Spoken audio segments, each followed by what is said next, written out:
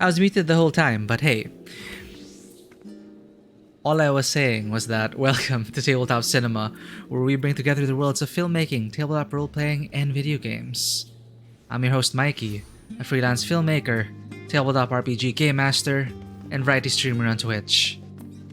And for today's variety is the continued progression of our main scenario quest. I'm really far behind. I have a lot to catch up on. I'd like to join in on the discussion with the rest of my FC mates, so here I am, trying to sneak in a few hours, late in the evening our time. So we just finished the Tower of Zot dungeon. It is the first dungeon, and it's an absolute win. We're able to destroy the tower, free the captives, and also prove that the talismans made by Nidhana and the rest of the alchemists of Radzat-Han, the talismans work. Now we're about to distribute it to the rest of the Grand Company of Eorzea so that we may combat the rest of the towers which have been put up by the vile Telephoroi. But for now, we celebrate the color of joy.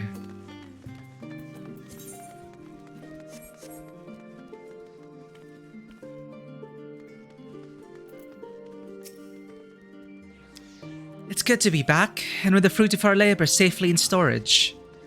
For now, we have but to wait for the others to return for the... For now, we have but to wait for the others to return from their respective meetings with the Alliance leaders. As Tancred suggests, you should get some rest in the meantime. I love Kryl. Your chamber's comfortable, I hope. If it's cold in there, just let me know. We have plenty of blankets to spare.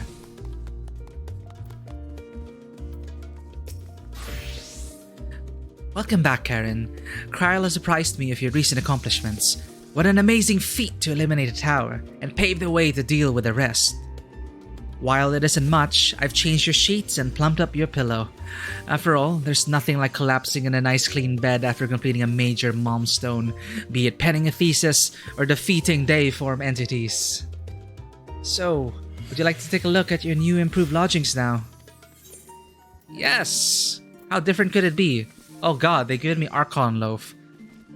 Baked with either fish or vegetable flour, this fluffy loaf of rye bread is, from a nutritional standpoint, wholesome indeed. From a culinary standpoint, absolutely tasteless.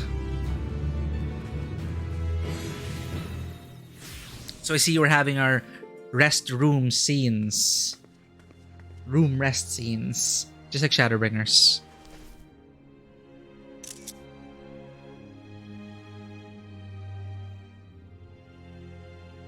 Flower which reacts to emotions.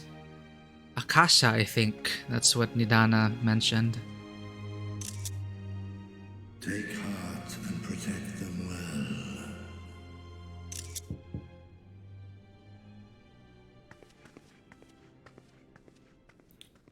Vrithra did remind us to take care of our loved ones, our friends. Ah, Good, you're here. You haven't eaten yet, have you? We've bought quite a spread if you're interested. Only the finest dining from the last stand. takeout.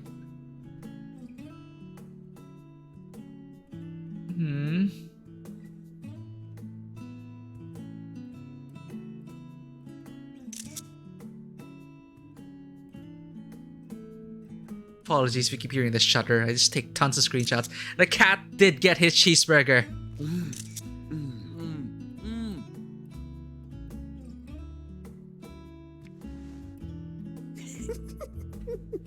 I like pickles. Oh my god. Oh, Alphino and his tea. Lest you wonder, we invited Estinian as well. Did he? But he refused with a rather grim-faced, "No, thank you." I suspect Sharlayan cuisine is not to his liking. But the last sound's an exception. Oh, I don't know about that. Perhaps our lone wolf just needed some time apart. We exhausted his social battery. He was like with us the whole time, To right? perfect his brooding stare. Next time, I'll drag him out by the ear, sit him down in front of a Sharlayan feast, and see that he eats every last bite. That's torture. An excellent idea. Of all people, warriors must take proper meals and rest if they are to maintain a healthy constitution. Poor Estinian, beset on all sides. Aw, I'm so happy. I'm so glad the cat finally got a cheeseburger. Speaking of one's physical condition, Mistress Cryle, I hear you recently played literal host to Heidelin herself. Yeah, just like the Black Mage questline with Shantoto. And what an experience that was. Tiring, yes, but no lasting harm done. I hope so. If anything, I should have liked to speak with her longer. I've not felt a hint of her presence since. Heidelin instructed you to carry that flower, yes?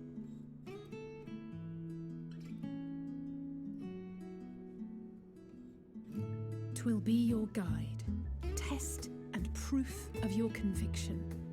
And then something about seeking joy in darkness, was it?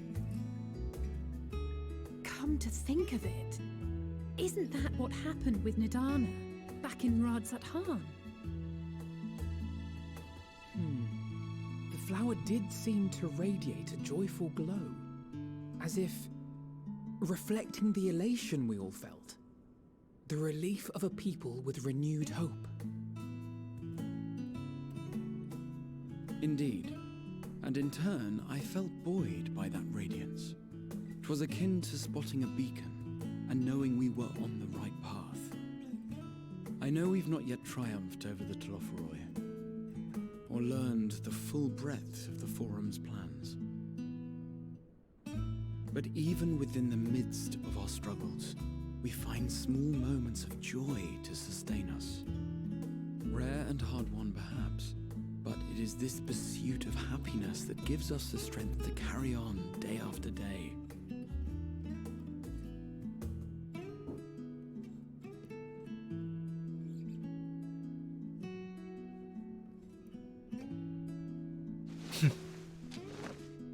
Hey, that's mine. To the swift the spoils. Though I recall that levitation spell of yours was quick enough. Wow, they really animated the Only barely. cookie breaking. And even at my best, I'm still too slow to wield it effectively in battle. Mayhap I simply require more practice with this new magic. You unearthed it from the depths of Numenon, I presume? Aye, and from a veritable mountain of arcane tomes at that. 'Twas necessary to facilitate my solitary explorations. Or, Wonder- to put it simply, you used it to sneak around the forbidden archives. Yes, well, after a fashion.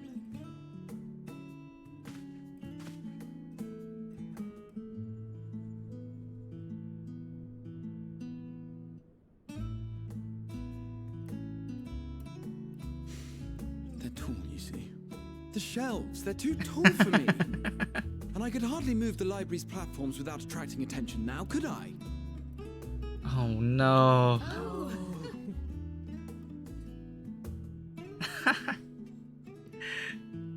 That makes sense why Mikoto also, from Sharlayan, she also has the levitate spell she uses in Bozja.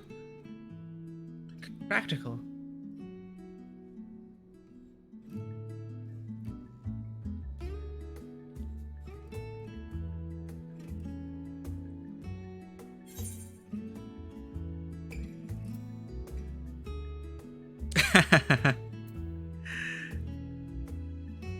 Are we pushing on until dawn? Because I don't mind. We've all earned it. I'm not that ambitious. But 'tis pleasant to idle away the hours every once in a while. Ah, the food's really gone. Pizza! Pizza and burgers. Oh, okay, what's green?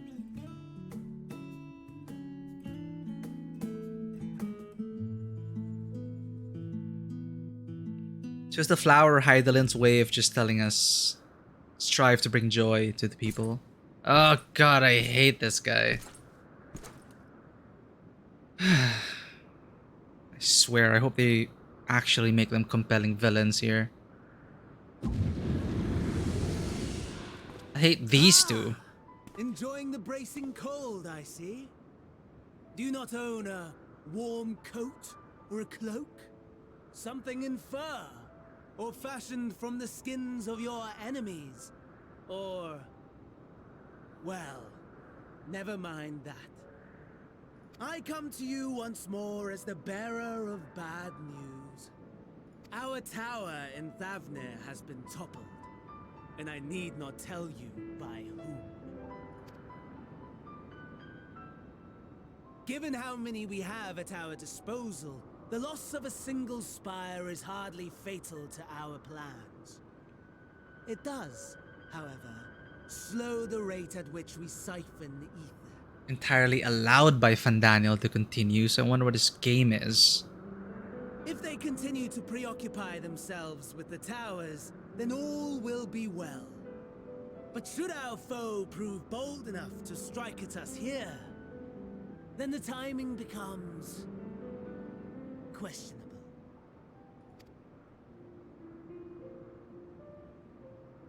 Our foe is bold enough. Of that, I can assure you.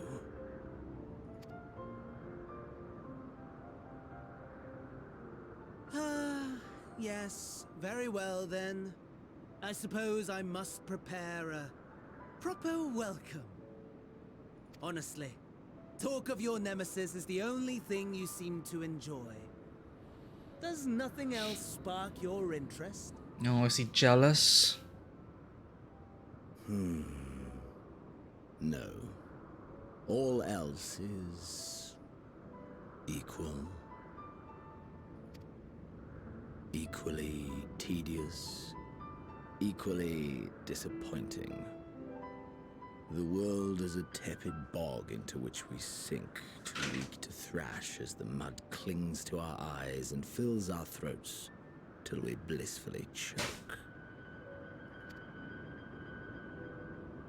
But then came the light, blinding and pure and hot, so very hot, enough to set my soul aflame.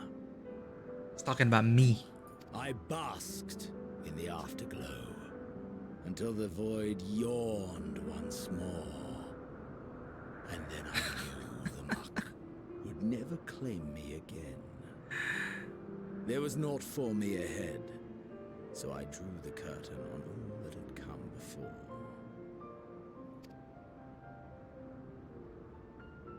Burn. Burn.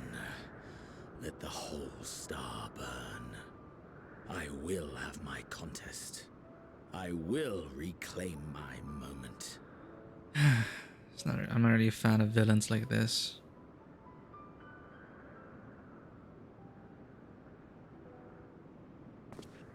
Even Daniel's like, How wonderful that the emptiness of death has not dissuaded you from committing your life to its pursuit once more.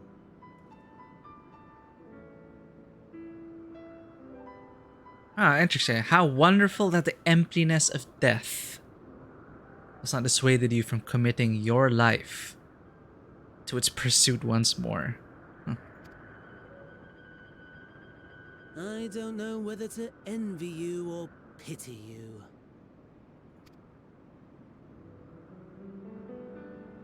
You question my disinterest, but what of yours? Despite your noisome antics, I sense you take little pleasure in this endeavor. Mercy, my lord. Such pointed barbs from one who barely acknowledges my existence. Nevertheless, you are mistaken. For I do find this part somewhat enjoyable. You see, when I was mortal, I would always have the same dream.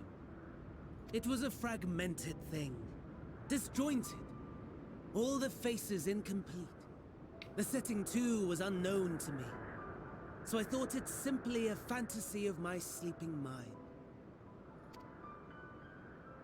Until one day, I realized it was showing me the truth. Much as your dream of the final days enlightened you.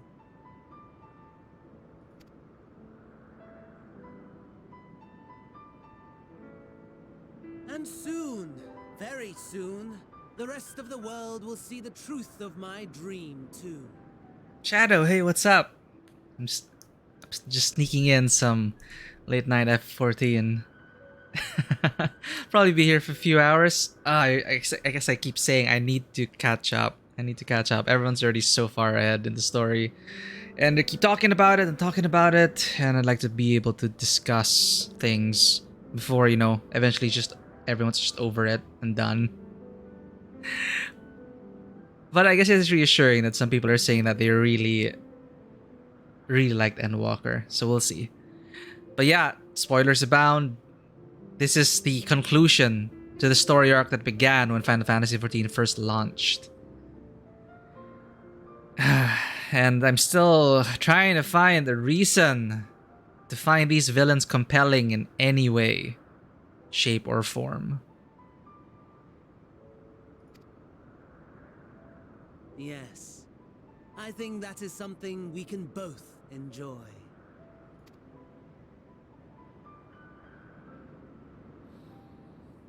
So it's all game to them. All of them wanting their highs, chasing their highs. As the whole world burns.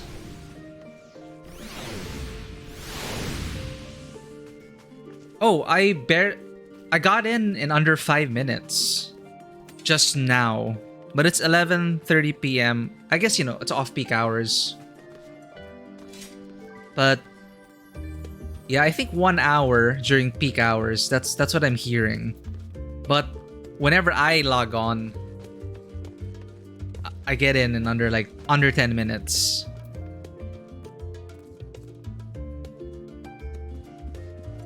Oh, okay. Correct.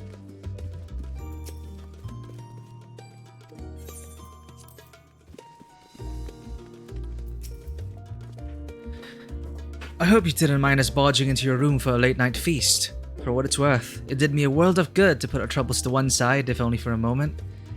There's a super wholesome lunch scene where we animated everything. The cutscenes are getting better, actually. Oh.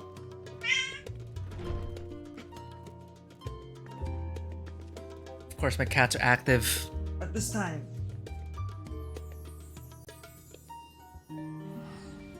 Where was I? Right, I was supposed to talk to Kryle. So, whenever I'm streaming FF14, I'm usually just focusing on the main scenario quests, like no other distractions, as best I can. Everyone's already done, and I just finished the first dungeon. And Endwalker is long. Yep, the cats you see are the cats that are here. That's Passion over there. So, sound the bell, school's in. Krylan, Grahatia. We're having a pleasant conversation till you barged in. So where we are now is old Sharlayan. And they keep talking about this in the game. This is the first time you actually get to come here. And it's a bastion of knowledge and learning. And, you know, this feels like university all over again. Most of the NPCs are actually from here. So it's like a homecoming for them. Oh, there you are. Feeling refreshed, I hope?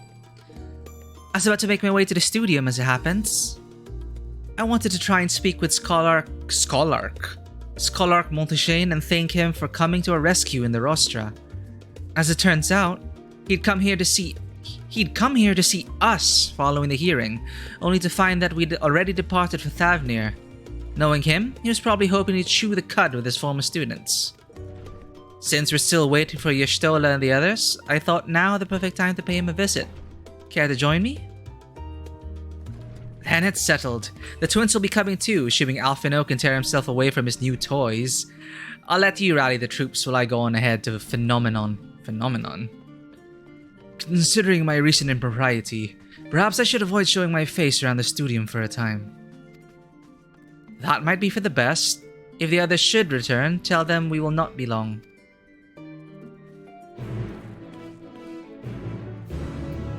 Oh. What did he start with, the Shadow? What was your race and class? I must say though, like the leveling experience isn't exactly the best.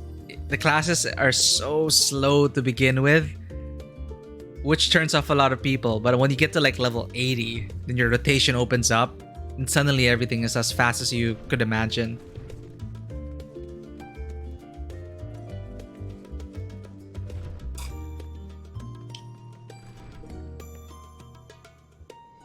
Oh, the Scholar / Summoner. The Scholar Healer?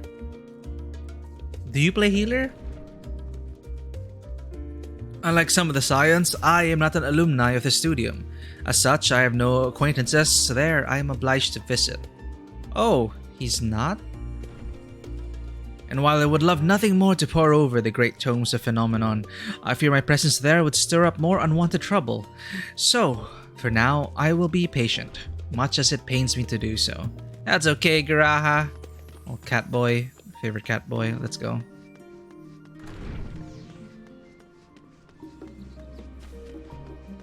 Oh, nice.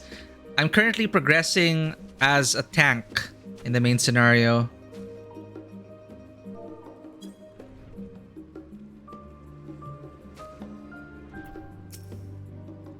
If Father can master these fiendish contraptions, then so can I. Ah, thank you. I was actually originally human. I was a Highlander. But one day I decided, hey, I'm gonna turn into a bunny girl. And it just feels awesome. And I used to love being a Vera. They recently just added bunny boys, so let me see if I can find one. That is surprising. This server should be flooded with bunny boys.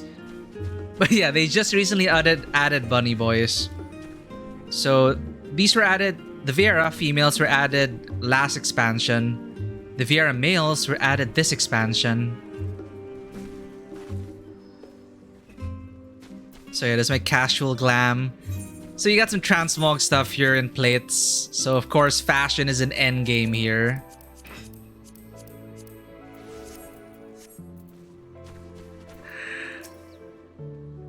Yep. So, I mean, I'm not even like this glam. I'm just using it now because it's serving me well right now. I wasn't able to put together like a casual Sharlayan glam, but some people already get into it. There's a whole thing like an Eorzean collection. It's like a fashion catalog. That's where I get all my inspiration from. Some people, their glam game is On fire. I mean, I could just roam around the city and point out a lot of people who have amazing glam. Oh, that's a bunny boy. Oh, I can't turn the camera. Anyway. If Father can master these fiendish contraptions, then so can I.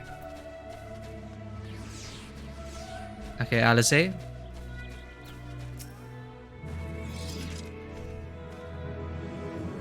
Heading out for a stroll. The Scholarch himself was here. In that case, what are we waiting for? I too am eager to see him, though I somewhat dread the thought of visiting the studium. I dare say our notoriety precedes us. Alphino, of all people worrying over his reputation, and at our alma mater no less, will wonders never cease. You'll understand soon enough. Off we go. Yay, we're heading to their school. I swear. The studium. Okay. Oh, I see another FC mate here. Yeah, see, Albert here, his glam's always on point. Look at him, he's like an Elezen. I wonder if he's gonna see this stream down the road, but I would say straight out of Ishgard. You know, he's wearing his winter garb here. It's pretty chilly here in old Sharlayan. So very from the broom look, but with a thick coat. Big hammer over there. Yeah, for cowboy. Of course, you got a cowboy over here. It's a thing. It's so awesome. Ah, but he's so far ahead. I need to catch up. But I'm taking my time since this is my first expansion. My first expansion launch. We have other people here. Just admiring the glam of people. You have a bard catboy over there. Yeah, I mean, they do have fashion shows and everything here. It's pretty wild. And the Crystal Data Center is pretty active. There are a lot of community events.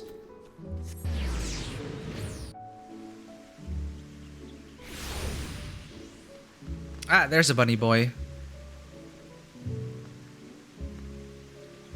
Am I still taller? I am still taller, good. Because female bunnies are generally bigger. See that sculpted picture above the entrance? That's the mark of Thalyak, the scholar. Bearer of the waters of knowledge. It's no exaggeration to say that Sharlayan itself is one enormous shrine to him. And that's especially noticeable here in the studium. Which picture? That picture? Ah.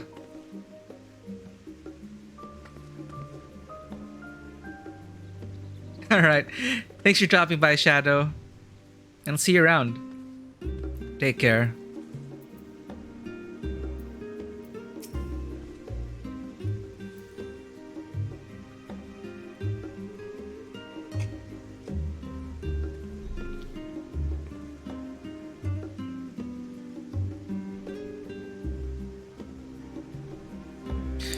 It feels like only yesterday that I first walked through these doors. Doors. Time to visit our alma mater. See, we got our mischief music playing. Here it is, Phenomenon. While I expect you made note of it before, one can hardly miss it. This is the first time you've been here on official business, correct? While most of the space is taken up by the expansive auditoriums, it also houses numerous laboratories, testing grounds for experimental magics, and a host of administrative offices and so forth. As the center of what would later become the studium, it was established to promote the study of aetherological phenomena, hence the name. Though with aether being a fundamental aspect of nature, its scope expanded to include every conceivable facet of life and even the universe itself. And then, in the 432nd year of the 6th Astral Era, Phenomenon was decreed complete and the studium officially open as a place of learning. With a long and storied history, it is without question the world's leading authority in aetherology, the arcane, the occult, astromancy, and countless other fields, standing proud as Sharlayan's foremost educational institute. So adorable. It's a spiel they were given as students. We are in the phenomenon.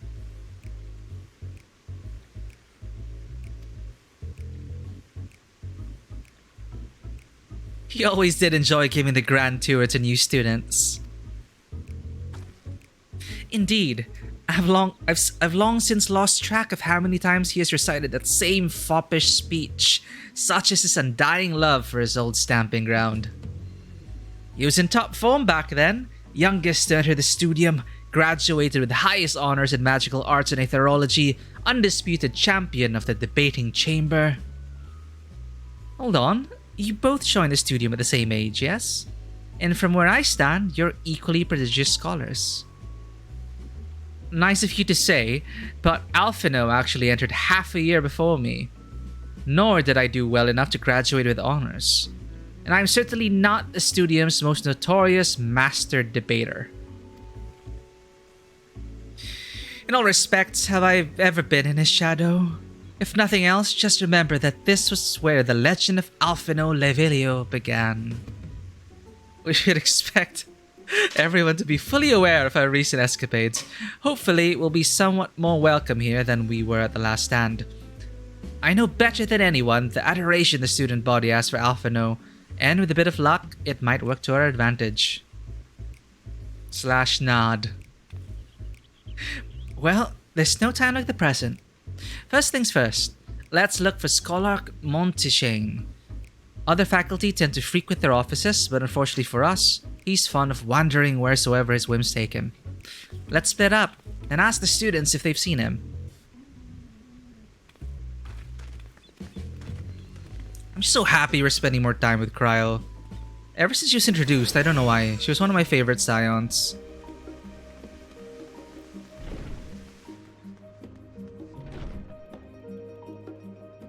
Aha! The studium.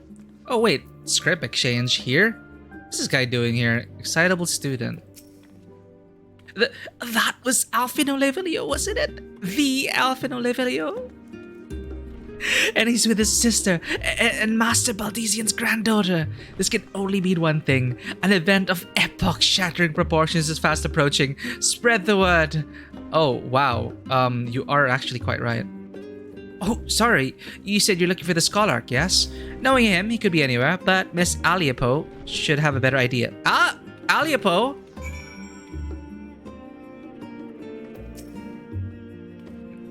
What could warrant the sudden return of so many esteemed alumni? Is there truth to the rumors? I must get to the bottom of this. Good luck. Wait, Aliapo? Which Aliapo? Phenomenon is something of a multi-purpose facility, used by lecturers and craftsmen alike. If you're looking for learners' meet, it's through the last door on the left. Permit me to share my thoughts about today's lecture. You see, I'm gonna blend in. Good enough? No. Oh wow, it's Alphino himself in the flesh! He spoke to me! He actually spoke to me! Oh my god. I assure you, I'll tell you all about it after my business with the Scholarch is concluded. The Scholarch? Tell me, my good fellow, does this have something to do with saving the world from catastrophe? Might we turn our attention to Master Levelio's graduation thesis? I too have my doubts regarding our policy of non-intervention. Is it true that your experiences overseas are the reason you've incurred the ire of the Forum? Oh, what I wouldn't give to see you butt heads with those old codgers. Yeah! First one. My princess, my queen. So long as I can continue my research with you, I am in bliss. Excuse me? Are we talking about Alice? I want this emote. Like, I want to be able to carry idle animation to carry a book like that. Or like this.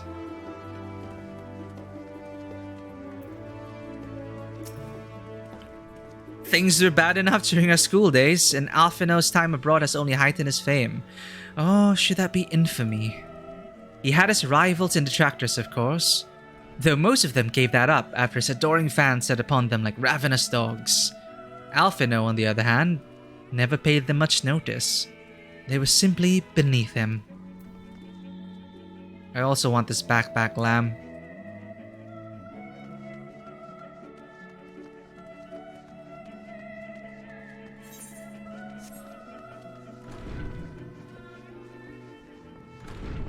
Ooh.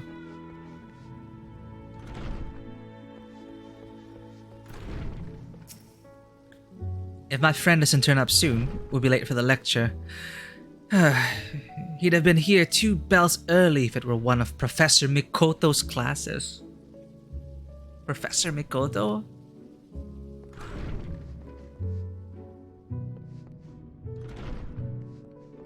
Oh my god, this room is totally for like... These cosplay as a whole school, a whole class. Look out. Sightseeing log entry 7.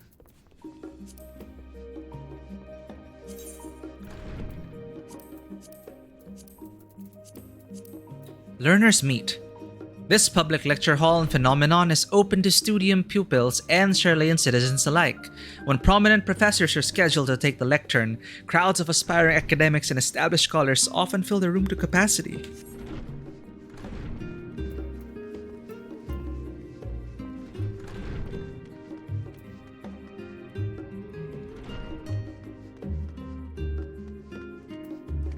Hey Jude.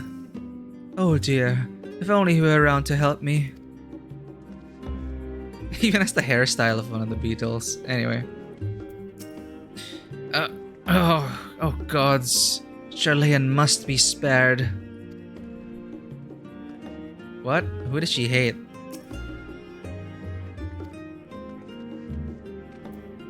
Boric. Oh dear. Am I ever going to find a craftsman for the professor? Talakatia. Catchy name. All this pleasure. All this pressure is going to be the end of me. Oh, I hope I find someone who can help soon. With what? Are they gonna cook?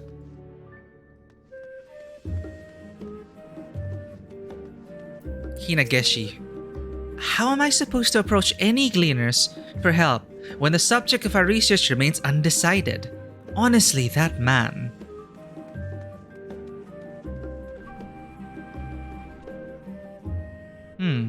Yeah, the forum tasked the gleaners.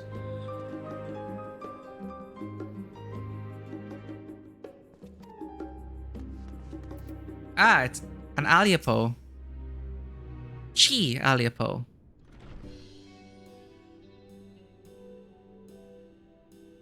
Are you lost? Wandering off the street, perhaps? Wait, don't tell me. You're a trainee gleaner fresh off the guild ship. I'm right, aren't I? Oh, how silly of me. An orientation is in order. Allow me to bid you a warm welcome to Searchers Meet. Let me start with a question. What is the most important thing you'll find in the studium? That's right, books. And what's the second most important? Why, that's simple. Everything else. That's what we deal in here at Searchers Meet. Whenever the students or tutors find themselves in need of equipment or materials, they come to us. If we don't have it in our stores, we send the gleaners off to find it. Ooh, they have everything here.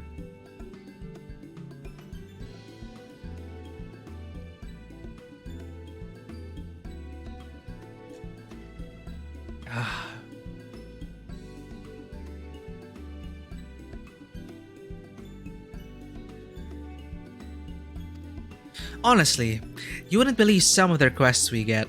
Eye of Paisa, this. Eye of Paisa, this. Tongue of Giganto, that.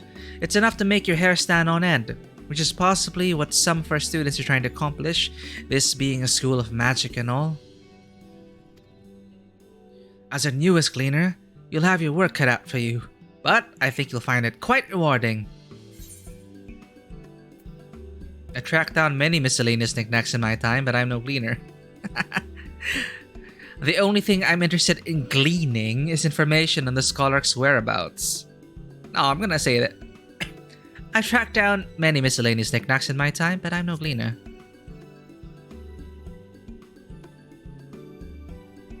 So what you're telling me is, you're not a gleaner?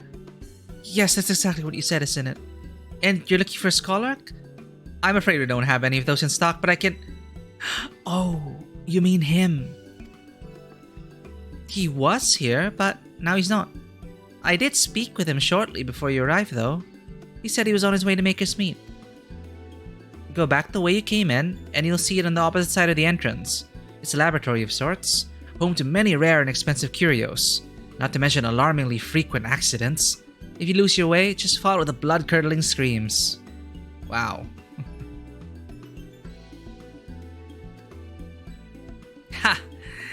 In the time it's taken me to tell you all this, the scholar has probably already left.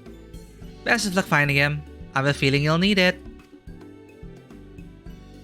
It is introducing us to the rest of the place, I guess. Finding a worthy gleaner is proving tougher than I thought. Maybe I'm not suited to this line of work.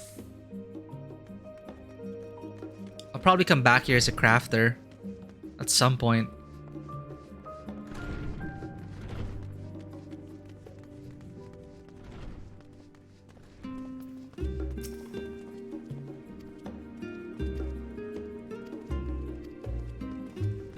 You adoring crowd. Kit Gamdula. Researching prophecies. Lately, I've been reading over the writings of Master Louisois in hopes of gleaning some heretofore unknown knowledge. Kryle! There you are. Unsurprisingly, the scholar is not in his office. I did, however, speak with one student who saw him not long ago, so he can't have gone far. Pass me around. It is quite rare to meet an outsider with such a curious mind as yours. Classes are not currently in session, but when they are, this place is filled with the sounds of students exchanging ideas and soaking up new knowledge. Maugisang? But that would affect the ethereal conductivity. You don't look like a student. This isn't learner's meet.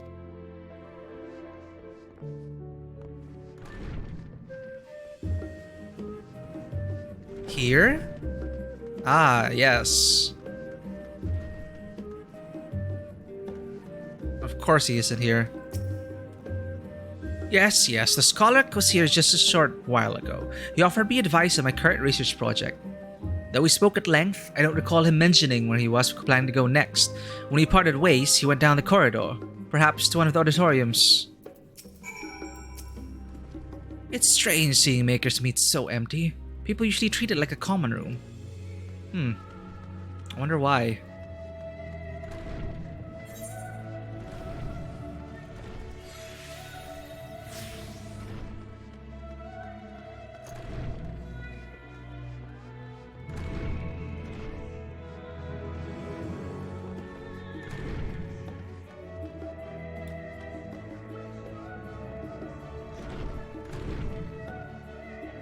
Oh!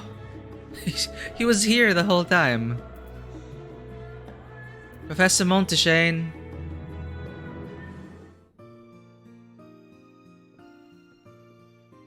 Ah, I remember you.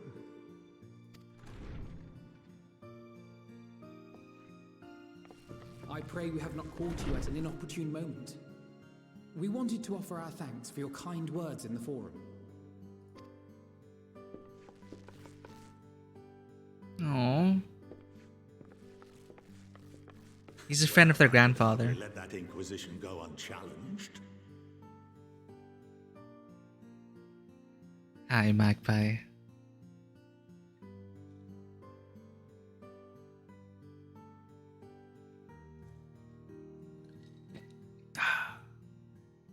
I don't know. I keep telling myself 4 AM, but you know how that goes. I think I'll finally have a free day this week. Today. That is Wednesday. To just play straight. Who knows? Maybe I'll finish Endwalker by today. Yeah, right. Maybe at least get caught up. Everyone's already so far ahead. All right. But yeah, this is Monty Shane. He spoke up for us in the forum when everyone else was trying to roast us. And he's a friend to the late grandfather of the twins. So we're here to thank him, and we're visiting their alma mater.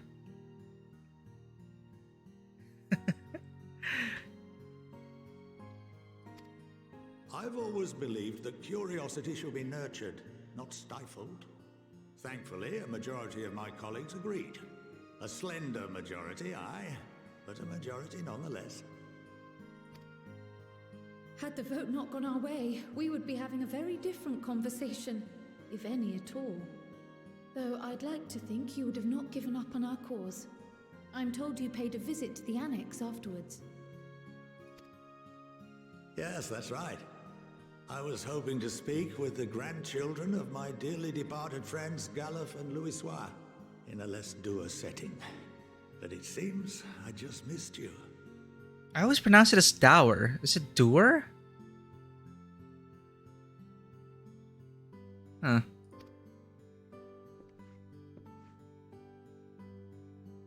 I still can't believe how much you've grown. If only your grandsires could have seen the way you presented yourselves to the forum. Why, it fair brought a tear to my own eye.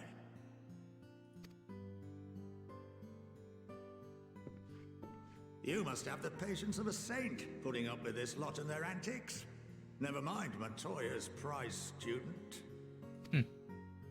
Luckily, I know a thing or two about managing unruly younglings. If you ever need advice, don't hesitate to ask. Okay, that wink. I guess I am an aunt.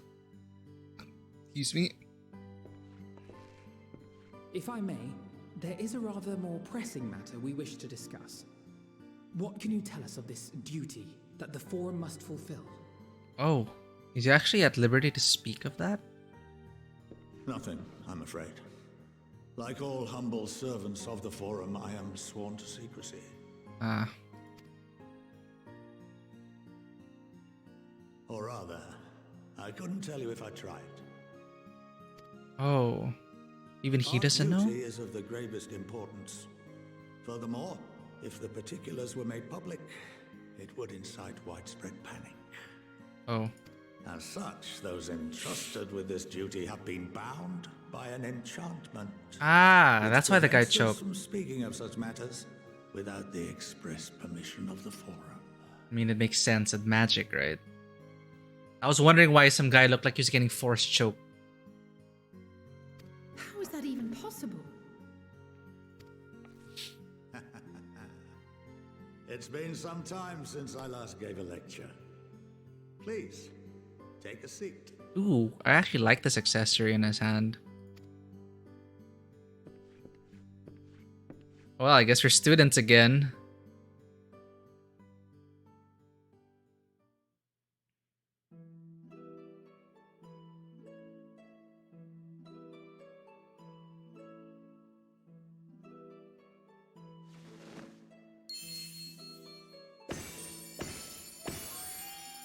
Wow.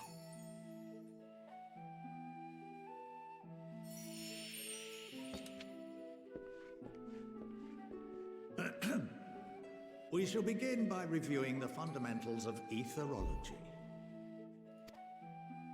The ether, which imbues us with life, can be categorized into three forms. Two are of the incorporeal sort, the soul, and the memory. Can anyone tell me the third? Oh, me. I think I...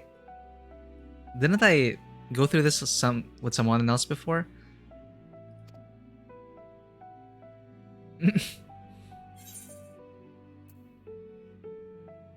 Corporeal ether.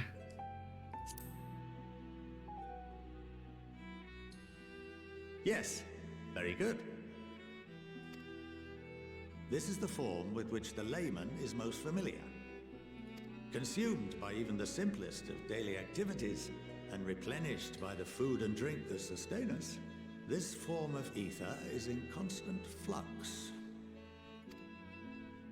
In contrast, the ether that comprises the soul is rarely subject to dramatic change. The same can be said for memory, as the two are intrinsically linked.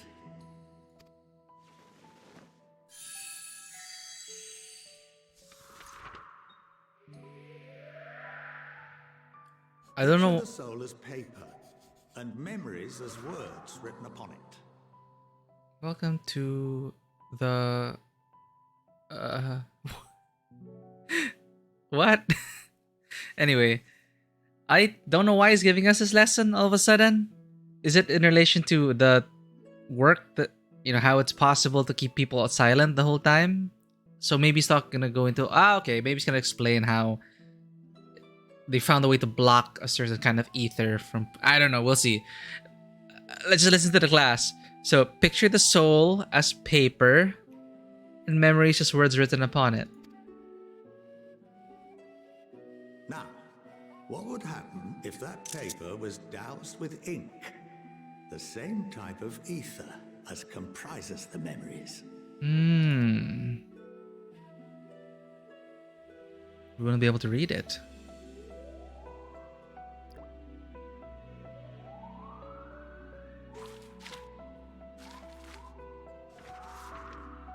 Redacted. It's literally redacted soul. Everything that was written. Precisely. We would be unable to recall the memories, and any activities that depend upon them would be hindered as well. In fact, this exact phenomenon was observed on a vast scale not so long ago. And what might that have been?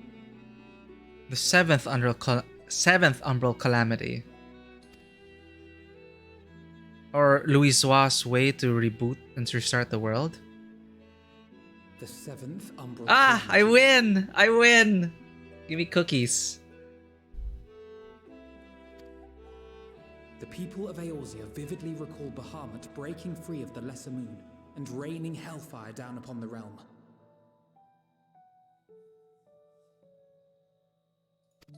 But no one could seem to remember the events that followed immediately afterwards. Indeed.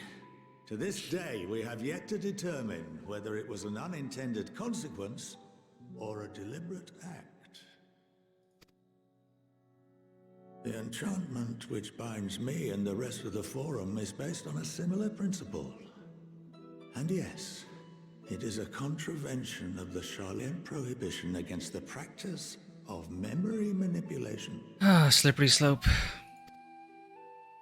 Only when a new member is inducted and told of our great duty are they subjected to the process. A necessary evil. You have my word that it would never be used to manipulate the populace. Uh-huh.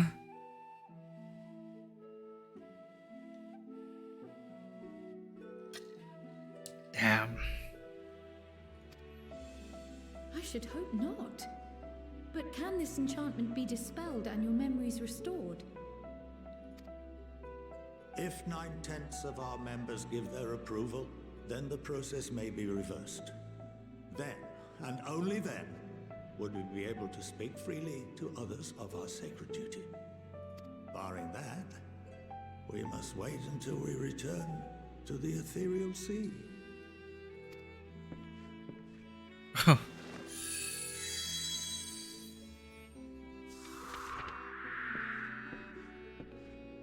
For there we will be purified, the blots upon our souls washed clean.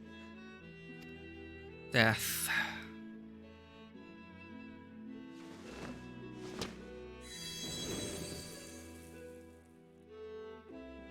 Still wondering what that is. Drift apart and dissolve. Rather defeating the purpose, I suppose. It's true. Just gone. But there are those memories that are indelibly etched upon our souls, some believe.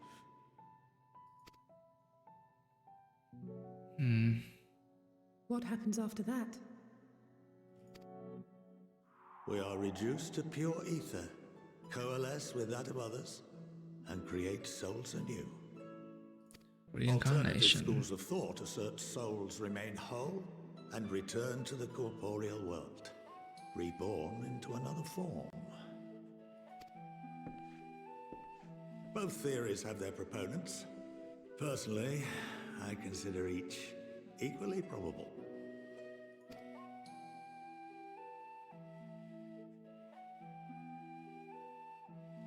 This actually means a lot for me.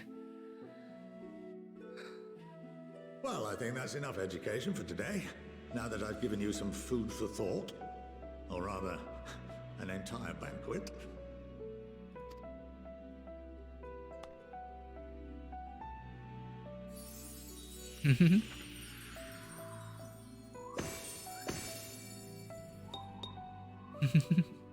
How cute. Back into the pocket dimension with you. I would remind you that although I'm unable to assist you with certain matters, the resources at my disposal may still be of use to you. I'll arrange for you all to be given the run of Phenomenon. Of course, as associate to our alumni and the students of Baldessian, this privilege is extended to you as well, my friend. Oh, and I suggest you speak with Ki Aliapo. She's well known among the artisans of Sharlayan, and her network of contacts may prove useful in your search for knowledge. I wish you all the best in your pursuits, wheresoever they may take you.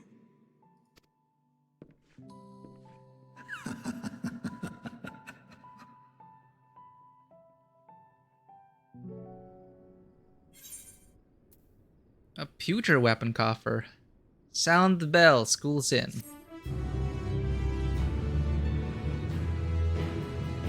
You've been granted the run of Phenomenon. If you are game, Ki Aliapo would put your artisanry to good use. Ah, okay. Oh, what's this glam?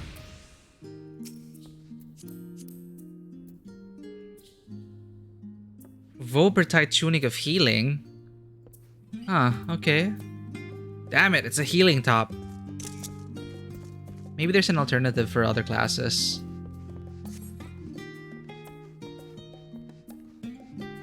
Oh.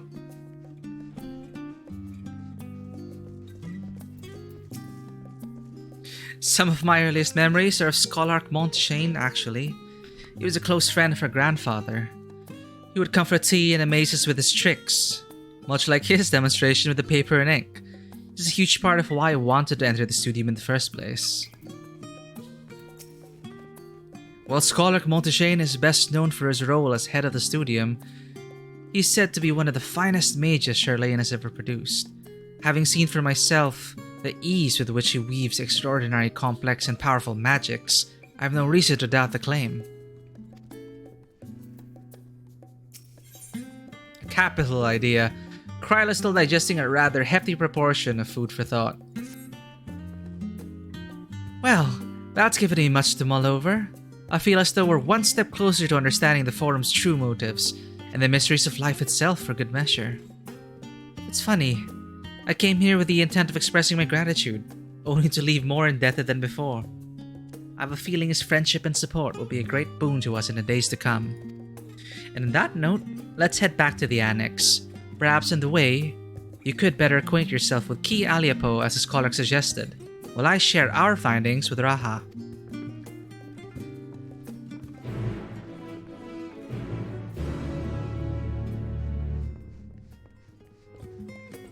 What's this job for?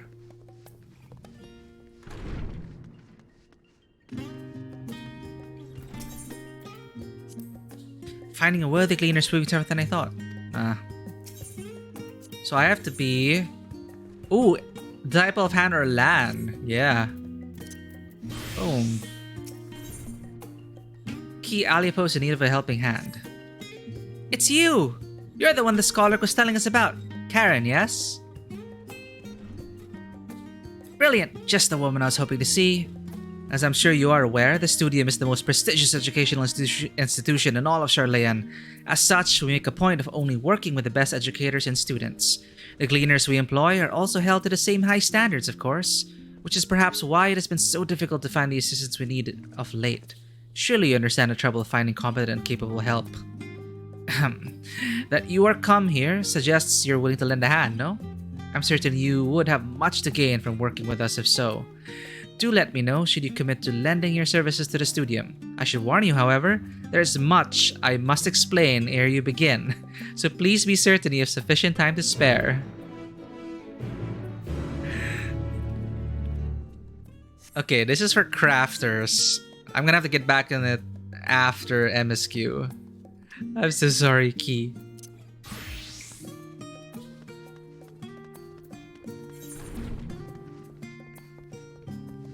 Maybe it'll be something story related as well. Fine.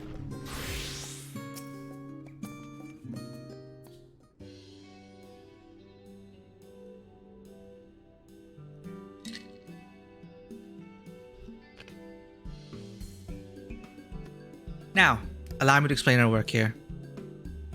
Professors and students from our many faculties gather and searchers meet in order to do business with and recruit reputable individuals such as yourself. Allow me to briefly introduce those here at present. Okay. They're here in need of help. Here we have Boric from the Faculty of Archaeology. He works as an assistant to one Professor Rurusha and is currently seeking a skilled metal worker to help restore an ancient relic. Ooh. Then there's Jude, who belongs to the Faculty of Astronomy. He seems to be looking for an artisan able to work with leather, cloth, or wood. But he wouldn't tell me much more than that. He's awfully shy, you see. Next, we have Debroy, a student studying in the Faculty of Medicine. I'm fairly sure she's carrying out research under the supervision of Galvaroche, Professor Galvaroche. In any case, I hear she's after someone who knows a thing or two about medicine and nutrition. And here's Hinageshi of the Faculty of Anthropology. She told me she's searching for botanists and miners at present. By the sounds of it, she and Professor Tankin are dealing with a formidable task. Aha! This is Disciple of Hand and Land quests with story. Last but not the least, this is Professor Talakatia, an associate professor in the Faculty of Aetherology.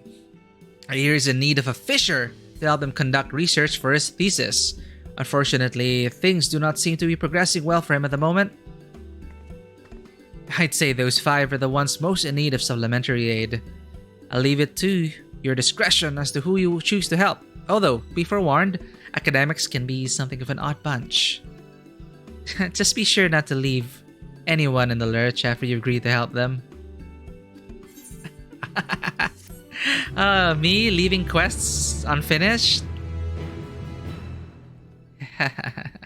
You may now undertake deliveries to the studio. Speak to those belong to... Yes! Deliveries! Custom deliveries! Okay. Shit, I haven't even finished the ones in the Crystarium.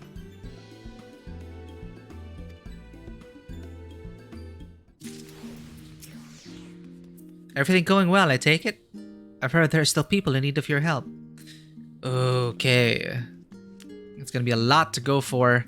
Thankfully, I can do all these quests. Back to it.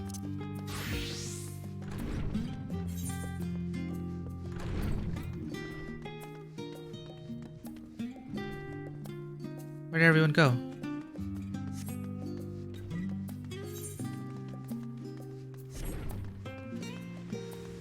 Oh, sweet to Garaha.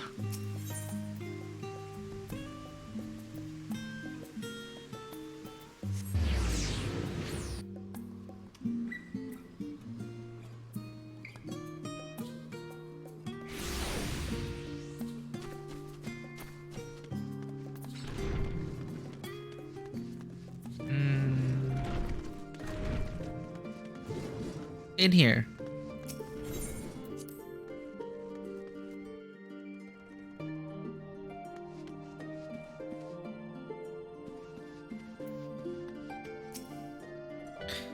Having spent most of the time in Thavnair, I've yet to fully grasp the lie of the land here in Sharlayan. Even finding my way to the annex proved a challenge. Estinian returned not long after we departed for the studium. A shame that he missed the chance to attend our lecture with the Scholarch. Or perhaps not. You'd better not let your guard down around Key. One small favor becomes another, then another, and before you know it, you'll be running to the other side of the world in search of a bottle of wine or some other rubbish. That actually happened in a quest. Then again, it might make for a welcome change of pace from your usual heroics, and as the Scholarch said, it could also lead to interesting discoveries. It seems I've done an adequate job of relaying Scholarch Montaigne's lecture to Raha. Given his experience in the fields of souls and memories, he had no trouble understanding it.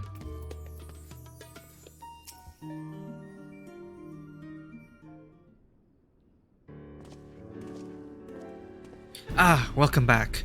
From what I hear, your trip to the studio proved most educational. While you were away, I received word from our fellow Scions. As expected, news of the Warding Scales was met with much joy.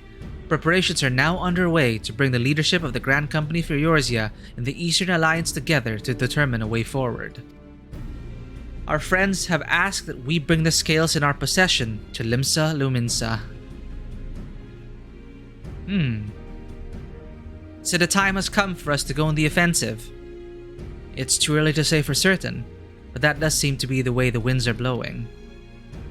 I, for one, can think of no reason to oppose such a plan.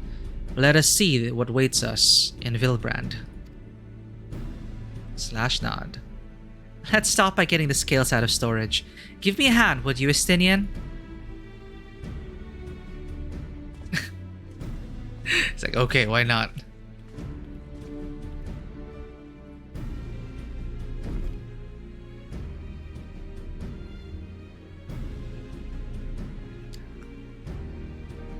Three boxes to change the world.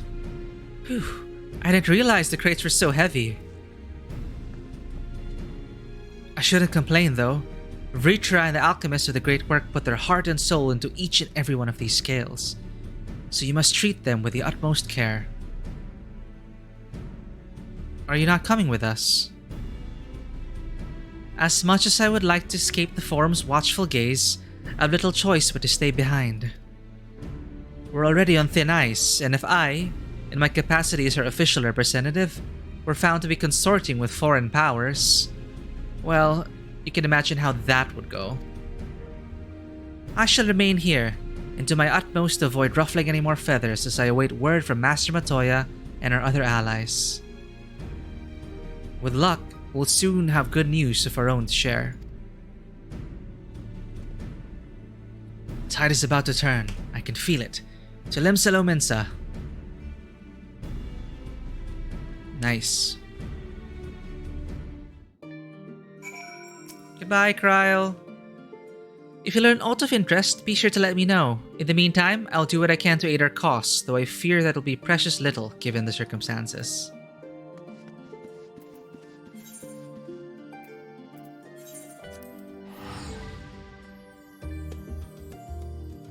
I'm so worried for Kryl.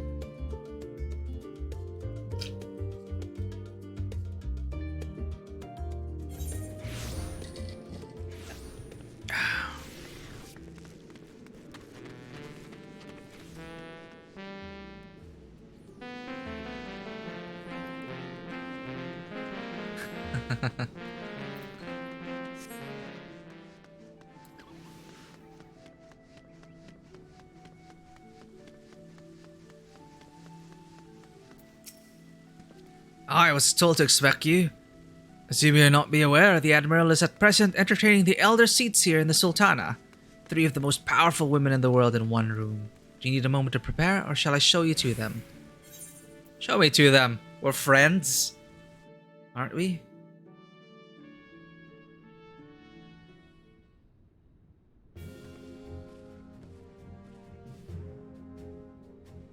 My apologies for calling you away from Sharlayan at such short notice. On the contrary, we are honored and grateful, and pleasantly surprised to be joined by such esteemed company. 'Twas only right that this discussion be conducted in person. We are locked in a war of attrition. Our forces struggle to contain the threat posed by the towers, and it is only a matter of time before we are overwhelmed. Victory will only be claimed through decisive action. We have taken the initiative to set the wheels in motion. It is reassuring to learn we are all in accord. But might I ask what your plan entails?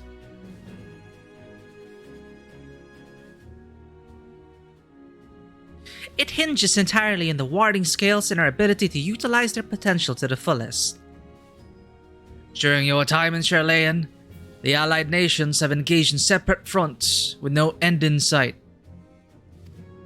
To make matters worse, a surge in abductions of kobolds, Sahagin, Ixal, and Ananta have given rise to an increasing number of primals as well. But your triumph in Ratat Han has given us cause to hope once more. The time has come to free ourselves of this menace, and it is you, the Scions of the Seventh Dawn, who have shown us the way. While the bulk of our forces will continue to hold the Telepharoi at bay, we will dispatch our finest to strike at the enemy's heart, Garlemald. These brave few will be the Ilsabard contingent. Ooh. To think such progress has been made in so short a span. Its objectives are twofold. The first is to provide aid to the people of Garlemald. As previously reported, countless Imperial soldiers and civilians have been tempered. Robbed of their free will, they serve the Telepharoi's every whim without question. They too are victims. It is our duty to deliver them from their suffering, not for strategic or political gain, but because it is the right thing to do. I do not ask that we set aside the decades of conflict and conquest, that we simply choose to forgive and forget.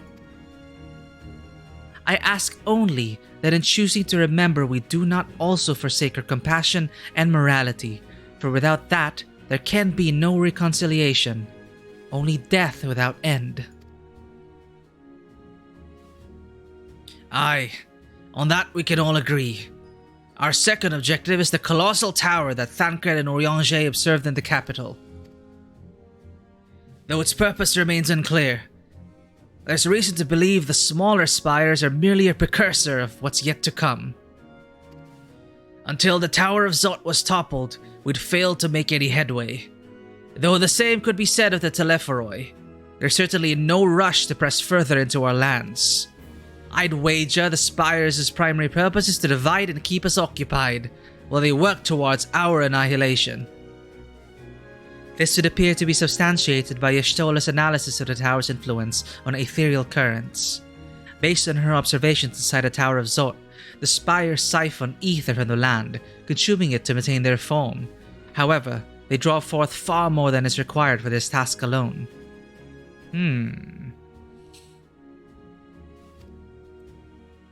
The excess of ether remains unaccounted for, but we can be sure it is not being harnessed for our benefit. It wouldn't surprise me in the least if it was being redirected to the largest spire in the capital. There's a logic in that. Regardless, once we have uncovered the truth, we'll bring their schemes crashing down, along with their infernal towers. That's all well and good. But what do you have us do? I assume it's more than handing over the scales and being on our way. We want you and your scales to join the Ilsabard contingent. Consider it an official request from both the Grand Company of Eorzea and the Eastern Alliance. Do you accept? I'm gonna go into Garlemald, people. Perhaps you should be the one to answer that.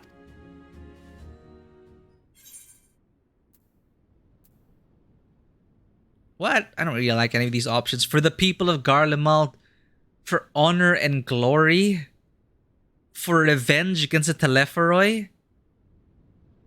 Well, no, I don't want to go down the path of revenge, though I do. But to say that, I guess, not really a guiding principle there. For the people of Garlemald, our colonizers and invaders. For honor and glory, that's like what a sellsword would say. I don't know.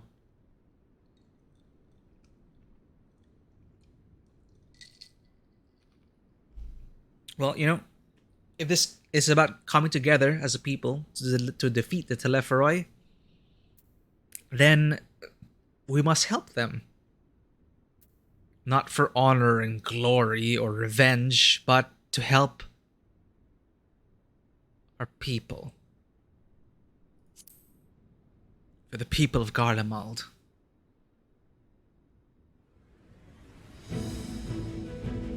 Couldn't have put it better myself. Y'shtola, Thancred, and Orianshe have already pledged their support and are on their way to meet the rest of the contingent.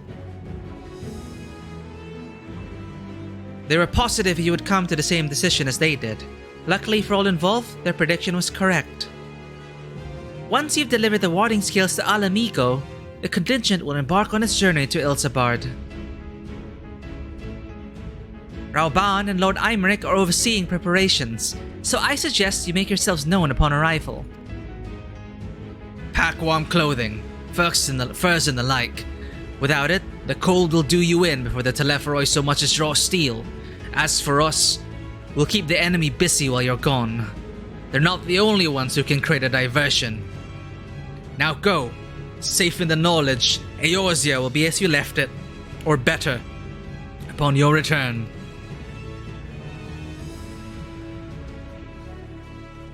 With the music and the swelling, I really felt like honor and glory was like the canon answer there.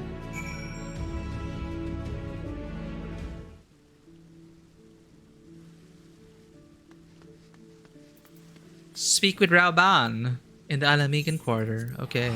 Can I go back up? Though we are used to attending to dignitaries, it is rare to receive so many at once. Oh, did you recognize the Sultana's shield?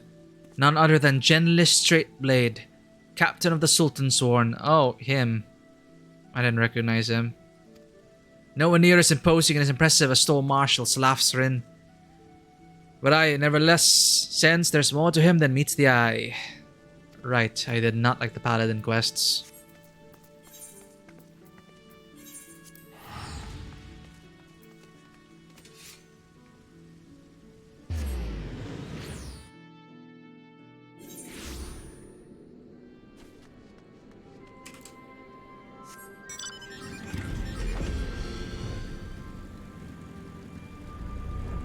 Oh right, my bike is bound to this, not the Mount Roulette.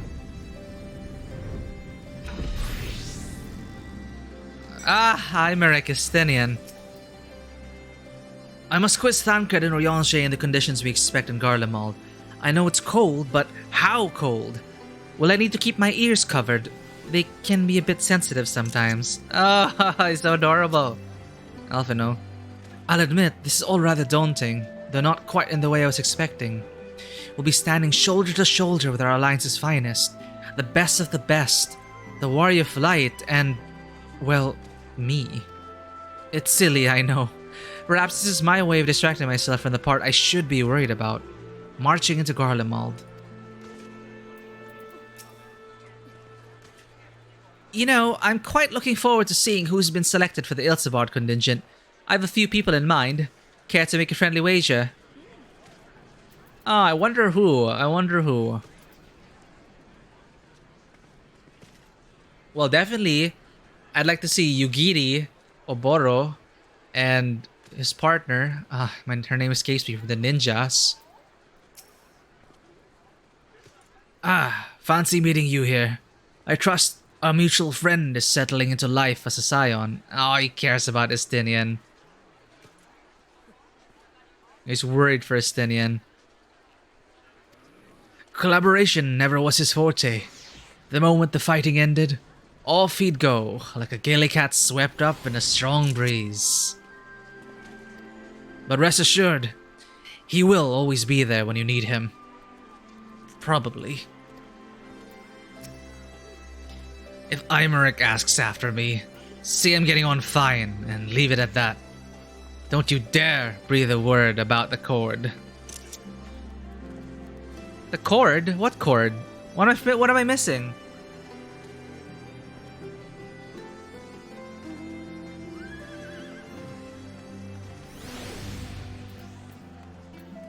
The cord? What cord?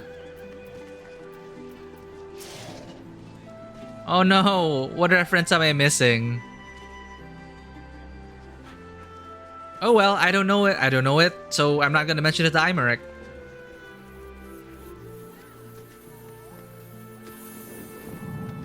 Good to see you again, Ramban.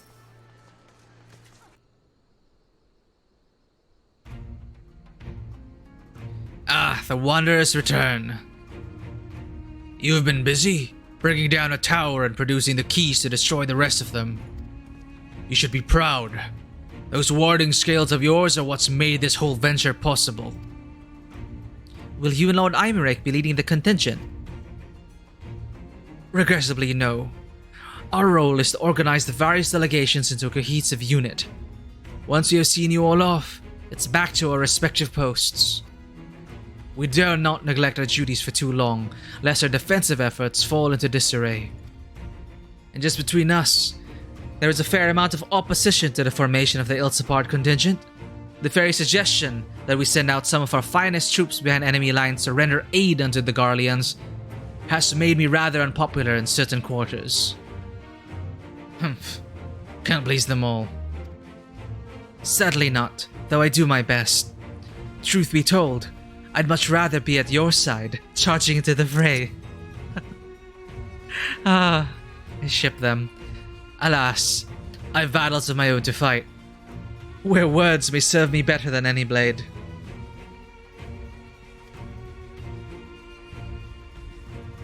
I hate to say it, but Lord Imeric's struggles mirror my own. For the time being, the best we can offer you is the peace of mind from knowing Eorzea is in safe hands. As you fight the good fight in Ilsapard, I and the other commanders will do what we can to convince the naysayers that our cause is just. Thank you, both of you. We meet again. Ah, Gaius. How's it going? Much has occurred since we parted ways in Werlet. From what I gather, the protected talismans you obtained led to the formation of this expeditionary force.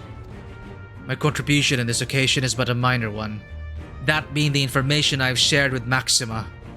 For the sake of the people of Garlemald, may the fates be on your side. So you're not coming with us? Aw, they used to fight together. Strange. I thought you'd have a stake in this. I do. The Telepharoi have laid waste to my homeland and enslaved my people. But though every mote of my being cries for vengeance, I cannot be the one to deliver it. My presence alone would place the entire mission in jeopardy. I stand accused of murdering Emperor Varys and plunging Garlemald into chaos.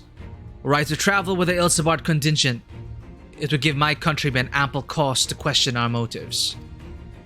Conversely, those who believe me innocent may instead celebrate the return of a former legatus and attempt to raise me to a position of leadership, further destabilizing the region and complicating the contingent's mission. Whether I'm branded a villain or hailed as a hero, I would only hinder your efforts. I understand Werlet is in your hands. I doubt they'll be pleased to see the champion of Eorzea set foot on Garlean soil. We will deliver your people from harm in your stead. Slash me.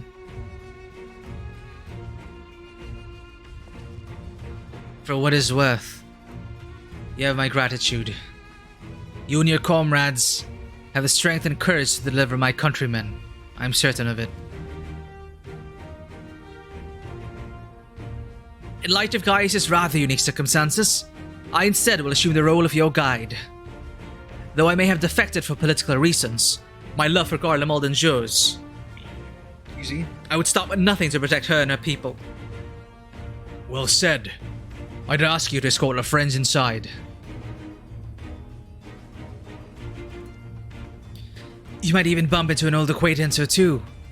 And if I don't see you again ere you depart, may the Fury guide and protect you.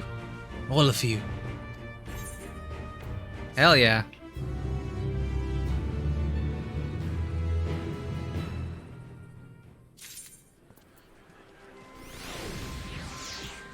have to dress in something cold, right? Like, for cold weather, right?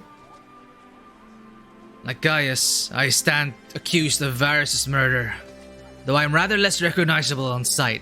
Really? Still, it's something to bear in mind once you reach Garlemald. I neglected to mention earlier that we received a report from our troops that may be of interest to you.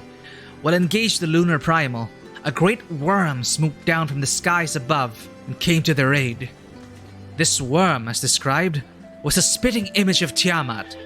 It would seem she too continues to wage war against the Telophoroi. Good.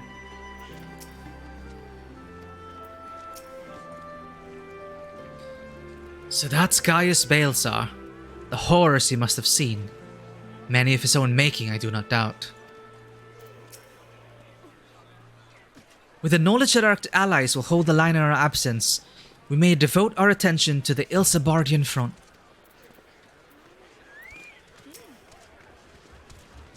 I suppose it's easy for some people to forget there are civilians in Garlemald too, when the only Imperials they've ever known are soldiers. Sorry you can't come with us, Gaius. Regardless of how my countrymen receive you, the cold will not treat you kindly. Underestimate it at your peril. Oh god, I do have to dress for the cold. Once you've seen a contingent on its way, I will return to my duties here in Alamigo. As many of our most capable will be traveling with you to Garlemald, we who remain will have to fight that much harder to make up the difference.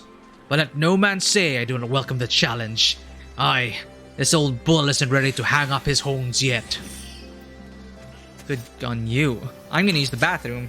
BRB.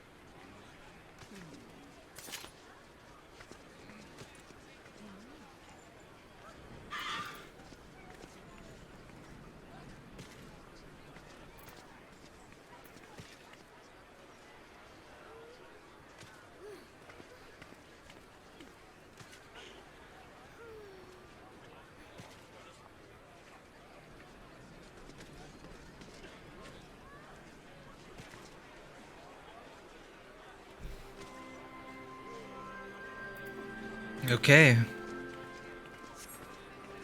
Maxima.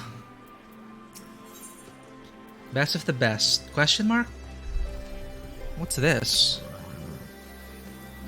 Maxima would have you meet your new traveling companions. I'm excited. Who am I going to Garlemald with? The other members of the Ilsabard contingent are gathered in the royal palace. I shall inform them of your arrival. So please make your way inside as soon as you're ready.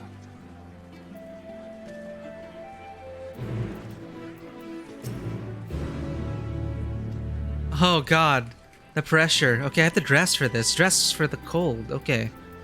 I gotta look good for this cutscene. Where's the nearest... We're in Alamigo, right? So... where can I change glam? The Black Shroud? Yep.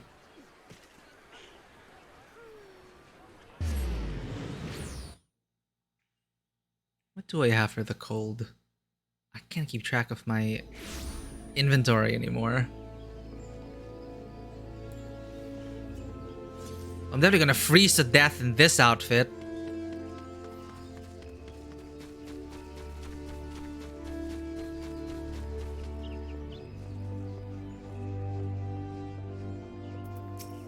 Nope.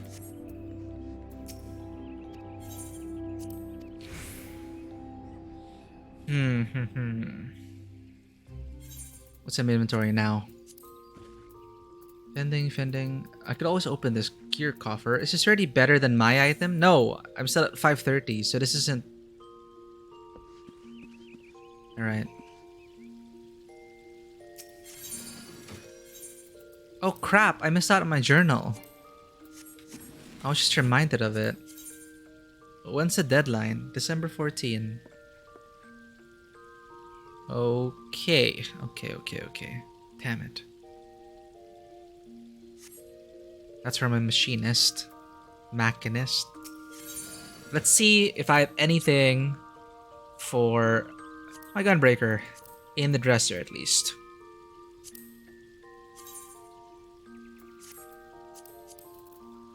Weathered bodyguard's coat. That's like Thangred's gear. I guess this looks like it's for the cold. But that's for like a gunbreaker. Gunbreaker only. Lakeland coat fending.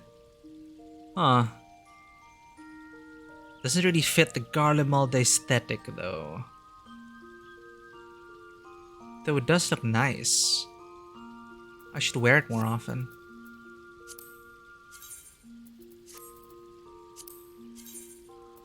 Holonic Inquisitor Curious. No Gloria. Legaton. I don't like any of these. Flame Lieutenant's coat.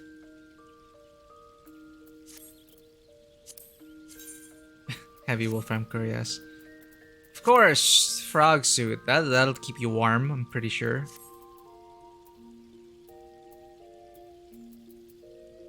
Adventuring sweater.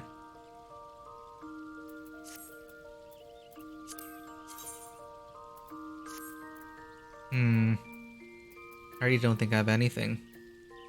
For this sort of casual meetup.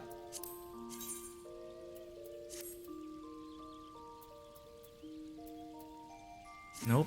So it must be something in my retainers.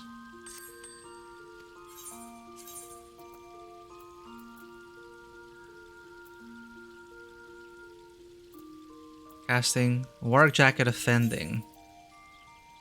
The holes, but the fur.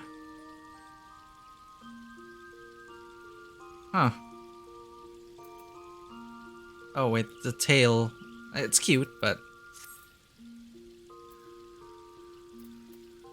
diamond armor offending. Huh. Maybe I should just wear my armor set into the meeting. Just assume that I'm dressed for winter there.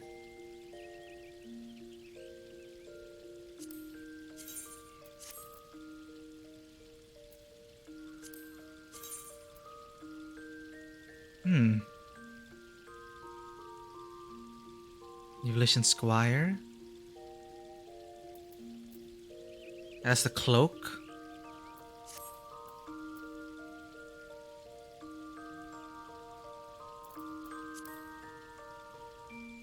Viking scale mail. I remember wearing this during my leveling days.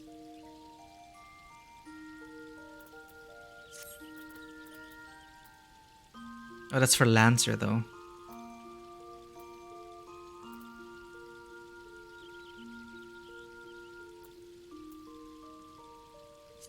What's the Orm Curious look like? Ah, it's that armor.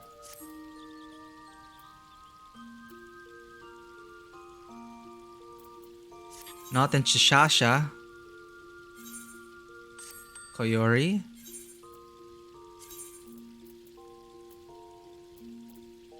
I promise I'll get this inventory sorted out. Newish Guardian top offending. Agothan. Aiming, shouting, maiming, striking, aiming, healing. Rogue Ninja. Diabolic male offending.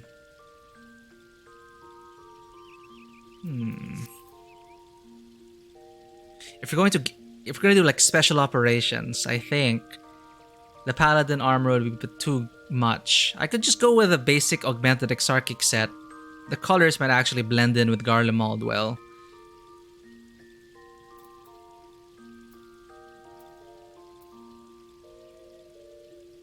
Wait, I have 2 of these? Oh no, I only have 1. Alright.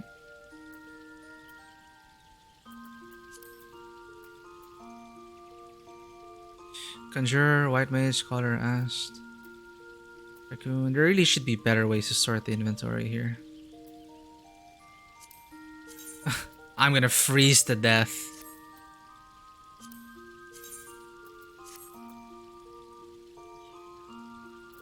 Nope.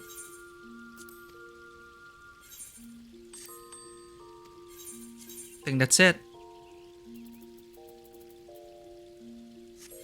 Alright. So once we get to Garlemald, I can switch out to this glam. This seems like it could blend into the cityscape of Garlemald.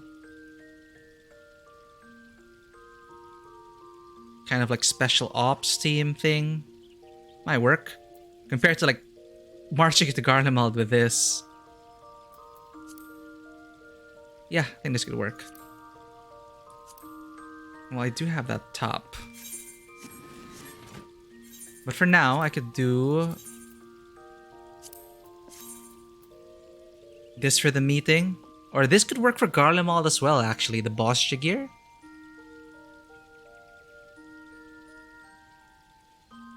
Ah, not bad. Now this looks like a military operation. Okay. This could be my Garlemald attire. Let's do it. Alright. I do not have a glamour prism. Glamour prisms.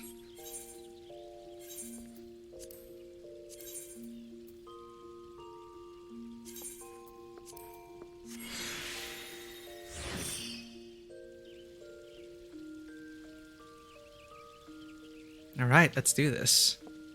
Ah, sad Vera hat noises. No hats. Ha! Tactical. Actually, this might work, yeah. Hint of blue? I could use another hint of blue though. It's okay, my eyes are blue, pants are dark blue. Gloves are fine.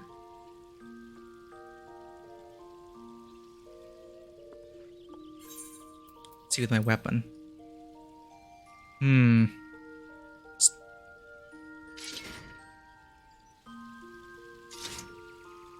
Kind of out of place.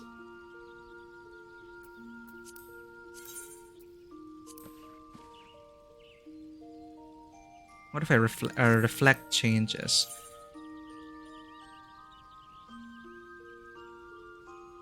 Black shield.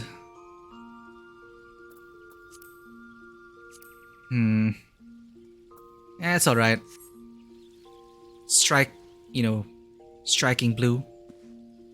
A bit of the pants.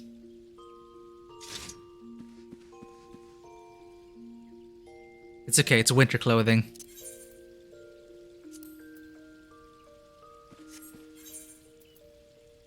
But let's meet them without our gear first.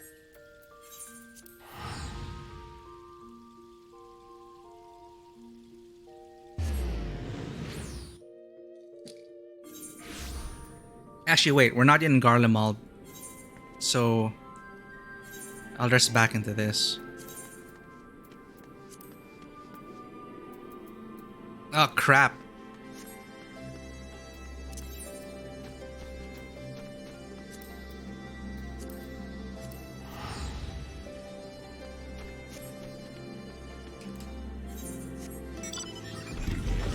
Can't apply glamour here. It's okay.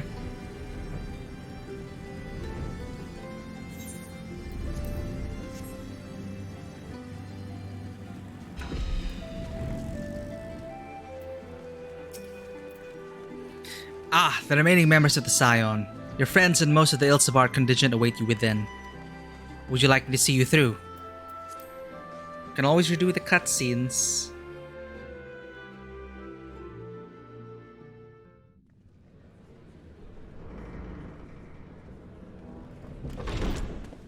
By the 12. Nice. Oh god, we're all here. Ah, I did all the job quests, so I know all of them. Join us. I hope you don't mind, but we went ahead and started without me.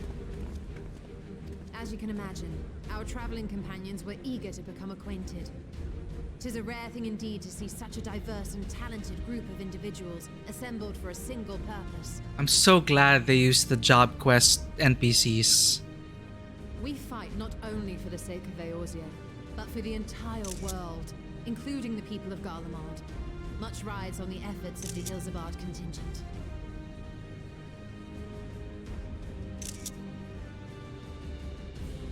The Black Mages, the Rogues Guild, the Machinist Guild, the Dragoons, Bards, Scholars, everyone.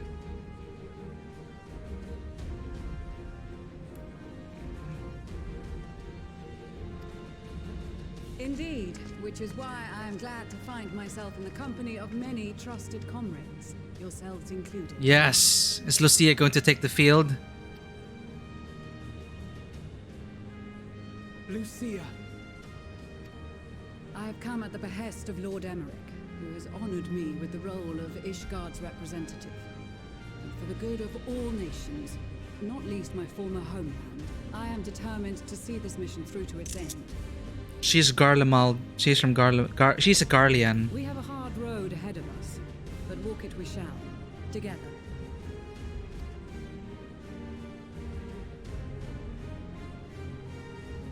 We too welcome this opportunity to work together once more. I have faith that if there is a way to resolve this conflict, we will find it.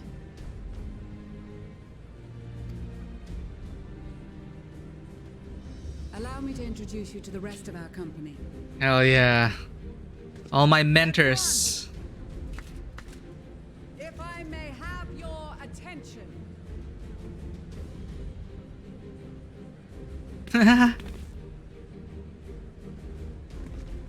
You all taught me all the jobs until level 80.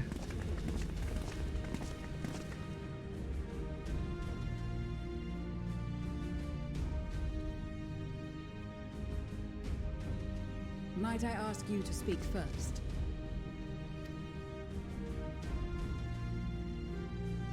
If I must, I am Arun Senna, spokesman for the Gridanian delegation.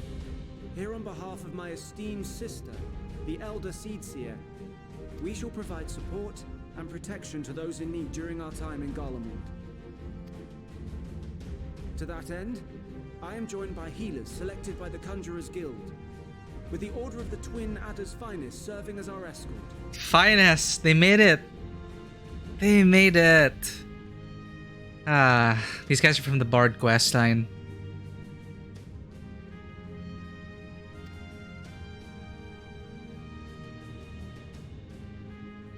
Of course, with an experienced white mage such as yourself accompanying us as well, those requiring more involved treatment will be in safe hands. Raya O sends her regards, by the way. He recognizes me as a white mage, even though I don't really white mage in content. But I got that to 80. Suppose I'd better say my piece. Try to remember who you are. Wait, I know you. Who? The name's Sicard, in case you've forgotten. Truth be told, I'd rather you had forgotten. Right! We bumped into him and had problems with him during the Scholar quest line. Any road, the Admiral asked Captain Hillfear to send his best, and for whatever reason, he picked me. I'm trying to remember what he did. Sicard. Yeah, he was running with a crew. We bumped into it, bumped heads.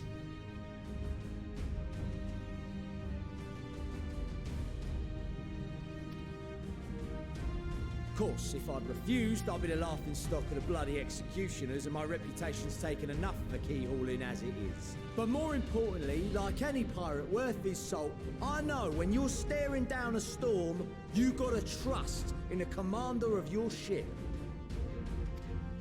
Bloody executioners. So if the Admiral wants us to go to Garlemald, not for plunder and glory, but a promise of peace in our time, then that's what we'll do. Nice. Since we all know how much the Empire loves its steel, we thought we'd bring along a few smiths to make the most of it. Give them a pile of scrap and they'll cobble together anything you fancy. Ooh. Oh no, they're not animated. Oh no. It's for resources, I guess. The background crowd, they're like frozen in place.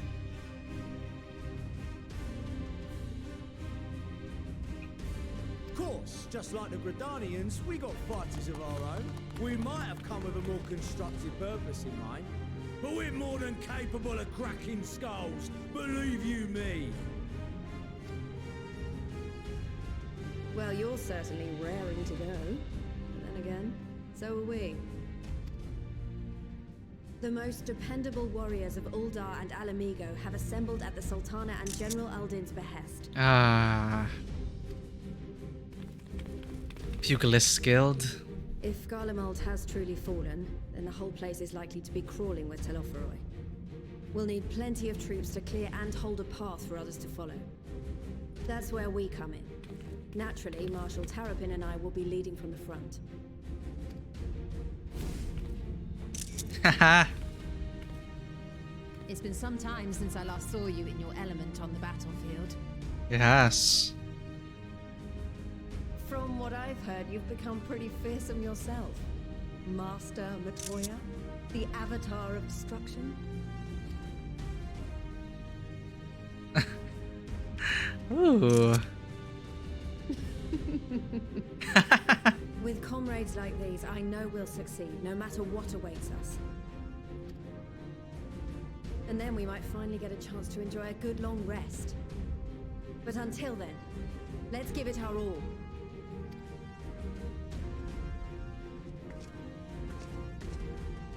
As for Ishgard, we Temple Knights have come in force to uphold our nation's commitment to the peace and welfare of our allies.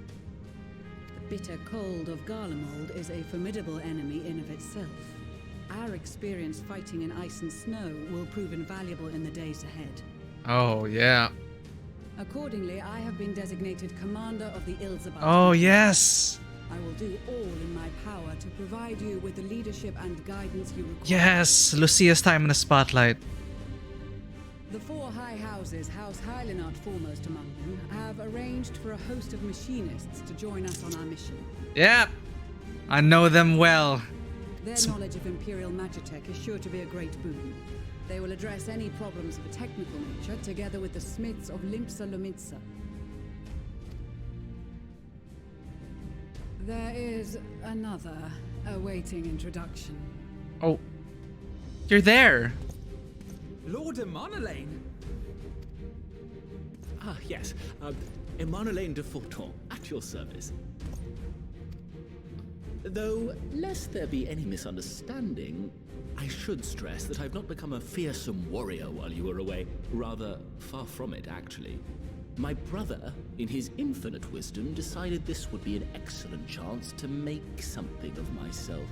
Oh, and fight for world peace and all that. God.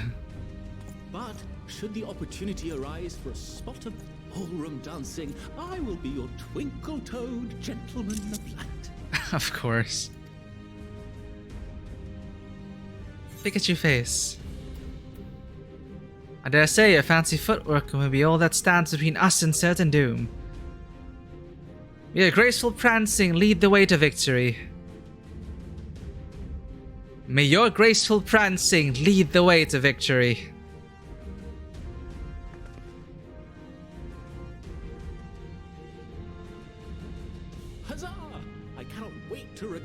revoir with my tales of daring do. Honorach's not gonna be your squire? I believe that concludes introductions for the Grand Company of Eorzea. Our allies from the Eastern Alliance were due to arrive some time ago, but it would appear they have been delayed. Oh, it's not over. We have people from the East. Would that be the shinobi of Dome? Yes, please. They've been tasked with relaying messages back and forth between the various Eastern nations. According to Lord Hien, however, an equally capable company of warriors has been sent in their stead. So we're not getting the shinobi. Out of my way, you preening fool! Who? Oh! Ah, of course. People of the steppes.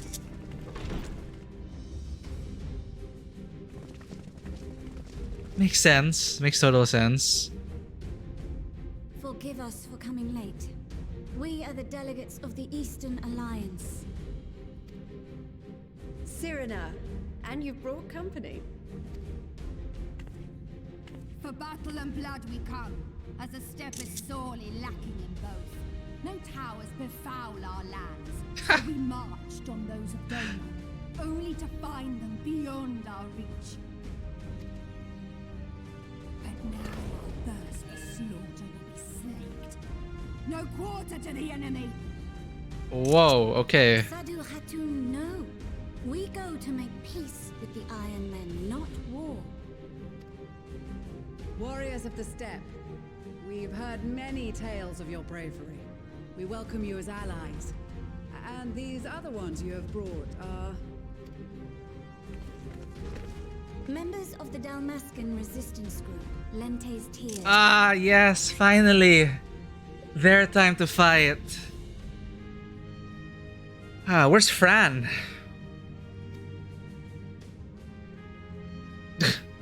Hi. I am Vera too. And the Bosnian resistance.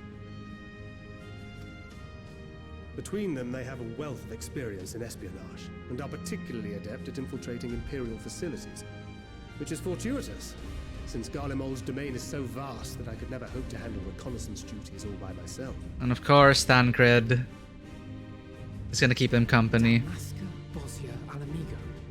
All lands which have suffered the tyranny of the Empire.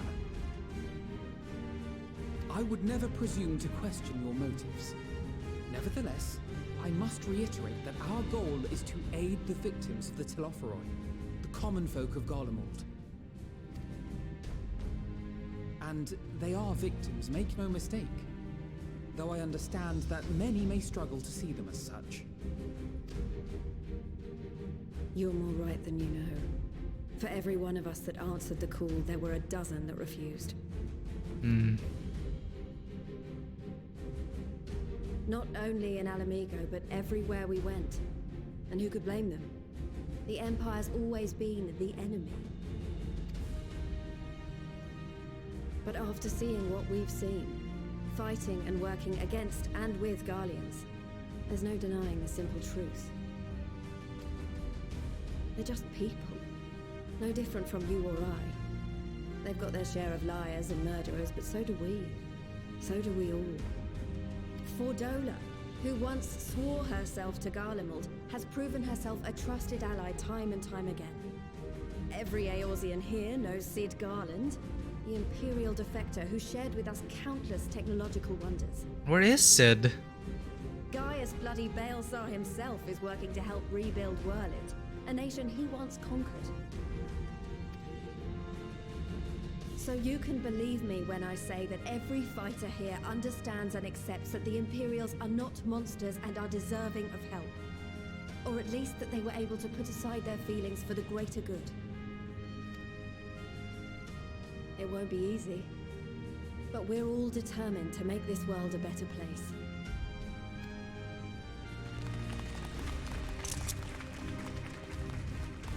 What lingering concerns I may have had were clearly unwarranted. I agree with everything you said wholeheartedly. Let's keep it up. Then we are in accord. Now, let us review our strategy. To reach the Garlean capital in northern Ilsabard, we must cross the central mountain range.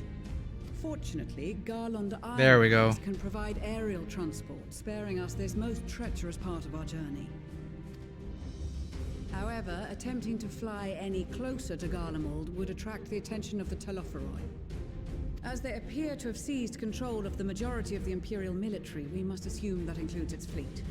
In addition, Garlemald possesses devices that can interfere with airship navigational systems, further discouraging an airborne approach. Given the circumstances, the closest we dare deploy our contingent is an area between the range and the capital, the Magna Glaciers. From there, we must travel the rest of the way on foot. We will also need to bring the airships with us to ensure we can withdraw with haste. Although much of the terrain will be blanketed in snow, we should be able to make use of local roads and shipping facilities. The vast ice field will afford us an unobstructed view of the surrounding area. On the other hand, it will also allow others to easily spot us, so it is imperative that we only make camp in positions where we can easily defend ourselves. And the airships, which must be kept safe at all costs. We cannot account for every possibility, so we must be prepared to think on our feet. We will be tested. Sorely tested, I expect. But for our homes and for our people, and a people not our own but in need, we will succeed. Spare no effort in your preparations. Once we depart, there is no turning back.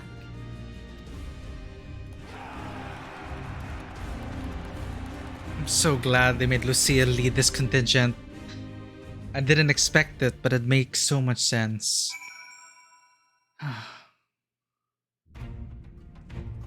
Oh my god, everyone's here. Talk to everyone. Hey Sadhu, how's it going? I care not for the Iron Men or their troubles. It is the destiny of the weak to die in ignominy. Even so, I'll do as I have agreed. I volunteer to join this band at Serena's request, and if she thinks it is a worthy cause, that is reason enough. Though we hail from different tribes, our bond has grown strong of late. She's much better company on a hunt than any of the steppes oafish men could dream to be. Ah. With them all, champions of the Dam, and the Dotharl having sent so many here, I thought to defend the steppe in their absence. And I would have done so were it not for my step-brothers. They urged me to grant our allies the sun's might and its radiance, and that his radiance may deliver them unto victory. Though I must tolerate the presence of this feral Dotharli dog as first among my brothers, I could do no less than accept this challenge. My deeds will become the stuff of legends. I ship them. The brothers just want him to be happy. I'm glad to see you well, Karen. Grandmother was worried for you. The night I agreed to come hither and join the contingent, the gods sent her a strange dream. 2 suns, one burning red, the other frozen black. Closer they circled, closer and closer, and as they danced, the world fell to ruin. In blinding chaos, she spied blackened silhouettes, and knew at once that one was yours. Yet we knew not how to interpret this dream, save as a sign that great danger awaits. But whatever lies ahead, I will walk with you, traveler. How's it going, Rostic? Allow me to express my deepest gratitude for your role in liberating Boscha. Me and my countrymen owe you more than we can ever hope to repay.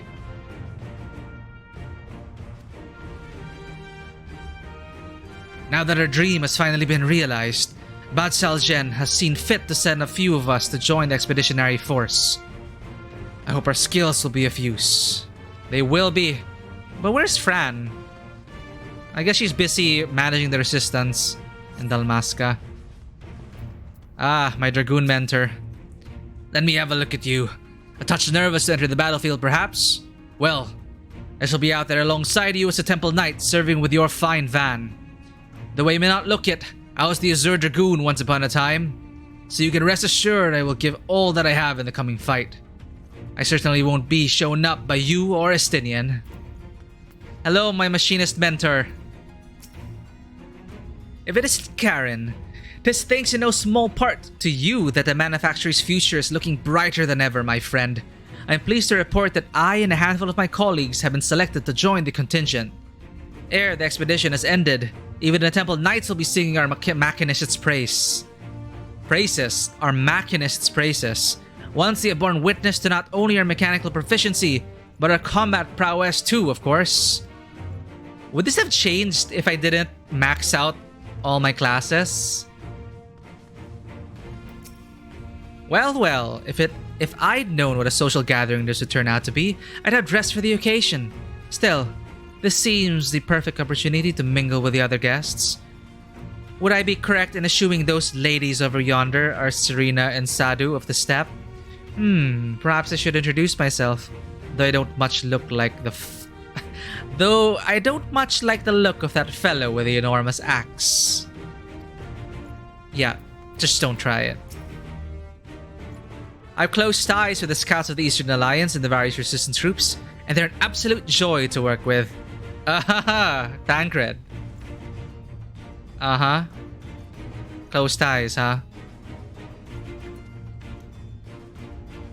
Alright, Tancred. Blessed are we to have made countless steadfast allies on our journey's course. Indeed, we are joined today by many new acquaintances, who in time shall we come to call our comrades, and mayhap friends. I was half expecting to find the man who taught me red magic amongst our number, but he's nowhere to be seen. She acknowledges that I'm also a red mage. I suppose he's had his share of unpleasant experiences with the Empire, but so have we all. Perhaps there's some other reason. He's on pilgrimage, Alize. Arya's still studying, and Sarun, our mentor, our red mage mentor, is on pilgrimage. Well, in any case, I have a feeling I'll see him again once this is all over. I'm sure he'll be pleasantly surprised by how much my swordplate's improved since we last met.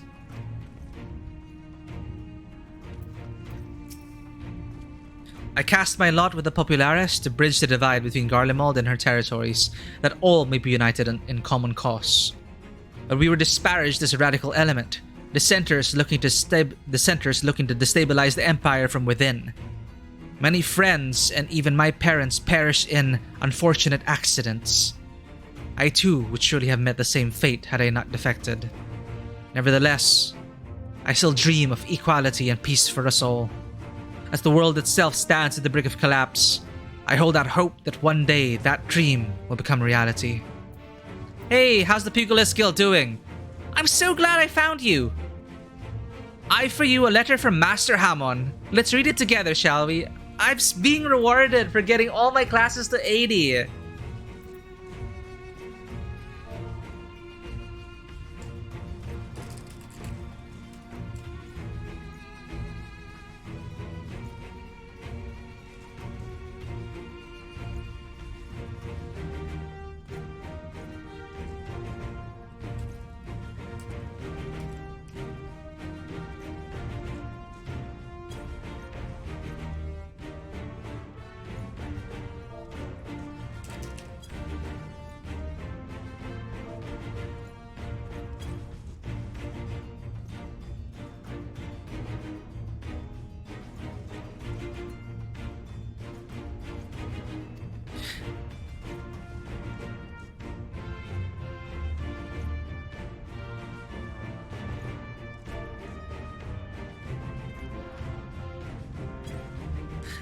Now let's see here. Ahem. I've every confidence that your fists shall bring the Telepharoi to their knees. And should you espy any beautiful maidens thereabouts, perhaps sing to them my praises? Chuchuto and I look at each other and just shake our heads. Charming, master. Well, more fool me for thinking that letter would contain something actually inspiring. Let's just, forget this note exists and focus on the battle ahead. Don't worry, Chuchuto. My monk skills, I still remember them.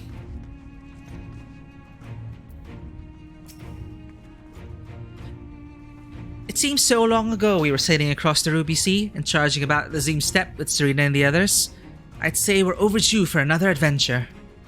It brings back memories to see so many familiar faces. We've been through so much together. Good times and not so good.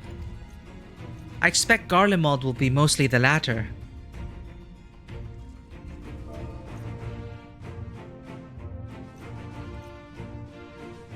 I'm just responding.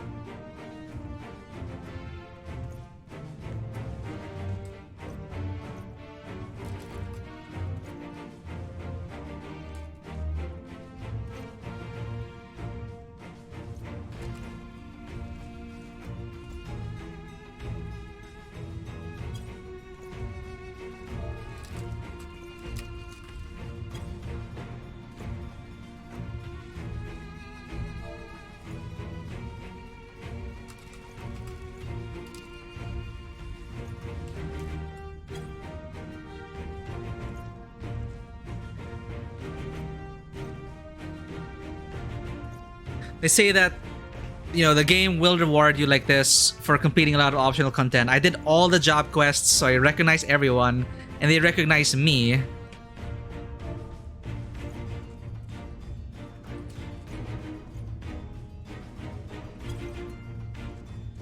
Unfortunately, I didn't do any of the Realm Reborn Beast Tribe quests, so I don't think they're gonna acknowledge me, and I haven't done any Eureka, so unfortunate.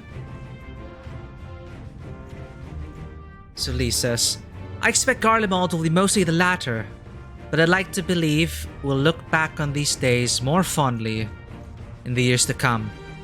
But for that to happen, we'll have to make it out of this alive. Don't you die on me, aye?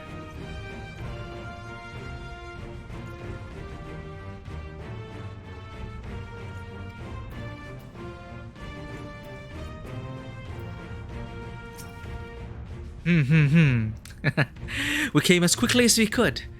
We would follow your example and devastate the Telepharoi with the full extent of our powers. Thank you for teaching me black magic, Kokobuki. Worry not for your brothers, Boosie. We will return soon enough. I hope so. Often has father told me the struggles faced by Alamigo in the days of the occupation, and I too have crossed swords with the Empire on many occasions. Though Garlean has long been our bitter enemy, Her Grace has elected to bolster the Ilsabard contingent with members of the Immortal Flames. As representatives of the Sultanate, we are one in our commitment to the cause.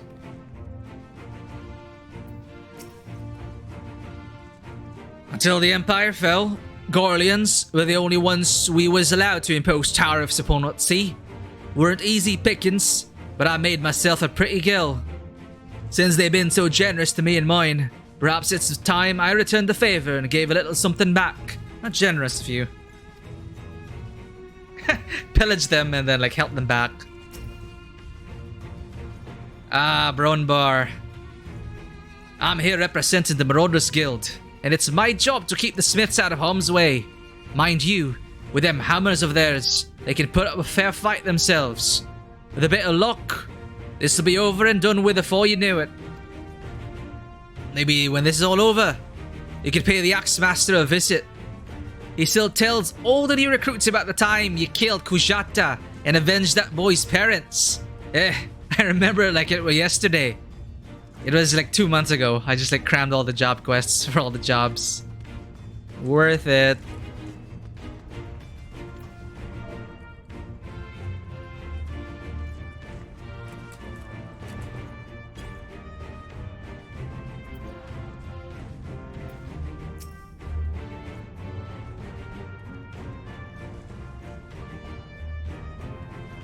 Greetings, Karen. The time has come for us Marines to show our valor upon the battlefield. All who see us will know of our name and quake before our might. To victory! Come hells or high water!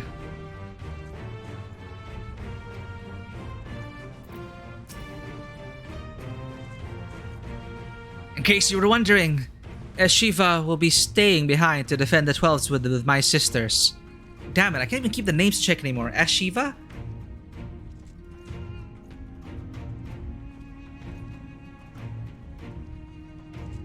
I'm gonna Google that. I want to remember everyone.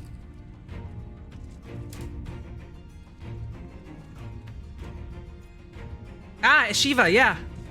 White Mage quests. We went around with her. She's a pure Midlander. She was the granddaughter or daughter of a late White Mage, or at least the granddaughter of the assistant to the great White Mage who traveled the world out of the 12's Wood, because these people are normally insular people. But he broke custom.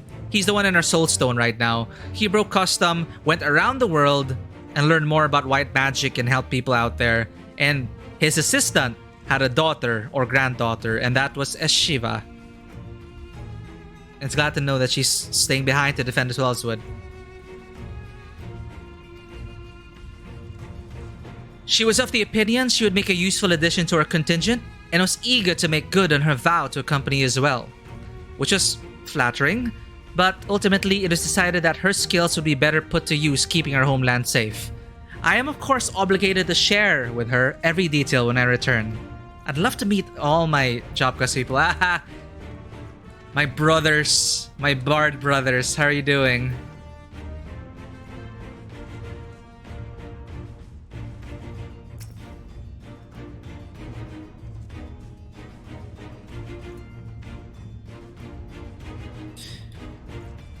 Our prowess has finally been recognized by the Order of the Twin Adders.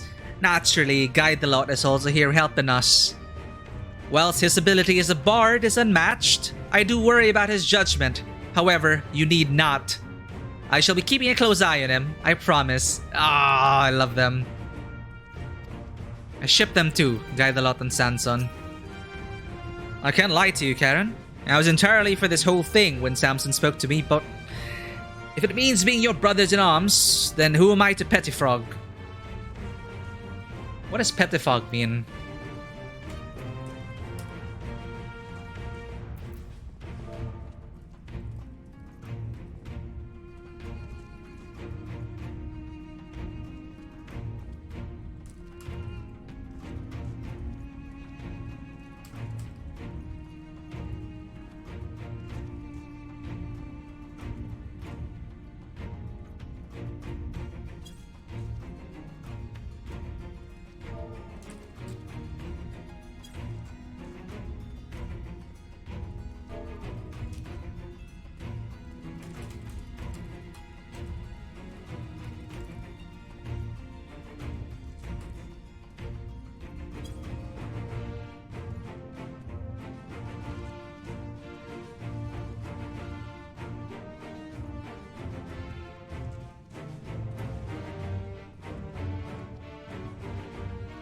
Alright.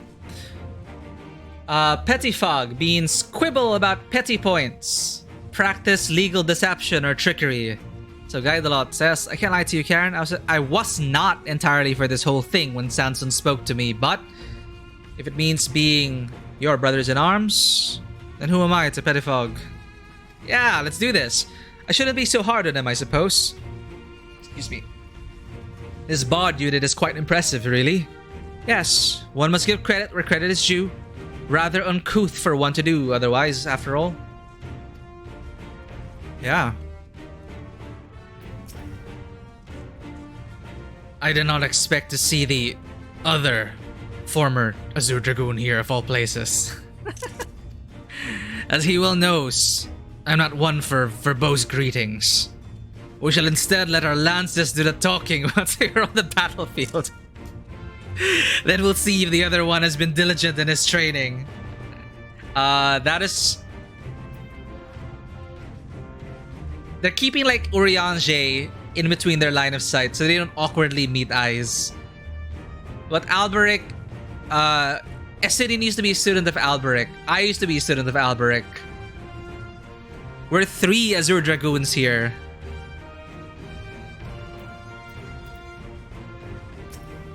This is extraordinary. Wait.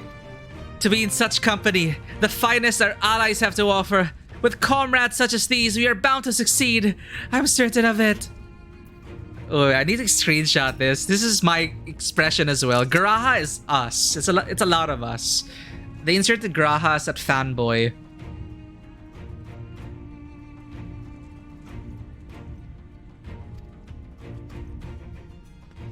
Oh my god, who haven't I talked to? Okay, Magnai and Sadu, can you guys please end up together? Look, on the battlefield, battle is your love language. You'll get through this, I swear. Sadu and Magnai, I hope you... You know what my worry here is? Looking at this whole contingent here, who is going to die? Yep, that's what I'm wondering. Alright, we talked to Magnai. His brothers pushed him to Sadu. You don't have to make excuses, Magnai. Magnai, you wanted to come here because Sadu's here. What did he call her? His moon? And you're the sun, she's the moon. I guess they'll never be together, whatever. Serena, watch over those two. Rostic. Bozja, I love the content. I'm wearing the Bozja gear because he said it'd be cold. My headcanon is I'm kind of wearing this over my paladin armor. Because it's gonna be freaking cold. I'm not a real Viera. I fantasied into one. But I hope you'll accept me eventually. I still don't know my RP canon for why I'm a Viera now. I used to be a Highlander. Alberic. Yeah, I already talked to you. Azure Dragoon, Machinist. Yeah. What if I'm a Machinist? Will you say something different? If it isn't current, it's no blah blah blah. Your expedition has ended. Okay. They just... As long as you have the job, they'll acknowledge it. Just double checking. If I go Black Mage...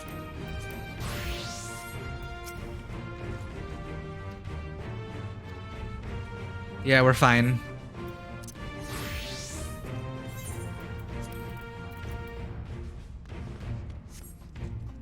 Okay, I'm so excited.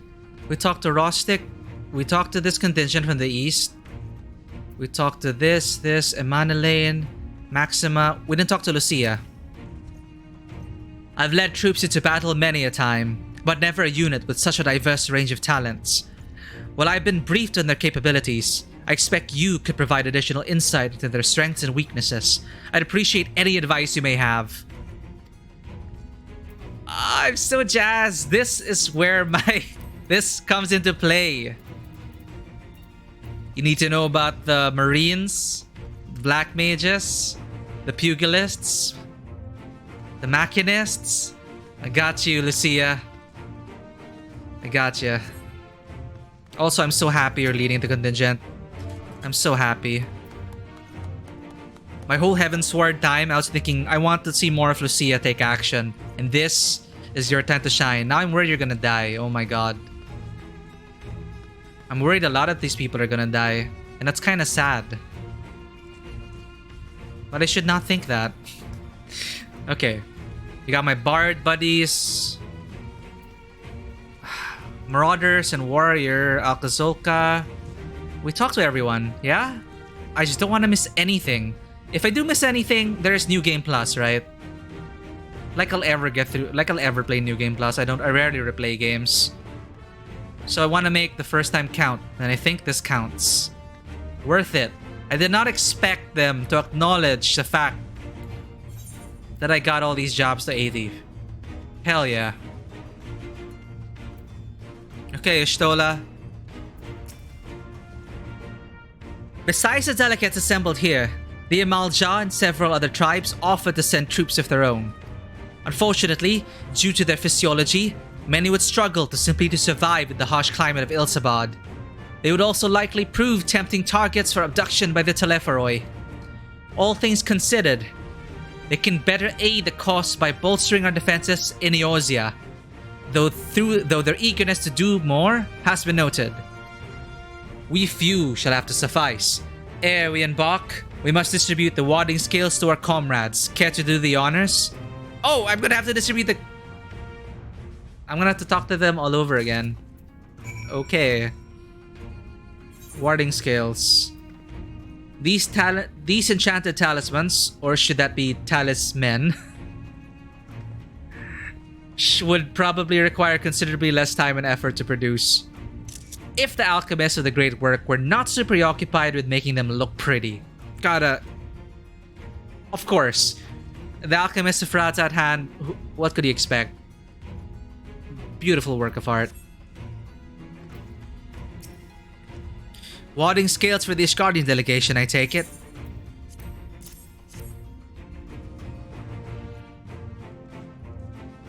Many thanks. These talismans may prove to be the deciding factor in the battles to come. I find myself conflicted by this foray into Garlemald.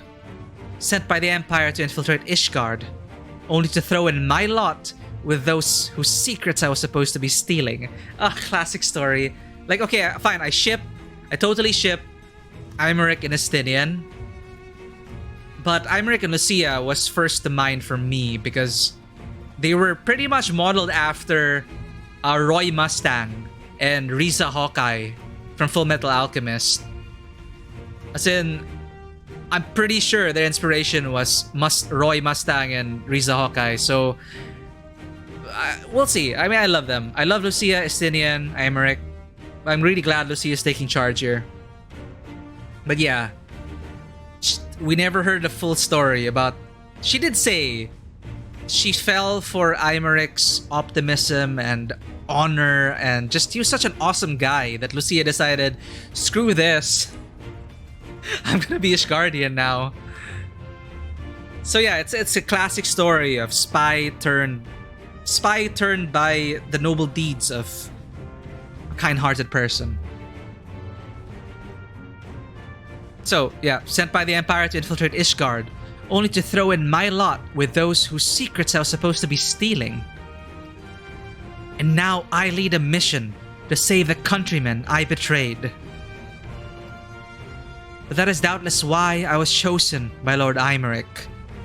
He would have me put my extensive knowledge and former ties to good use. I will not disappoint him. For the future of Ishgard, Garlemald, and the world at large, I will lead us to victory. My RP canon is actually that I know it's nothing original.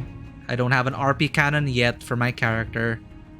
But she was at some point a Knight of Ishgard.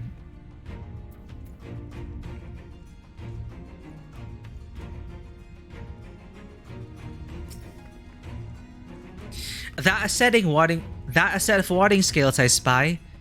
Not that I would know what they'd look like.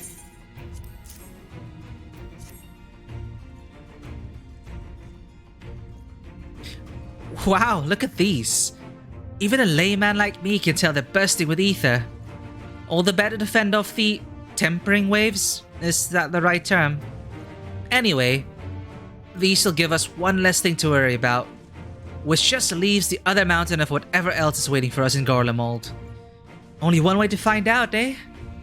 And nervous or not, I'd march through all 7 hells if it gave me a chance to put Xenos back in the grave where he belongs. I'm with you on that. Guy just needs to freaking die. It seems so long ago. Oh, we already said this.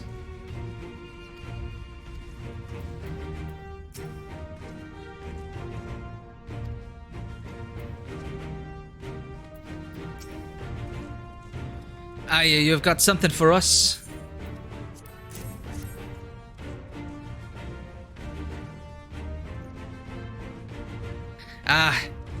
Them scales everyone's been talking about. Pretty little things, ain't they? Reckon they'll be worth a gill or two when this is all over? But we hold on to him for now. Jesus, Sigurd. I don't remember the post-patch content, but this guy was involved, right? And that's why Garaha was like, I recognize you. Because Garaha... I think we need to save Garaha from this guy. I don't remember anymore. Anyway. Bloody executioners. And one more thing. I know what you're all thinking. Why didn't they send Ainzar instead? Bugger if I know. All the Admiral and Captain Hillfair told me was they needed someone to help safeguard the future. And here I am. Can't say they haven't got a sense of humor. Of course, some of you might be wondering what a good pirate is on dried land. In the middle of the sun and snow of all places. Well, me and my crew will do whatever needs doing So let's set sail. Or however the saying goes on airships. Actually, yeah, how are they gonna... They're so out of their element. Until the Empire fell, Garleans were the only ones we was allowed to impose tariffs upon at sea. Weren't easy pickings, but I made myself a pretty gill. I already said this. Since they've been so generous to me in mine, perhaps it's time I return the favor and give a little something back. Yes?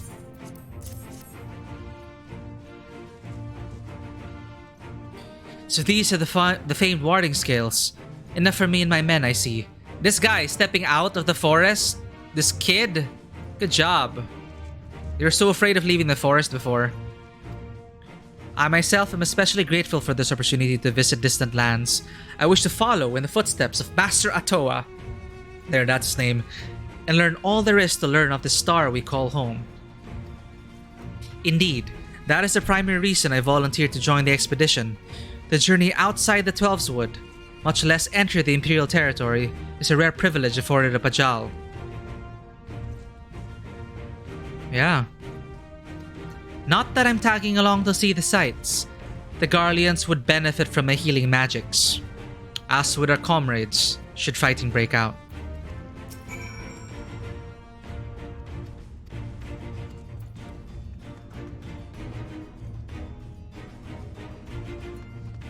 Ah, you guys. We heard it would be cold in Garlemald, so we came prepared.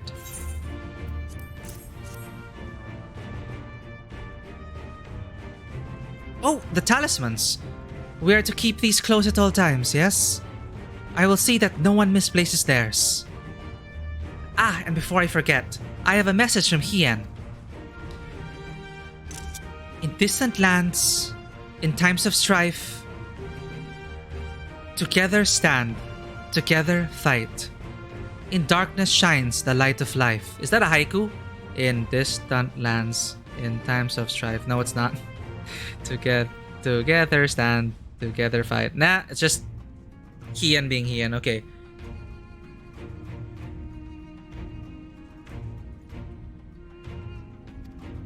I hope I have done his words justice. Doma, like much of Othard, has been plagued by the towers. Yet while he could not be here, he wished to express his shared conviction. Hien and Yugiri labor without rest to unite the people, and with their aid, will we keep the enemy at bay. And we of the Steppe and the Eastern Alliance will repay their efforts by ending this war.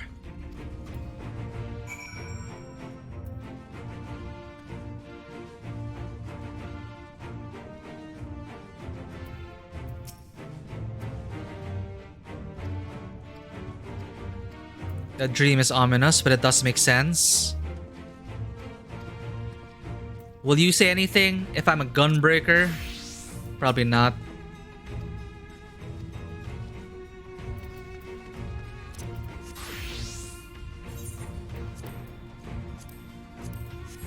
Alright. Maxima. Do you have a warding scale for me too? Of course. Thank you for this, and for going to such incredible lengths for the sake of my people. Though I have little to offer in return, I would impart some advice if I may. You have been told by many to wear the cold of Ilsabard, and I cannot stress enough that this is no token warning. I will be distributing specially made warming tinctures, courtesy of the Alchemist's Guild, but understand that they are no substitute for proper protection. I will leave the provisioning of said protection to your discretion. Now, let us proceed to the Alamigan quarter. While you make your final preparations, I will have the pilots ready the airships.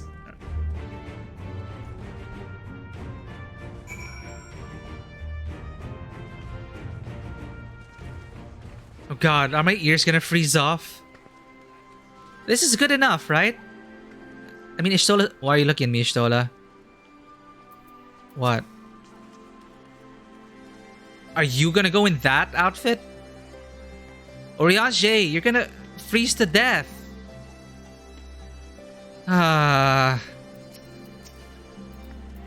Anyway. It's something of a constant refrain that we require warmer... It's something of a constant refrain that require warmer clothing. My present garb may be lacking, fur color notwithstanding. Yeah, I think it's lacking. Oriange, what do you have to say for yourself? Concoctions to fortify the flesh against wind and cold are commonly sold in the Uldan markets, though they are of dubious provenance and efficacy. 'Tis said, however, that in recent days the Alchemist Guild hath produced a tincture capable of such a feat. Mayhap the achievements of their Thavnairan counterparts did spur them to action, that they not be put to shame. So you're just gonna rely on the potions to stay warm? It's fine, it's fine. This coat is quite warm, but I have something rather thicker for occasions like these. There's no telling how long we'll be out in the open, and we can't go starting fires willy-nilly if you want to avoid detection. I'm curious, costume change, everyone in winter clothes. Alize, if you have anything you still need to take care of, you'd better see to it now. Oh, point of no return. Tilda, I do wonder just what'll become of us. We have been under Imperial rule for over 2 decades. What are we supposed to do now? Oh, you're just a random NPC from before. We've completed the restoration of the Royal Menagerie and it's open to the public once more. No thanks. I believe the other members of the contingent are at present acquiring supplies for the journey ahead. Are we not in need of anything else? Alright. Estinian. Preparations. I've got my armor and lance. What more could I need? Let me guess. Estinian's gonna freeze to death. Trying to look so cool. I got this emote because of you. Hey, you're not leaning. Huh, that's a first. Since my revival, I've been lax in expanding my limited wardrobe. Think we have time for a quick trip back to old Sharlayan? I recall a rather fetching coat. Ah, I love him. Don't worry, I'm pretty sure they're gonna provide us a coat. Look at this! I love this guy. He's prepared. Blue. He's taking the warning. Dress for the cold, right? Dress for the cold. I think this is warm enough looking. The Boscha gear. I don't have anything else, unfortunately. So I guess this will be my outfit for now. This is a nice glam. What's that? Luncheon toadskin jacket of scouting. Huh. Okay.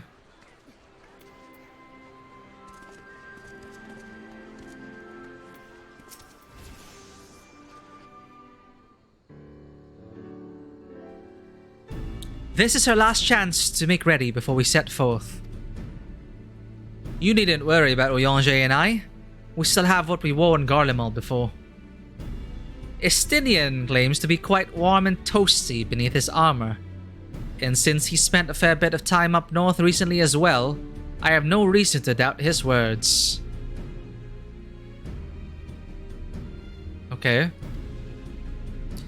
Most of the others will be borrowing Grand Company stock. The rest of you could do likewise, I suppose, provided you're not overly concerned with style.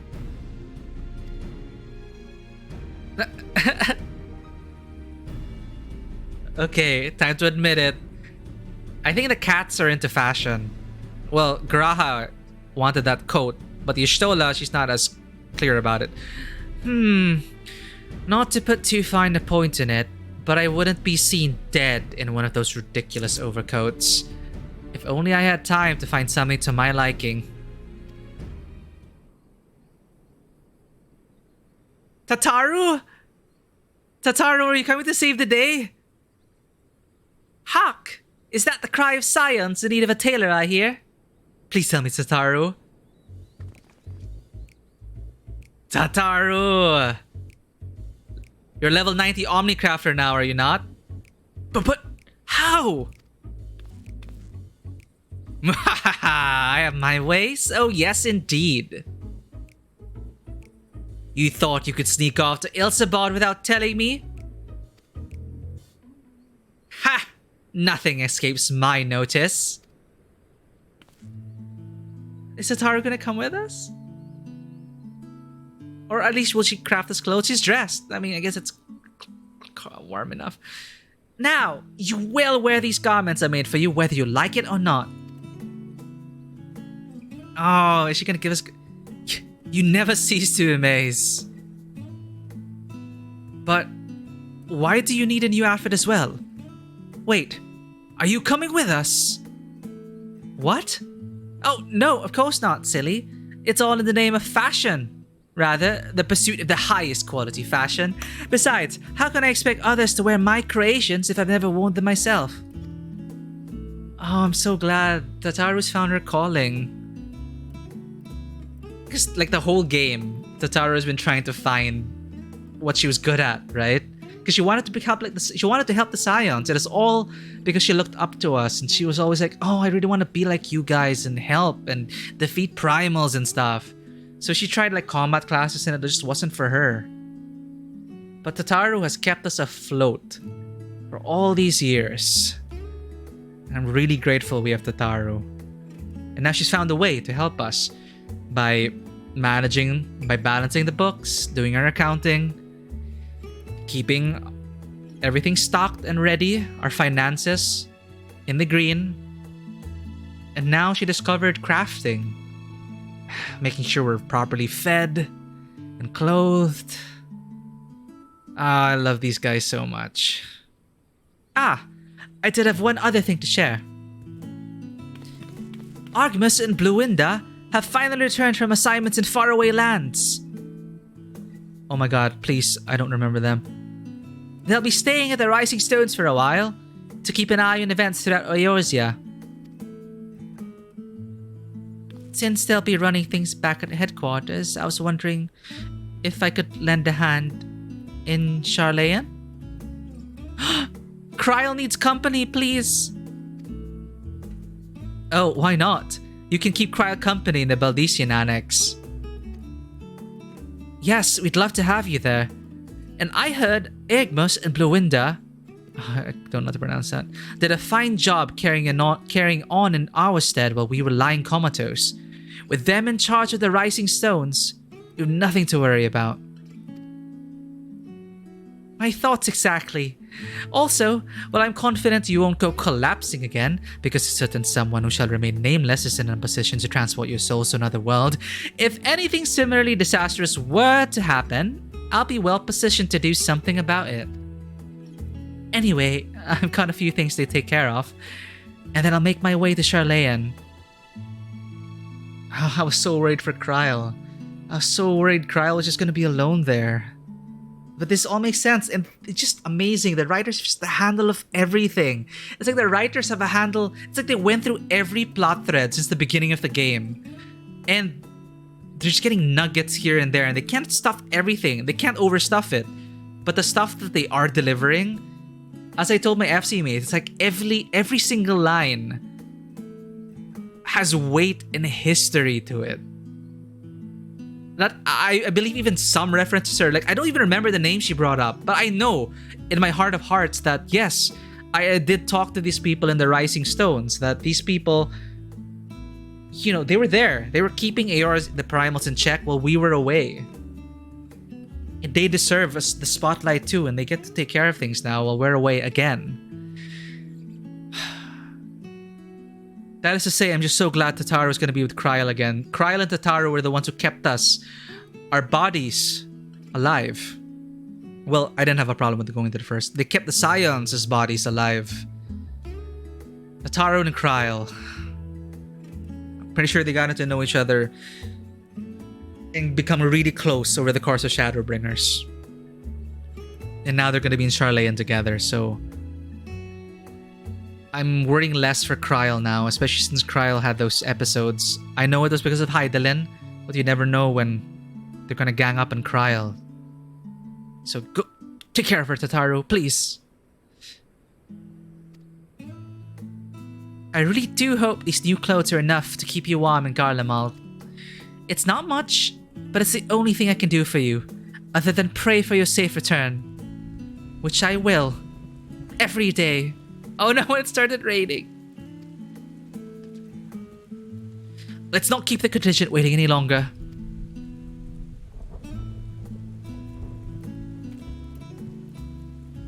Here are your winter woolies, handcrafted by yours truly. Oh my god, I was so worried that, like, I was worried about my glam. I was worried about, like, oh, am I gonna be covered up enough? Are my ears gonna freeze off? And then Tataru comes in and says, don't you worry. I made you something.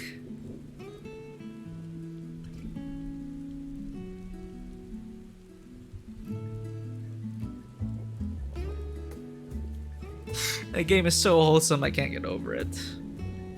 I'm gonna wear this, Tataru. I'm gonna wear it. Thank you.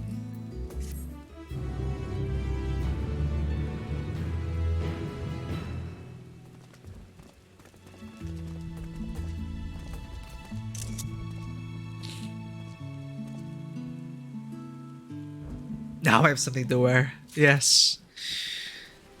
Alright, we ready? Thank you, Tataru. I'm gonna put that coat on now.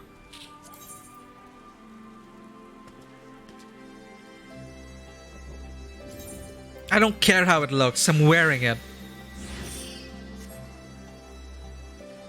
It looks great, Tataru. Thank you. Okay, who's here? We'll depart once the contingent has finished its preparations. Aye, the gate at the top of these stairs leads into the palace. Nay, I can let you in at the proper say so. Okay. A frosty reception. Tataru is desperately trying to retain her composure as she prepares to see you off on another perilous journey. She just sent us off to Thavnair. I'm told the airship pilot has been sent to meet you. Ah, there he is. Alright, this is where we go our separate ways. Do be careful, won't you?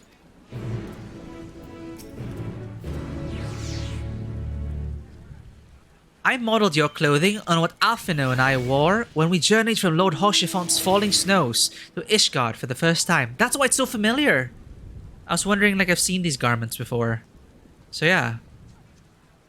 And that is what they were wearing, Alphino and Tataru.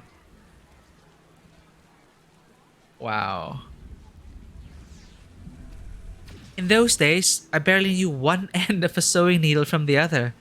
And as you've always had very individual tastes, I let you pick your own outfit.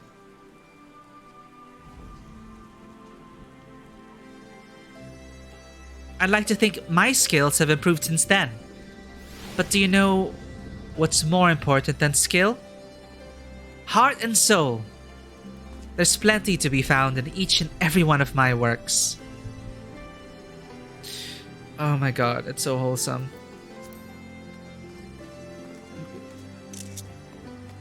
I'm so happy she found her calling.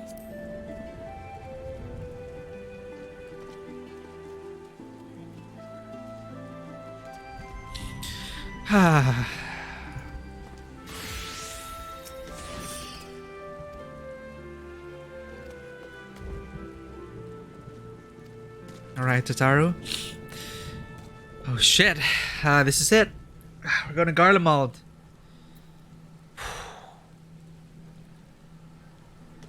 Oh god, my ears are really gonna freeze over. I don't have anything. I guess I could use this for the snow, right? That makes sense. Okay, I'll probably put it on for some cutscenes. We'll see what happens.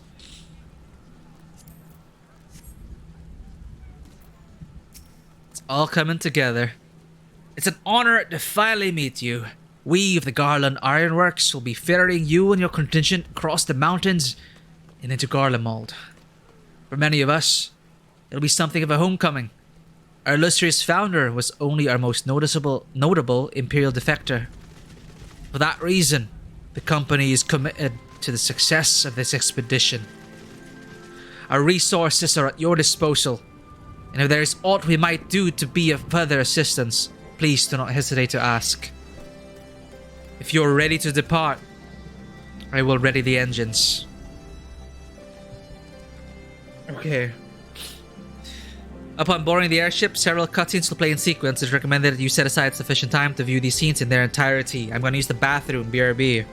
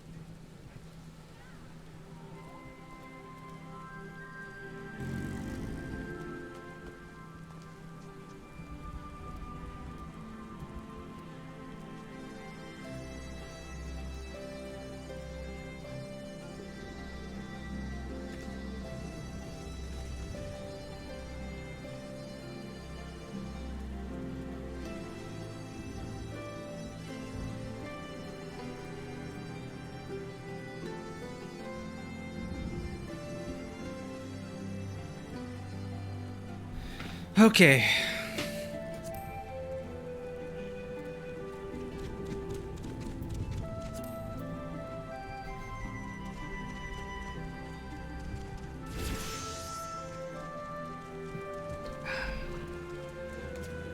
You ready?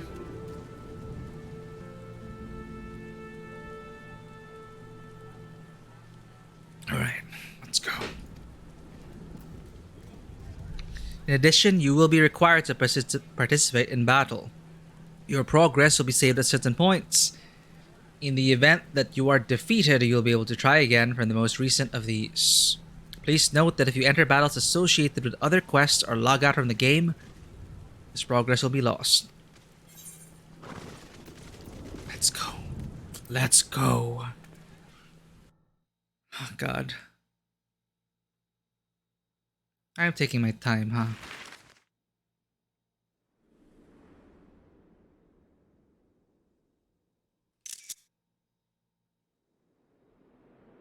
For context, from Alamico. Ilsabard, divided in twain by a vast mountain range. Those who would traverse its jagged peaks face peril at every step. But why go by foot when one can simply fly? Because you might get shot down by anti-aircraft weapons.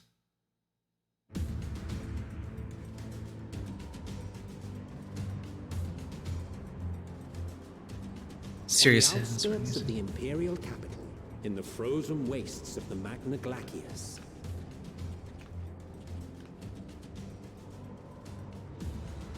The winds howl in icy protest, as if to warn against further trespass. Nah, her armor, man. Ishgard. Ah!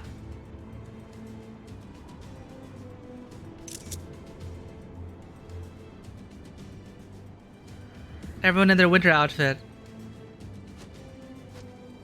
We've received word from Thancred's reconnaissance party.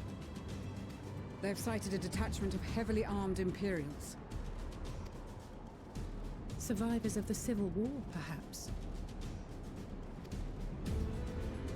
Perhaps, but there is more to it than that. Oh, Maxima shit. reports that they're led by Vergilia, legatus of the 3rd Legion, which comprises the bulk of their number. However, they are also joined by several members of the 1st. from what I recall, the Third Legion fought for Nerva in the War of Succession following Varus's death. The First, on the other hand, were under the direct command of the Emperor and rejected Nerva's claim to the throne. These legions were enemies. Indeed. In fact, our sources claim that it was a conflict between them that sparked the civil war. Yet now, these former foes cooperate to defend a ruined Garlemald from invasion. Then it is all but certain they have been tempered. So, what's the plan? If me and my crew is out reaving, we charge straight in, no messing about. But that ain't what we're here for. Quite right. Soldiers or no, they are people of Garlemald, the very ones we have come to aid. Direct confrontation is unavoidable. Nevertheless, we must make every effort to limit casualties on both sides. Rather than kill them, I would remove them from the field. It's gonna be tough. How so? Savage beatings, disarmament, and imprisonment? Not impossible, but easier said than done in the heat of battle. True. Having observed the opposition, I imagine Thancred had something to suggest? His coat looks cool. He did. He and the other scouts have already infiltrated a supply depot some distance beyond the Imperial detachment's current position. Stored within is a stockpile of Magitech armaments, and once we give the signal, Thancred's team will destroy them all. In so doing, we will deprive frontline troops of materiel, and likely force the detachment to send men to investigate. Divide and conquer. Not a bad idea. Once the scouts have finished their preparations, we will split into two groups. The first will form the vanguard, while the other brings up the rear with our supplies. Oh my god, is Graha in a rebel coat? Of course he is. I like how they've also made sure that the cats are the most fashionable ones. I can see a glimpse of Yshtola's coat. I want that coat.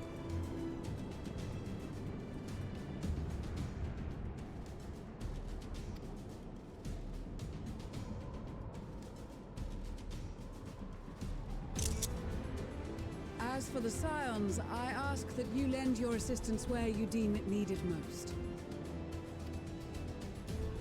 I would prefer, however, that you accompany the rearguard and be prepared to join the van at a moment's notice. Kept in reserve as our trump card, so to speak. Well, yes, ma'am.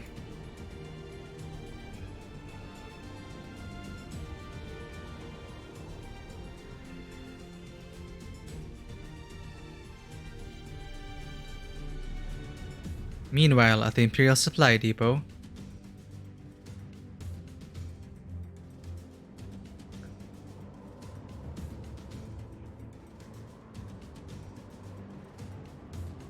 the stealthiest gunbreaker in the world.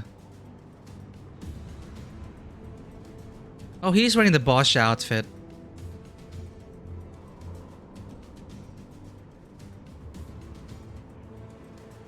They all are.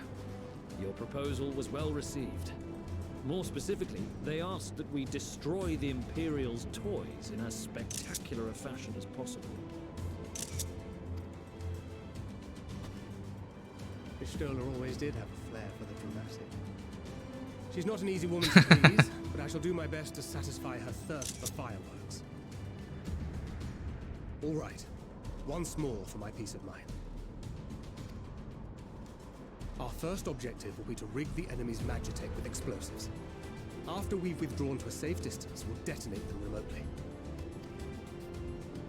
Our second will be to issue a deactivation command to the automated units via the control terminal. If our calculations are correct, this signal should reach those deployed on the front line, giving our friends a much-needed upper hand. The blizzard will help us stay hidden, so let's aim to get in and out before it passes. Trust in the plan, and we should all live to see tomorrow. Damn. In the meantime, I will relay messages back and forth as the situation unfolds. You'll forgive me if I ask again, but are you certain you wish to play the lone wolf? Oh no. Wouldn't have it any other way. Call it foolish and reckless if you like, but I'll get the job done. I always do. Hero moment or Well, death flag? I wish you the best of luck.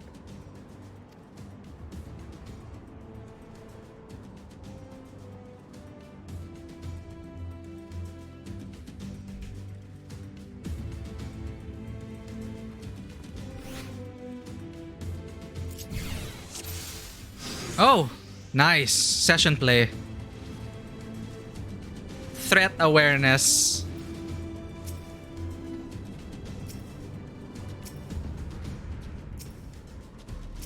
Okay, in the coming battle, we are playing as Thancred. Solid barrel combos, nebulous and 2. Swift deception.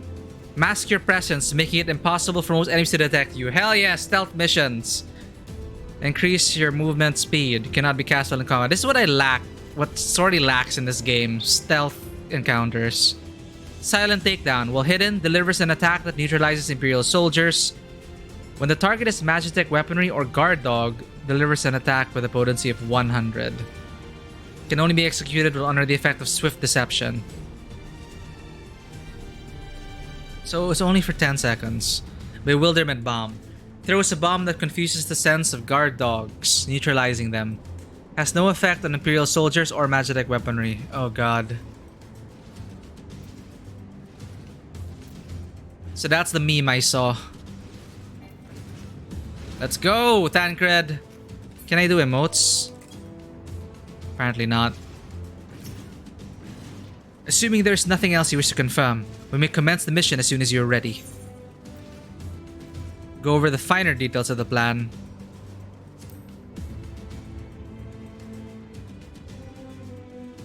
Oh man. In the coming battle, you will fight as Thancred. You have 2 objectives. Place explosives on the Imperial Magitech. 2. Deactivate the frontline Magitech units via the control terminal. If the guards detect and pursue you, enemy forces will become more aware of the threat you pose, as indicated by the threat awareness gauge.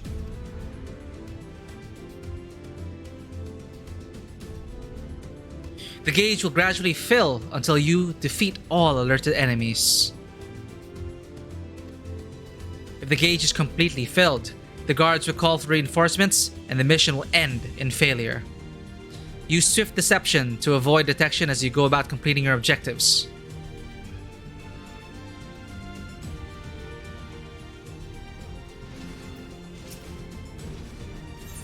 Learn about mission exclusive actions.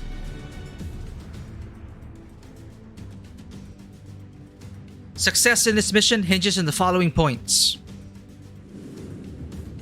Swift deception renders Thancred invisible and increases his movement speed. While active, enemy soldiers and Magitech will be unable to perceive Thancred's presence even if they are within close proximity. However, it has no effect on the guard dogs' acute sense of smell, and they will be able to detect Thancred regardless. Moreover, this action can only be used outside of combat. It'll also be unavailable when Thancred attempts to deactivate Magitech fields or execute certain other actions.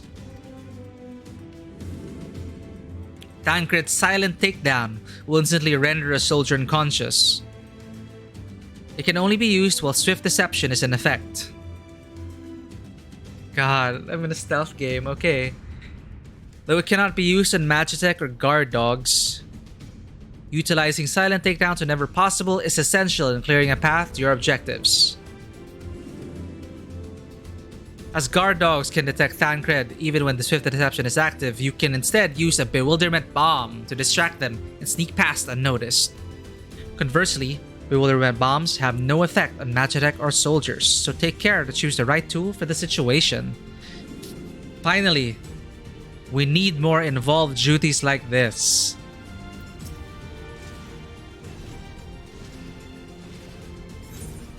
Commence mission. Keep your wits about you. It's time. We only have 1 shot at this, so let's make it count. Let's do this.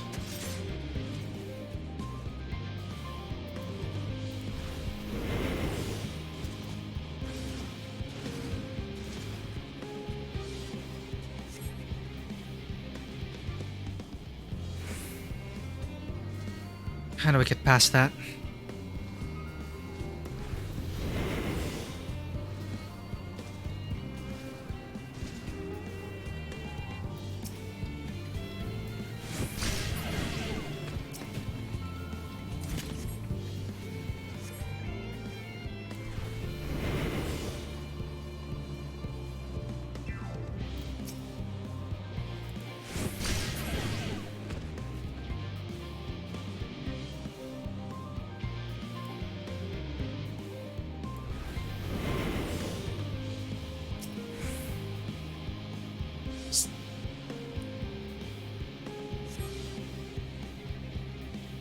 I didn't see the body.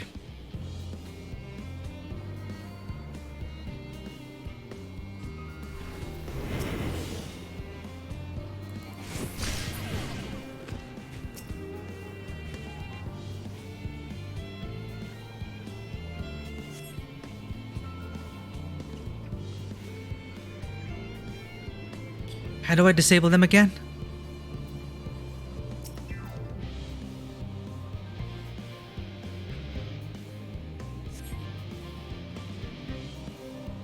I don't think there's a way to.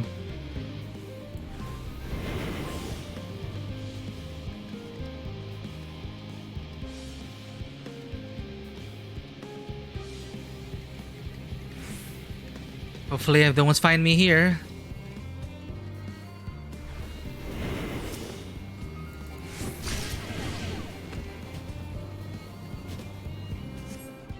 All right. Whew.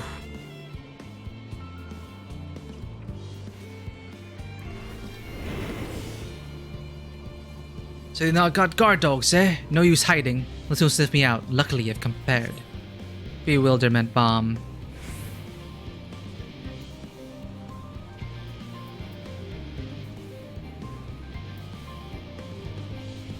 Wait, I'm clicking bewilderment bomb. Hell yeah.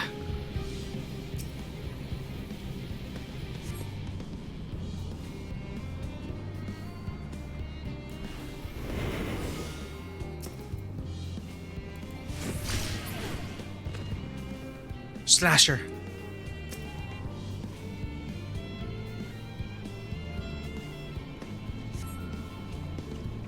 Don't see me. You don't see me.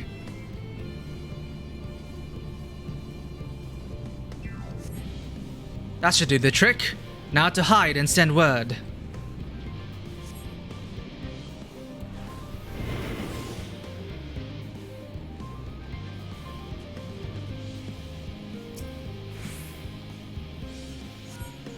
This is Thancred. The explosives are in place. It's a Metal Gear. Very good. All is proceeding as planned. Head to the control terminal. It should be to the northwest. Understood. Have the others wait at the rendezvous point.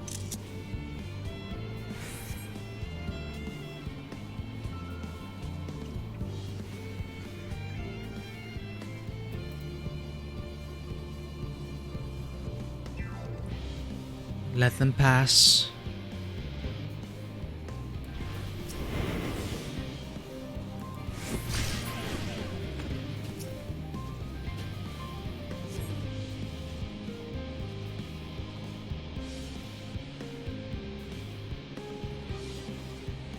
Okay, this looks like it's gonna be tough. Thankfully, they don't see dead bodies.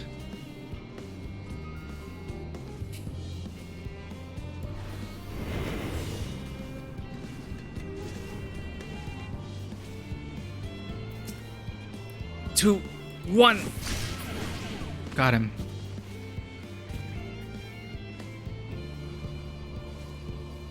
Two of them, huh?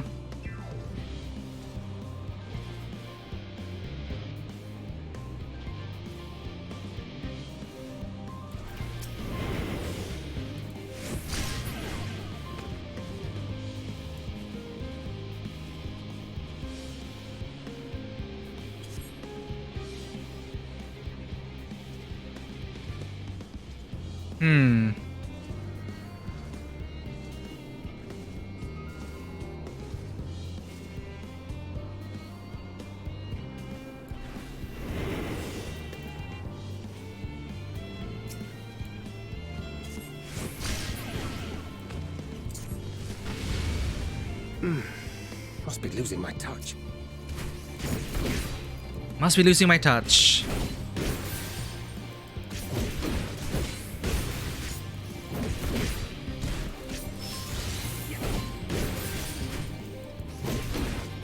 I forgot. It doesn't affect. I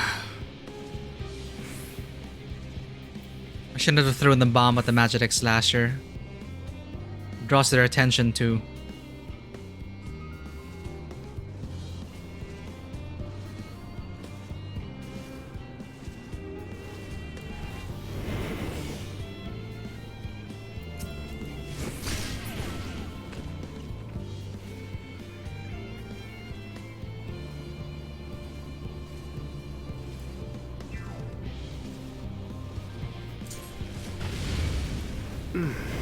Must be losing my touch. Oh. I thought that hit it. Unfortunately.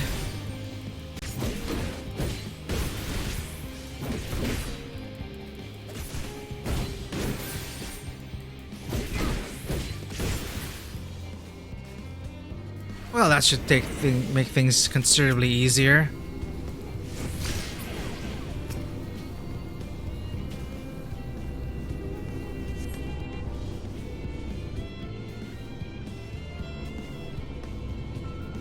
Control terminal.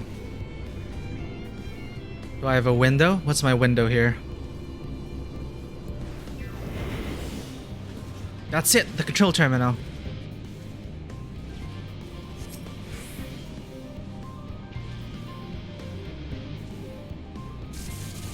There we go. Automated Magitek disabled.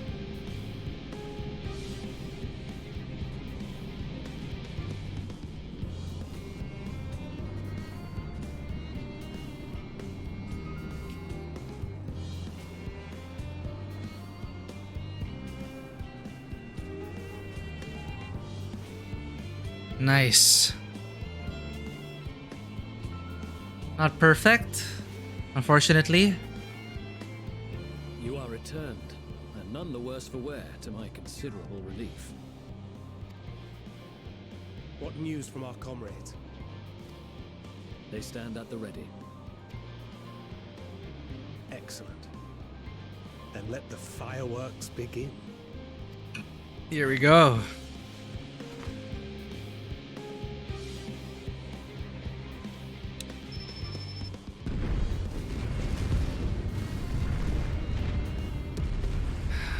And that's a signal. There's no turning back now.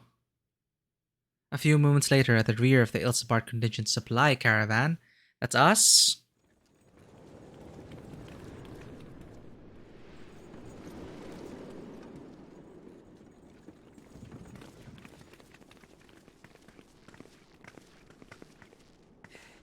The blizzard's beginning to clear. The Vanguard should be engaging the Imperials any moment now, if they haven't already. Ishtola and the others are with them, so I'm sure they'll be all right, but... Oh no.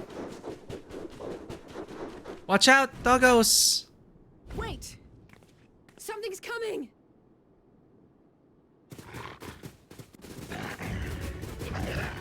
Uh-oh. Oi, oi! Looks like we ain't the only ones who sent out scouts. Keep them away from the carriages! We lose those, and we're as good as dead! Okay. Defense time. Oh, God.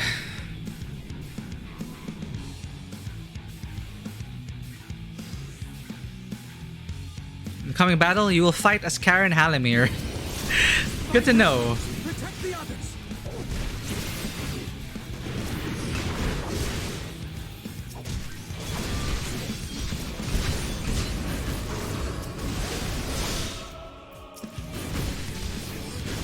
I can't gather them up. Okay. Well, that sucks.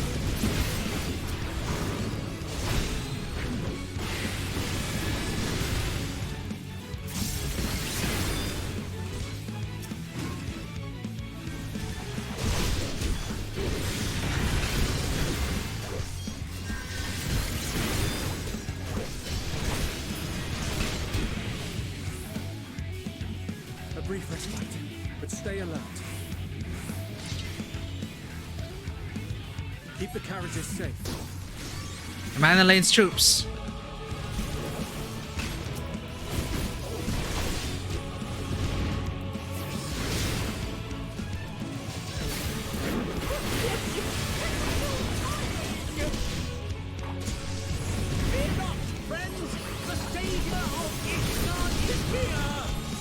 Come on, Amanda Lane, let's do it.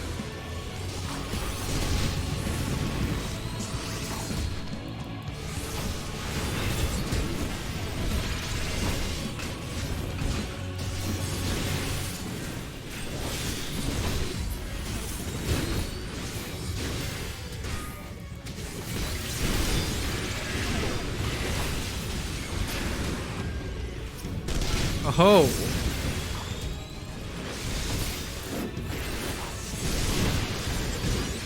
Machinist at work. A fine display, but the other carriages are still in danger. I'm on it. Go on ahead. We'll hold the line. Damn, look at Garaha being a black mage now.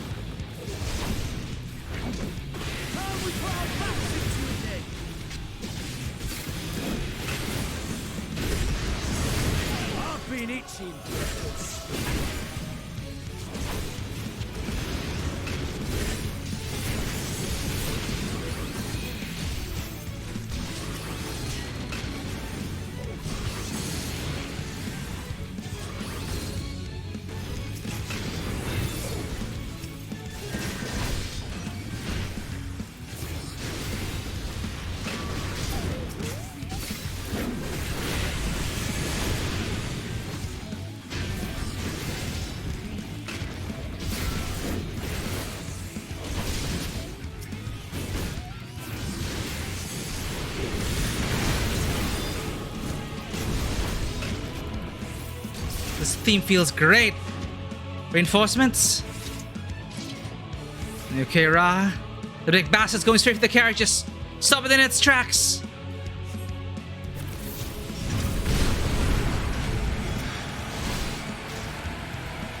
Broadside it.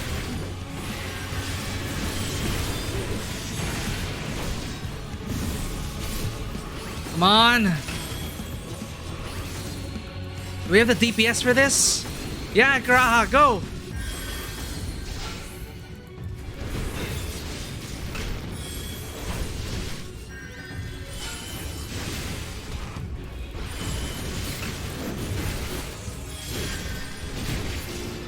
We got it. You lot alright back there?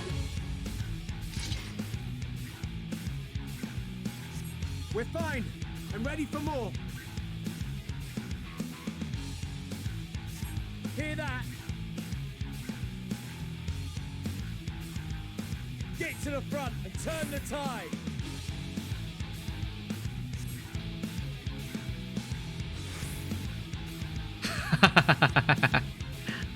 Let's go.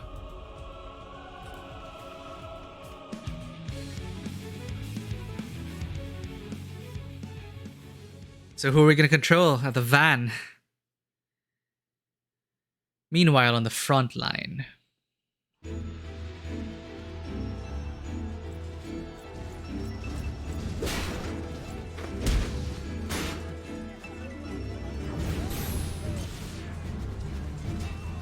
I thought she was an axe wielder.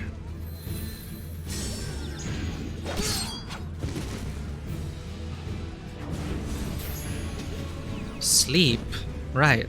Removed from the field was not a euphemism for enthusiastically murder. It's nothing that won't heal in time.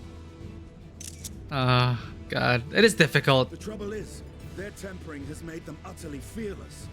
Subduing them would be easier if they had the capacity to submit in the first place. Well, this is the path our young charges would have us walk, and that we all agreed to follow. You knew it would be hard, yet still you pledged your lance, did you not? Is she Stola old? That I did. Oh, jeez. We're gonna play Lise?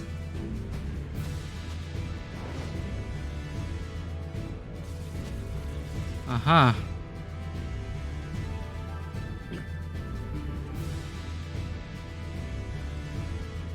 So much for being peaceful. Oh no. Are these gonna be our first deaths? That's Virgilia. Damn it. I need to help the others take her down. There's no end to them. I'm here! I was wondering when you'd turn up.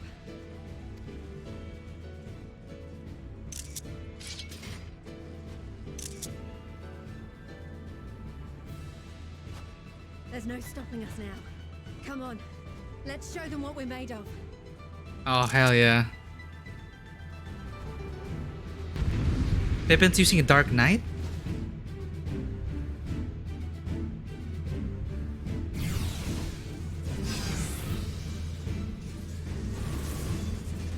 We have them now. Forward!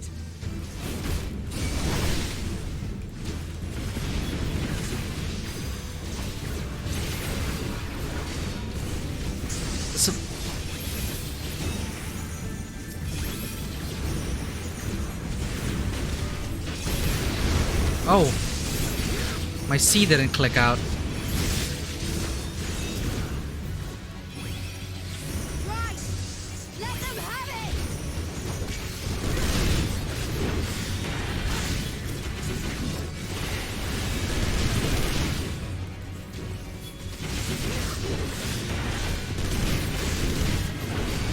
it! Now it's our turn. Pippin of the Steel Heart.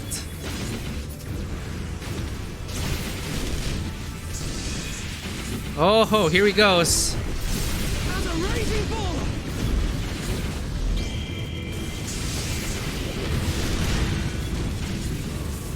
Damn. Nicely done, Pippin.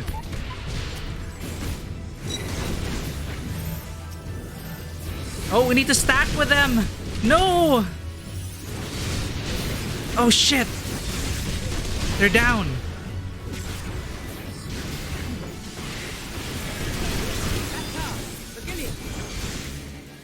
Where are you?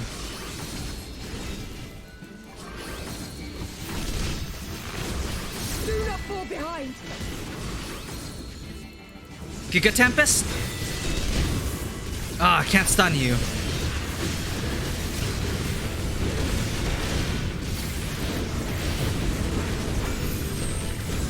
Hackbuster.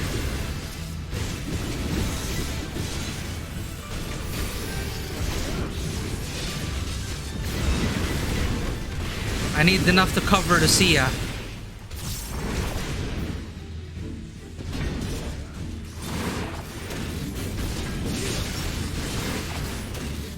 I'm so glad this doesn't remove my combo anymore.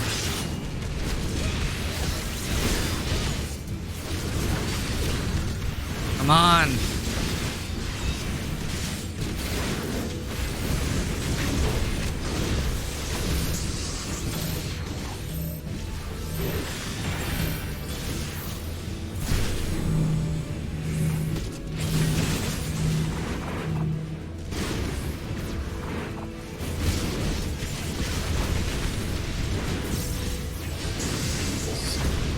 Are you main tanking, Lucia?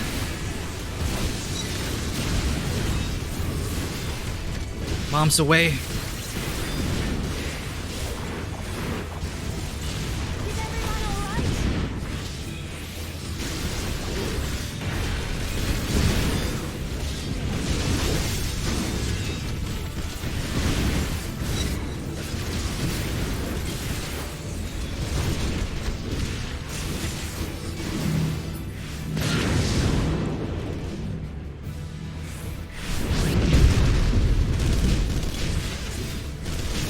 To them.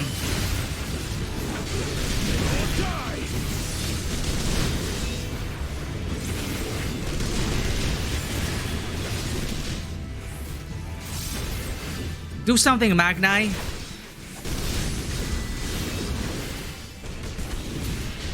Nice.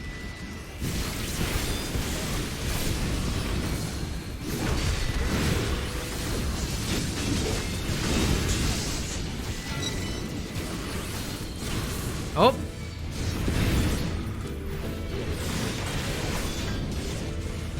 This is gonna be awkward. Little cubby hole here.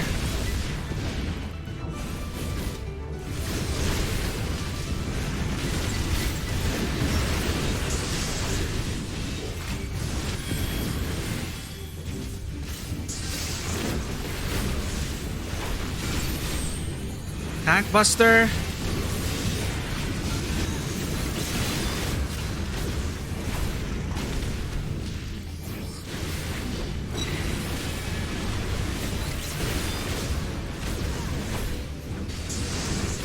Ha! More fodder for my flames. Love these guys. So many. At this rate, we'll be overwhelmed. No, we won't. I will not fall so easily. These curses will taste my wrath. Sadu. I remember these things. We can't let them destroy.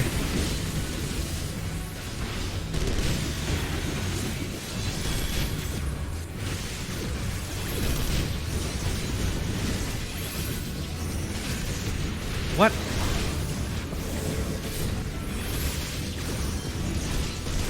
Tremble before the sun!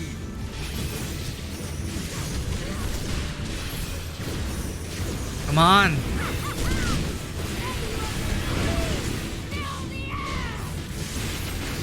Five seconds.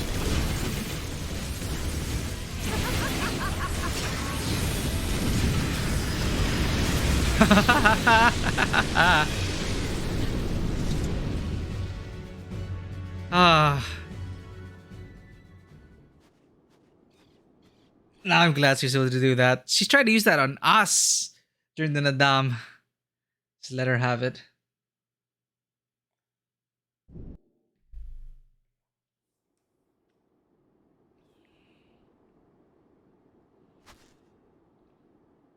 Oh no, is she going to die? A worthy adversary.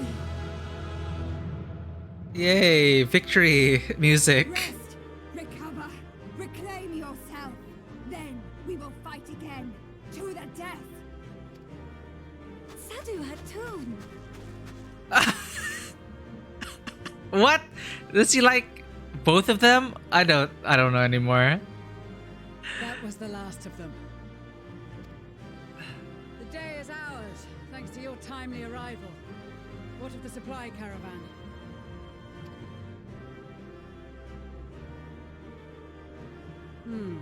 Outmaneuvered, but not outmatched. Good. Let us take the Imperials into custody and rejoin our comrades. And soon we shall arrive at the capital.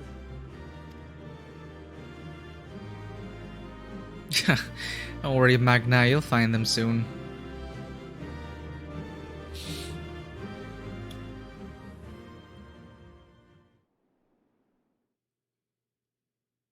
So cold and unforgiving. Thus spoke Emperor Solus as he gazed upon his barren domain.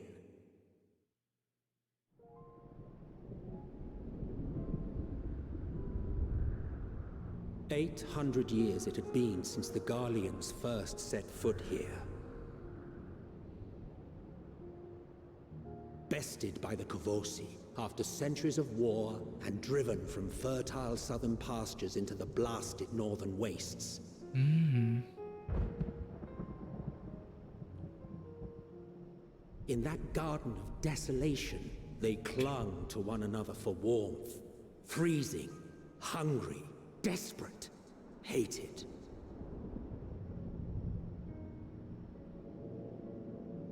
Ooh, mechanical heart.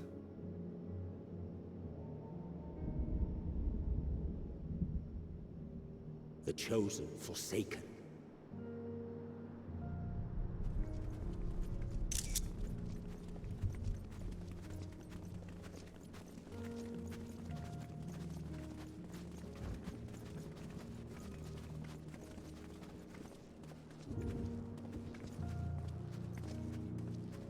In the year 1513 of the 6th Astral Era, a young legatus named Solace single-handedly sparked the Magitech Revolution.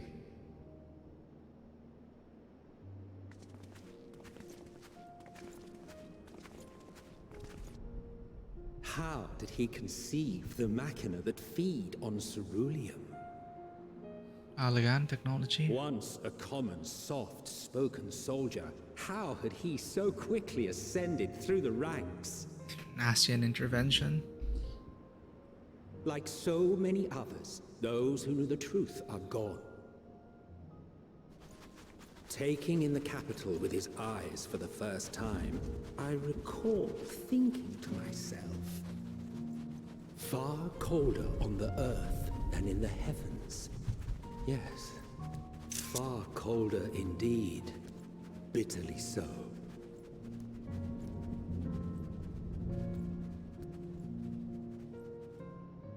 Welcome to Garlean Empire.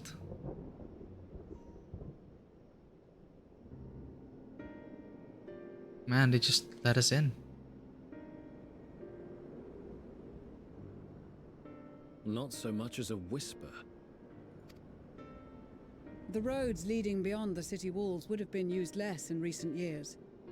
Nevertheless, this was one of the most important gateways into the capital. And they just let us in. A buzz day and night with activity, aye. Merchants passing through the checkpoint, many of them stopping at the local hostelries. Surely they cannot all have been tempered. We can consider the question after we have made camp. If we spend any longer outside, we may well freeze to death where we stand. The tempered Imperials, too.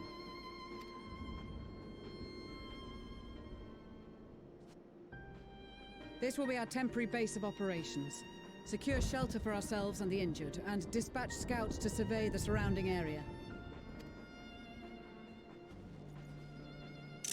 If we're planning on staying here a while, we ought to give this place a proper name. Well, the constant sound of ice cracking underfoot makes me think of broken glass. An apt name, perhaps. But enough of this. To work, everyone. Rising stones. Broken glass.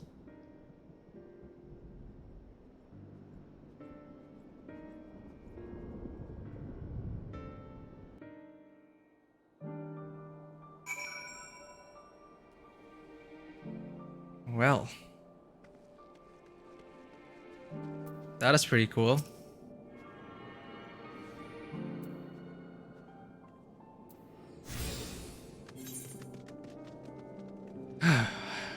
New zone.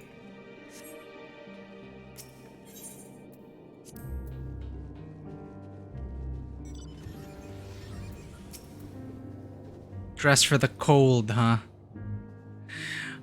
We must remain as mobile as we are able in such temperatures as these. I fear that if we stand still for too long, the ice and snow may freeze our very bones.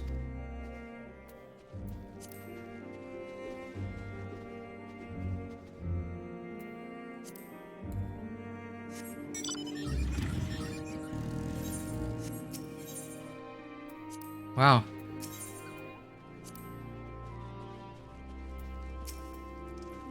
Don't go shouting this about, but the truth is, during the occupation of Alamigo, I was an Imperial conscript. Still, for all the sleepless nights they've given me, my experiences during those long, awful years might finally be put to good use.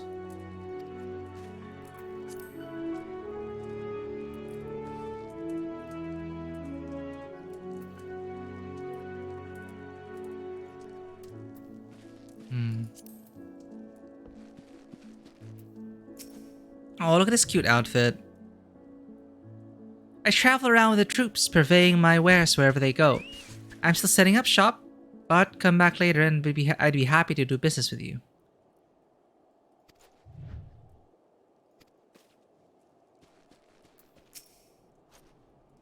I knew we'd find the capital in a bit of a poor state. But what with that aftermath of the Civil War and a veritable army of darkness skulking about? But this is just ridiculous. No one said anything about automated war machina stalking the ruins. Mind you, if anyone's brave enough to take them on, they should serve as a decent source of spare parts and whatnot. The machinists will be chuffed to bits.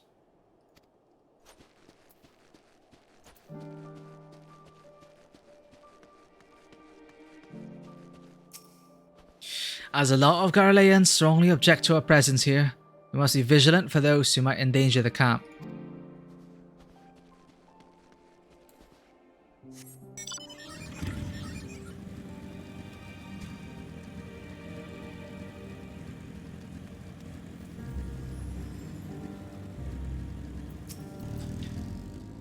We have come too far, risked too much to worry solely about our own hides, for there is so much more at stake.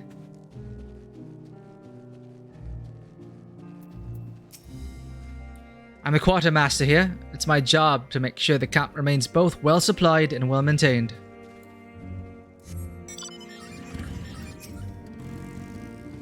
Many of us took quite a beating in the Magna. We all helped each other hobble through the snow and wind, sparing nary a thought for which delegation we each belong to. From now, we're all firm comrades, through thick and thin.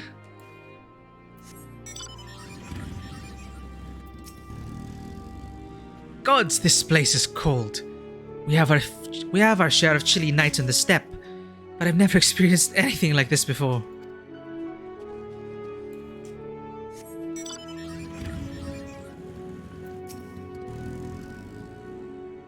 Greetings, Flame Captain Halimir. If you wish to know aught of the current situation, you've come to the right person. Tell me about yourself. The name's Roshilda of the Alamegan Resistance. When I was offered a place in the Ilsabard contingent, I leapt at the opportunity. If you're wondering why I'd be so eager to aid the people of Golemold, the reason is simple. Like the rest of Girabania, my hometown, a waypoint oft used by travellers, was under occupation. Times were hard. They could have been a lot worse, if not for one particular Imperial.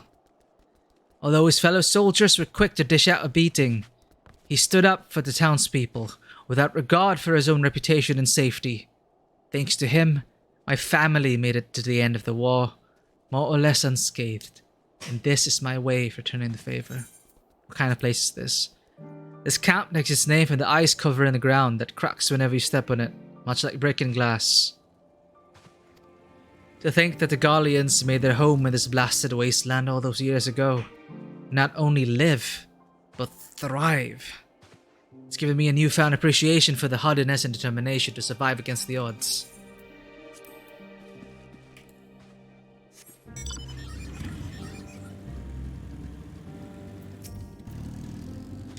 It's not only the tempered that need care. A fair few of our own were wounded at the Magna. If only we hadn't needed to defend the supply caravan, a lot more of us could have joined the front line. We had to. I'm so stylish, this cat. Our comrades certainly haven't wasted any time establishing a base of operations. Between guarding our supplies and keeping an eye on the tempered as they undergo treatment, we're certainly kept busy. Well, that's word around camp. Ishtola? Sorry, I'm feeling rather unwell. Are you cold? I like her outfit though. Is that the Crystarium outfit? I think it is the Crystarium outfit. I recognize that belt. I think you should find a fire. This is perilous terrain, you hear me? Keep your guard up at all times. Now we have a sense of what's going on around camp. Shouldn't be long before we have a half-decent camp with so many helping hands. I was concerned the snow might hinder our progress, but our Ishgardian friends are used to working in conditions like these. In spite of the obstacles we faced, our plan proceeds apace. Just a little farther and we will reach the capital itself. Still, we mustn't get ahead of ourselves. As soon as the camp is made fit has been made fit for purpose, we are to discuss a course of action with Lucia. Would you mind asking Y'shtola and Graha to join us in the building to the northeast of the camp? Alice and I will meet you there.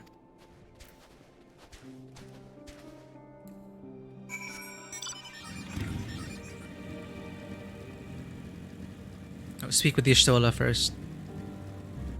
Oh, kitty.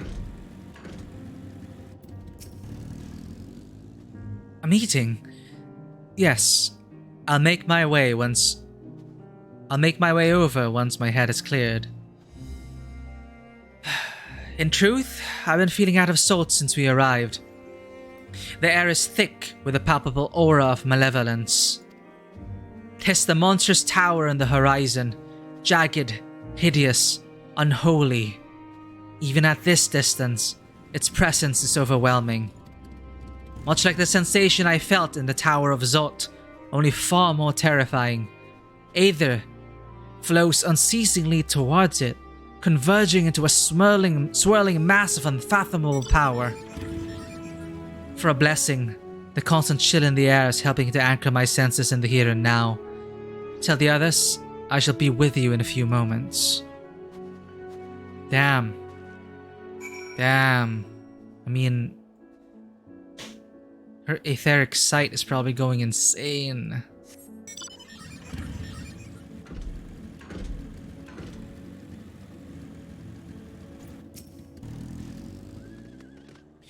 You will be pleased to know most of the Tempered have been quartered inside the nearby buildings and are receiving treatment as we speak.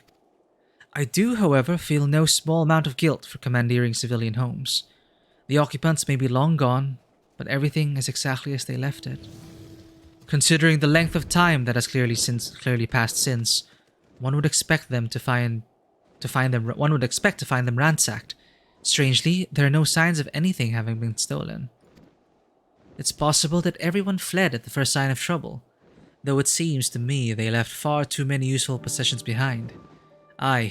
Although there is no conclusive evidence, I strongly suspect they were tempered. Sorry, I was merely thinking out loud. You mentioned a meeting. I'll make my way there.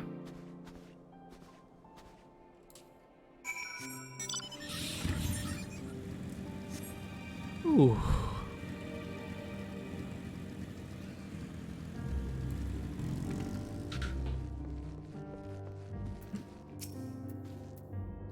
Virgilia is in our care, along with the rest of the Tempered. Glory to Garlemald, glory to Garlemald. They still whisper in their sleep, even as they writhe in pain. Raban taught me a lot of military strategy during exercises in the fringes, coordinating units with wildly different capabilities, surveying and securing hostile terrain, that sort of thing. Now, I have the chance to put his teachings into practice. Good new lease.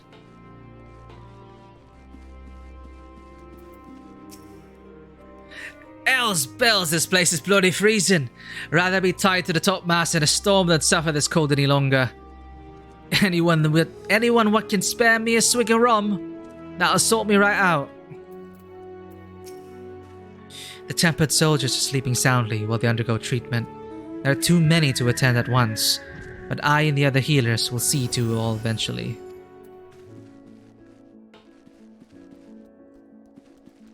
Good then. We've asked the Ironworks members and some of our other comrades to stay with the airships. In the event we are discovered, we must be ready to move them swiftly to a safer location. This is all that remains of Latorum. Homes become empty husks. If this is the state of the outlying villages, I dread to think what has become of the capital.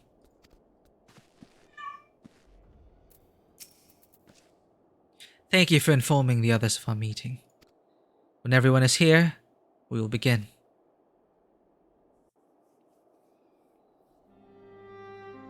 Ooh. Sad music time. Our present situation is as follows. Efforts to aid the people of Garlemald have begun in earnest. Moreover, having entered into the capital, the Imperial Palace is within our reach. But before we proceed further, we must learn what has befallen this city. For therein lies the key to understanding and combating the Telothroroy's designs.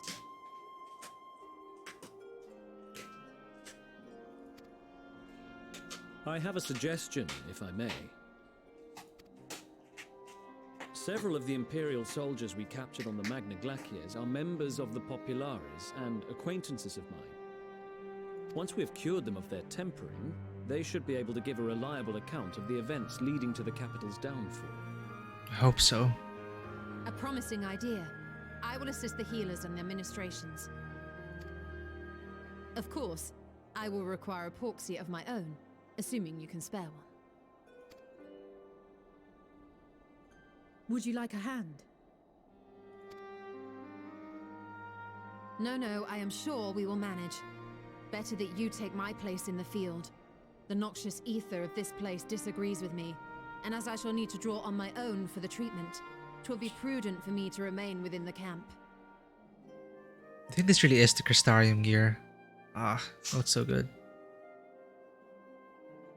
This talk of curing the tempered is all well and good, but I reckon the cold is a more pressing concern. All the houses round here are fitted with cerulean heaters that could keep us warm and toasty.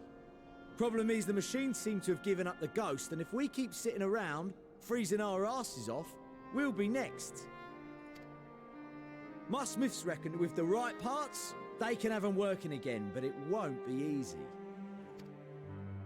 Understood. The machinists will assist them in the repairs. There we go. She pronounced it machinists. Okay. So I've been saying it right since the first time.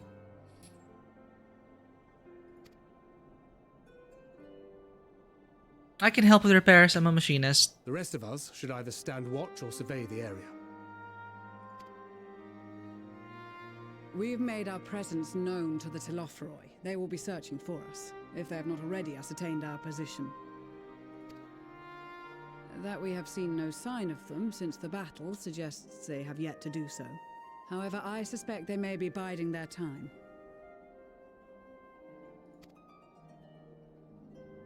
There we go. Sharlayan. Perhaps we are beneath their notice. Yeah, what the hell is Daniel up to?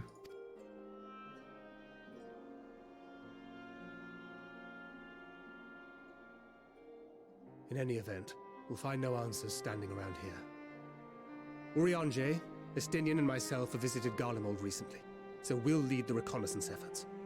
Perhaps bolstered by a few Bosnian and Dalmatian scouts from my previous excursion for good measure.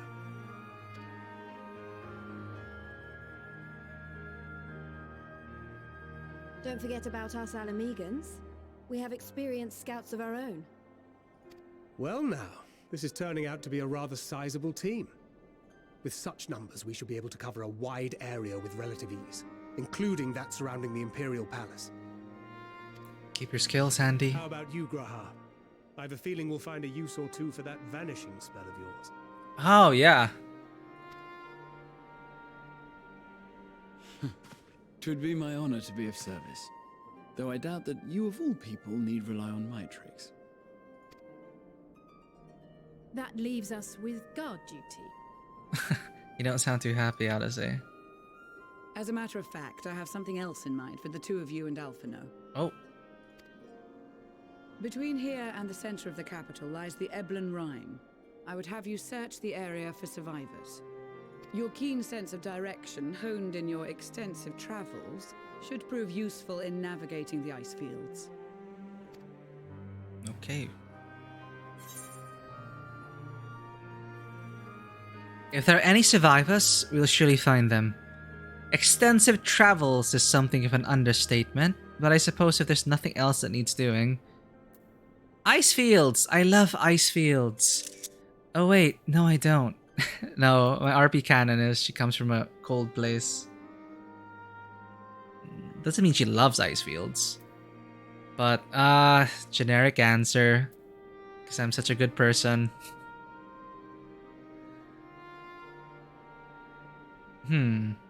What's fun?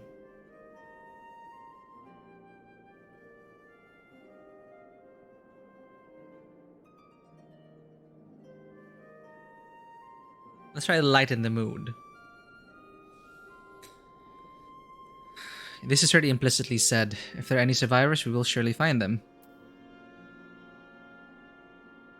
Ice fields. I love ice fields. Oh wait, no I don't.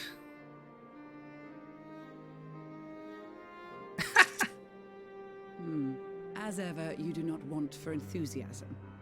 But given your experience traipsing about through Kurthus, I should be surprised if you let a little inclement weather dampen your redoubtable spirits. Of course.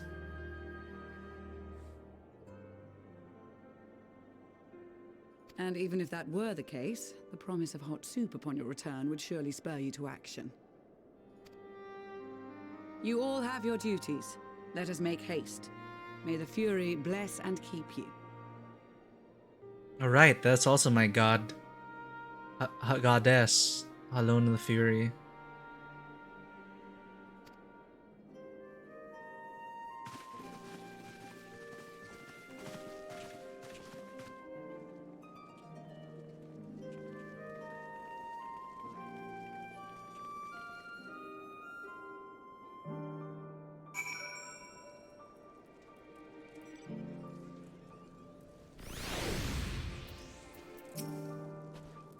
I never thought myself much of an explorer, though I suppose my adventures have taken me to all sorts of strange and distant places. With that in mind, traversing an ice field should be a simple feat. Manolane, freezing to death I see. There's this odd perception that Ishgardians have lived their whole lives in the snow. But it really wasn't that bad before the calamity, that's true. And afterwards, well, I was rarely more than a few paces from a raging fire. This dreadful place, on the other hand, is nothing but cold, cold, cold. And it's my understanding that Ilsabard has always been this way. Gods, can you imagine? I sometimes forget Ishgard used to be much like Gridania or the Shroud before the calamity. Hey, I didn't see him. Had a dragoon. Several of the temple knights are off on reconnaissance at present. We Ishgardians have seen our fair share of frost in the past years, so we are more than ready for this icy bout. The Hrothgars from Bochja, on the other hand, are having a devil of a time adjusting to these chilly climes. The warming stones we lent them seem to have helped, though. We Domans owe our freedom to our Eorzean allies, and I was one of many to volunteer for this endeavor. Good night, Magpie. Thanks for stopping by as always. I am getting a bit sleepy myself, but I gotta trudge on. I barely made any progress. We Domans owe our freedom to our Eorzean allies, and I was one of many to volunteer for this endeavor. We'll be glad to lend our assistance wherever it is needed. Oh, right. I could cut trees and stuff. Yep, I ban Lazy Pie. The moment I see their message, I ban right away.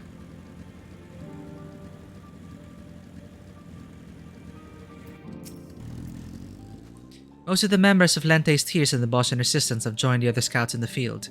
And since Lys and Pippin's troops are already keeping an eye on the airships, we of the Steppe shall guard the camp against intruders.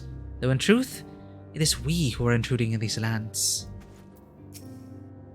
Standing atop an enormous edifice to cast their eyes down upon their dominion, these Telepharoi and the Orenir have much in common, yet even Magni and his ilk would not stoop to stealing the minds of their subjects and enemies. When the time comes to storm their stronghold, I shall lead the charge and leave naught but ash in my wake. Thanks, Magpie. I'll try. But with me reading, like talking to all the NPCs and reading everything, I think it will take me a while. Oh, look at Magni here. This guy, man, cannot make a move, and these girls don't care. They got eyes only for each other now. That's a new development. I didn't see that coming. It's okay, Magni. You'll find your partner. Searching for survivors? Humph. If they are truly strong, they will not require our aid. While you are gone, we will guard the camp against any man or beast foolish enough to challenge us. My duty as sentinel will afford me little opportunity to seek my Nama. Though perhaps one among our ranks come bearing a hot meal or such will prove worthy. This hopeless freaking romantic. You gotta make the move. They're not gonna come to you.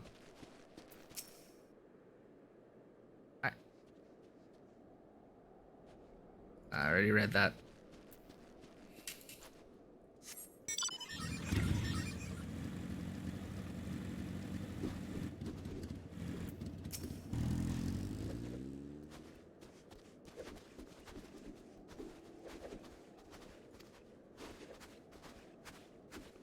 Oh, okay. I haven't seen this yet. Chuchito from the Pugilist Guild. Training is of vital importance, as it allows us to be ready at a moment's notice. Always advice, I know, but it's worth remembering, reminding ourselves every now and then. So any spare time I have, I spend in the betterment of my abilities. And on that note, listen everyone. Train and train hard. Let's show our enemies that no freezing winds or icy hellscapes will break our spirits. That's right, Chuchuto, tell them.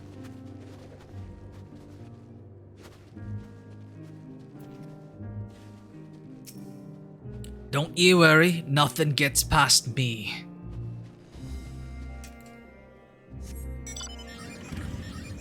How are the Marines doing? I made the mistake of asking Bronbar if he knew any effective methods of staving off the cold. According to him, working up a sweat from smashing boulders repeatedly with an axe works wonders, though that is hardly the sort of advice I was hoping for.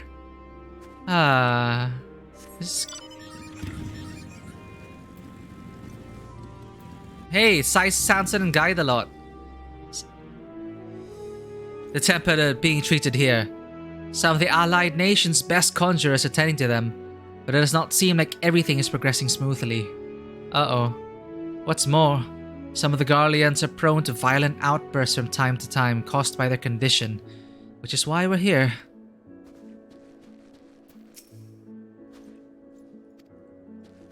Guide a lot, how you doing? I'm rather looking forward to hearing the songs of our comrades' homelands. I love a rousing melody, no matter it's from. Once the Garleans have found both their strength and their footing again, I shall ask to hear a song of their people, one that conjures visions of home. I'm just glad Guy the Lot's here. He's gonna lift their spirits. That's what we need.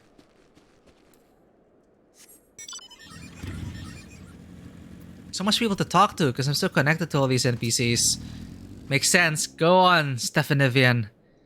The machinists reckon all the interior heating was just left there consuming ceruleum till there was none left. There were even pots sat on stoves, all the food inside burnt to soot. In any case, even if we had plenty of fuel, it's the Magitech itself that's buggered. We'll have to either look for spare pots or make them ourselves.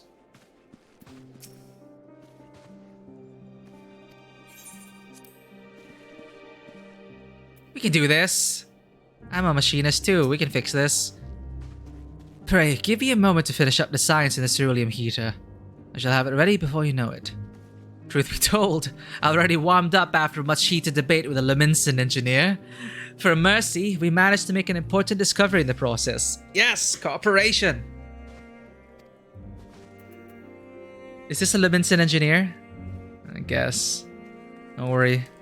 Don't forget, I'm a machinist. Don't forget to call me Stefanivian.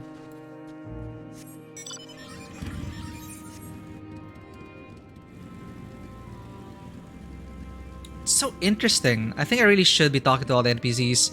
It's adding so much color to the world. Well, NPCs I can see at least.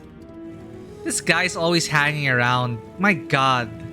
Don't be a creep, Magnai. Always in the vicinity of these two. Well, he wants to protect them. They're his friends.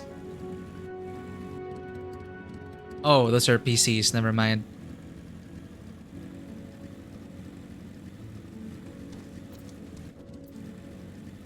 I don't remember Talon.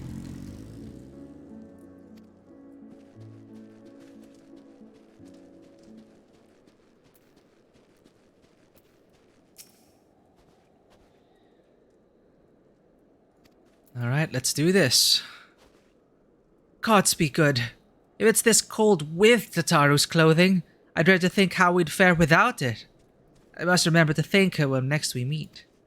It makes me realize, too, that while the people of Garlemald have spent their whole lives in conditions like these, even they'd be hard-pressed to survive away from the warmth of their homes.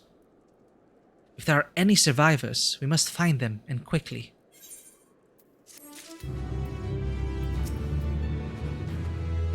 So it's into the Eblan Rime we go. But where do we even start looking in such a place?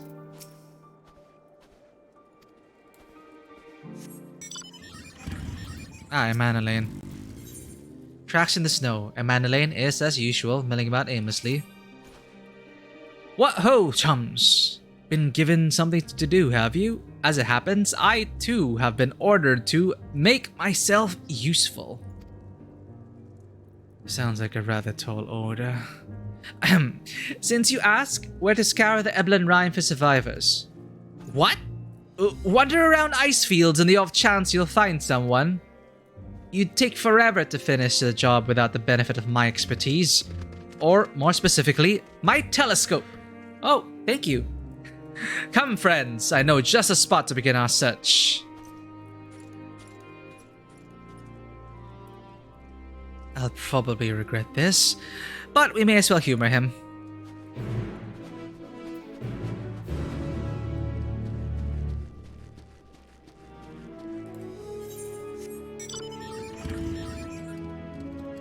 Gemstone trader. I guess it's open for business.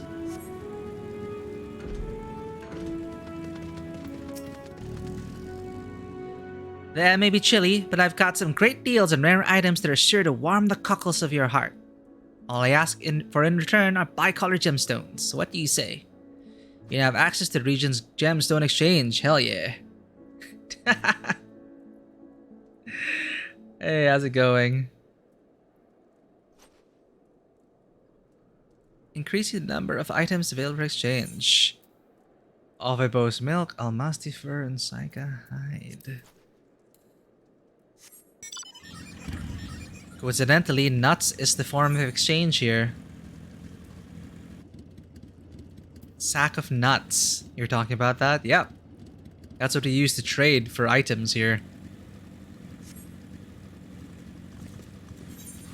We're right way. Where is it going again? Right.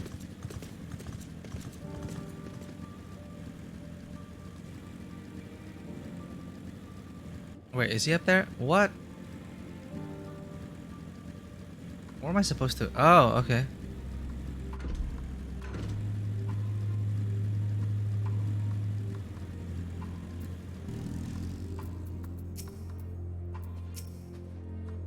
I'm surprised by how many wild beasts there are roaming about the place. Perhaps now that the soldiers have gone, they're free to wander and forage as they please. The few buildings I can see don't appear to be residences. They may still warrant investigation, though.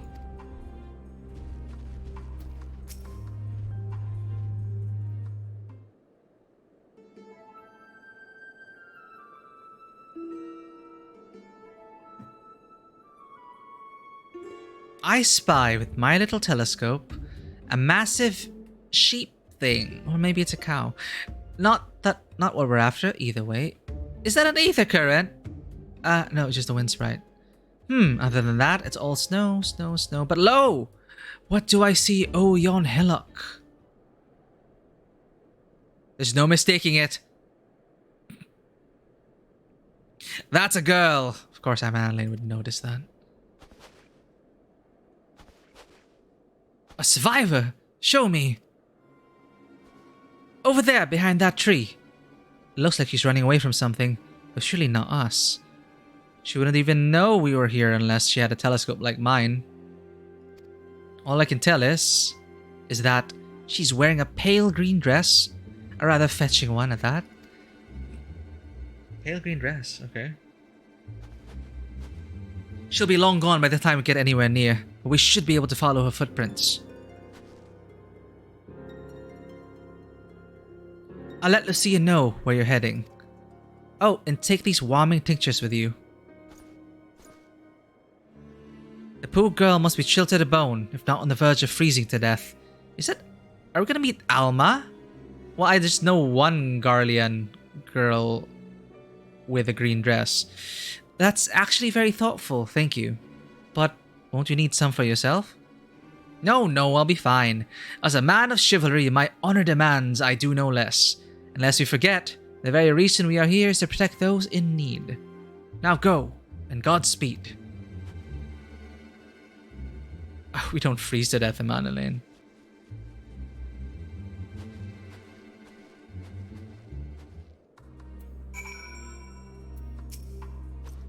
Why are you still here? If you dally any longer, you'll miss your chance to play the hero. Got it. Gonna get my bike.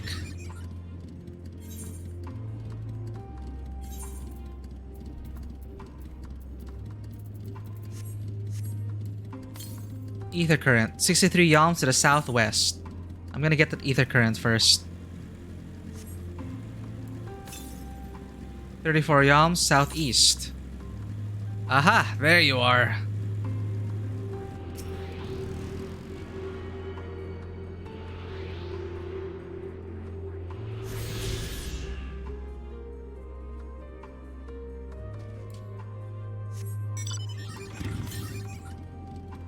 Northeast.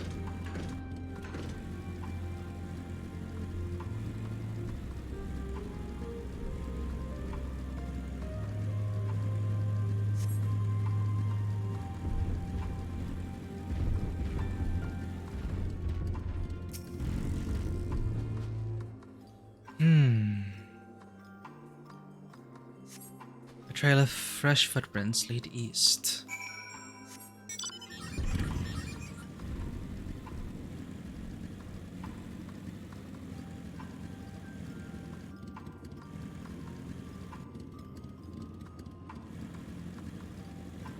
Went down here.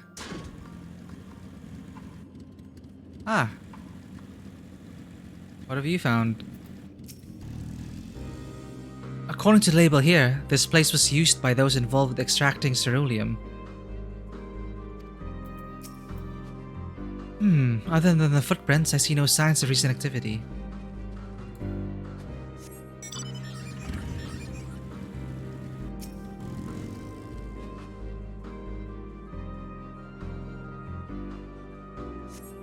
These footprints appear to be the same as those you saw previously, and they lead toward the building.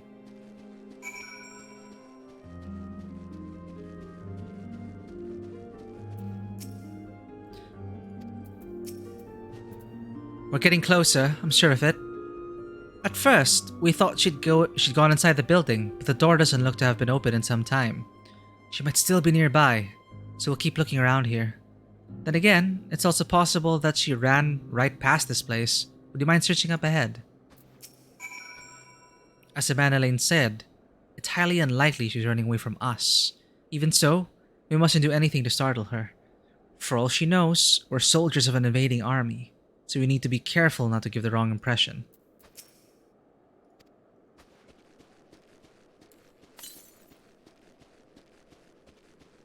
Someone disconnected here.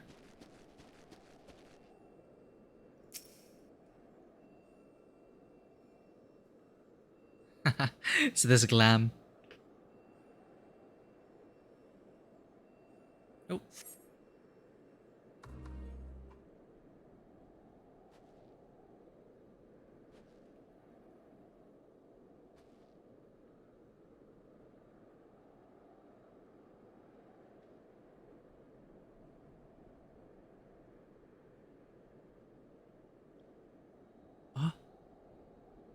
The girl in the green dress anxiously surveys her surroundings.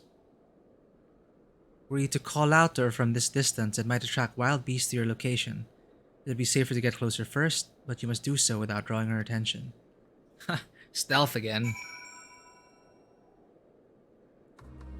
I am also a ninja. Follow the girl from a safe distance. The objective will end in failure if you are noticed. Make use of cover, such as rocks, to approach her without being seen. Similarly, the objective will also end in failure if you fall too far behind. Should you fail to complete the objective, you may try again by returning to the designated location. Damn!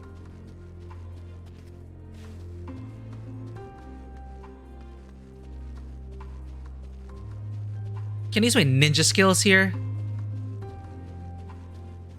She's running like a midlander.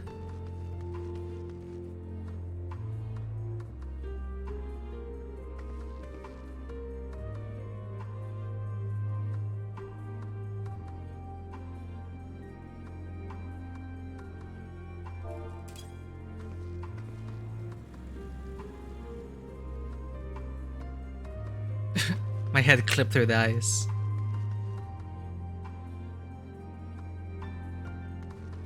How close is too close?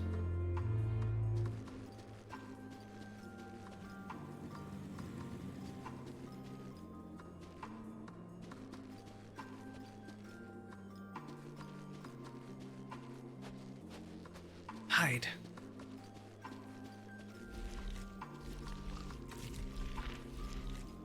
Oh, don't come here.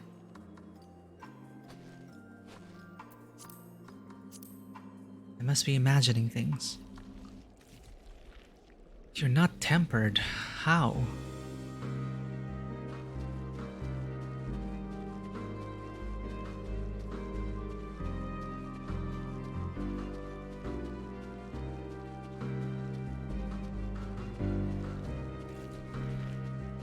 Better catch my breath.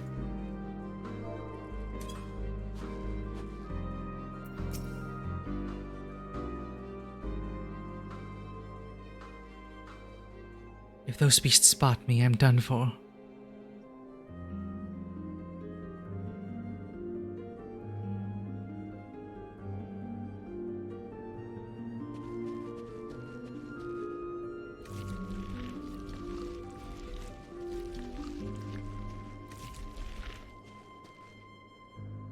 I hope my luck holds. Ooh, almost caught us. Got to keep going. They're all depending on me.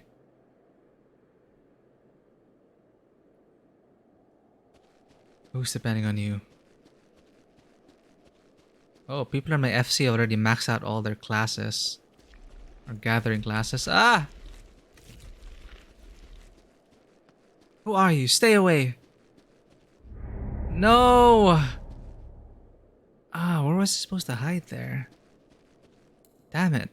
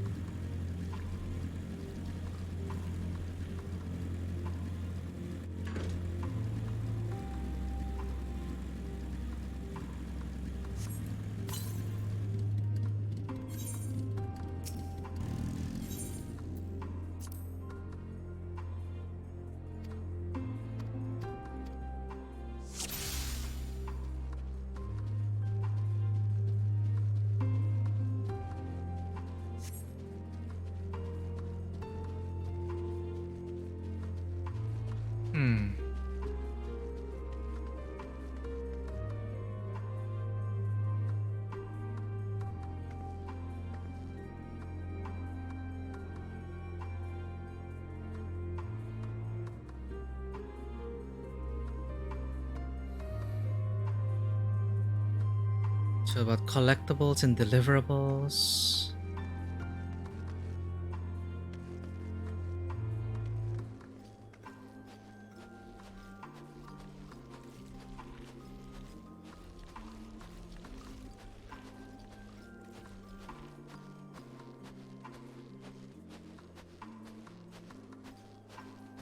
My boots actually work with this.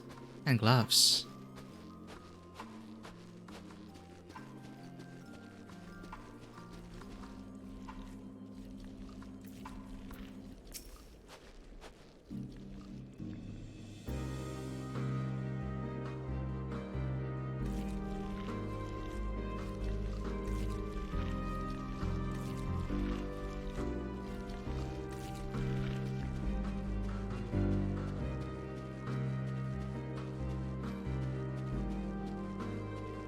Ah, there's a tree there I could hide behind.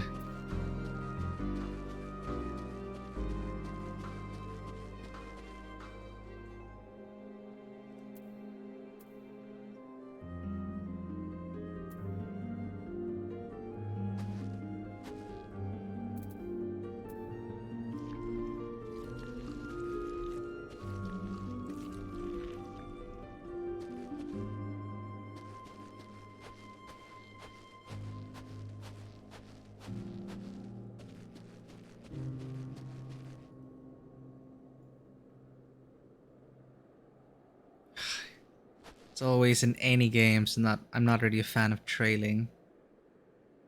Let's keep going. They're all depending on me. And then comes a random warrior flight.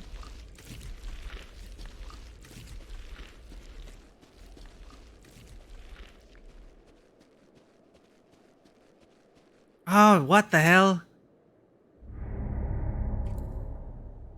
Right, so I have to go to Dispose next.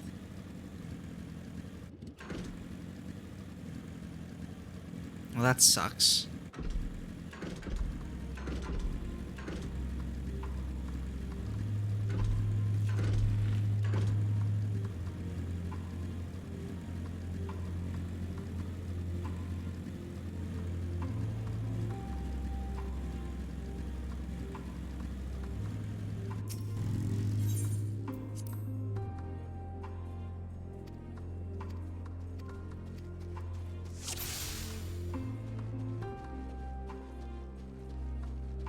I'm gonna do it now with some other people.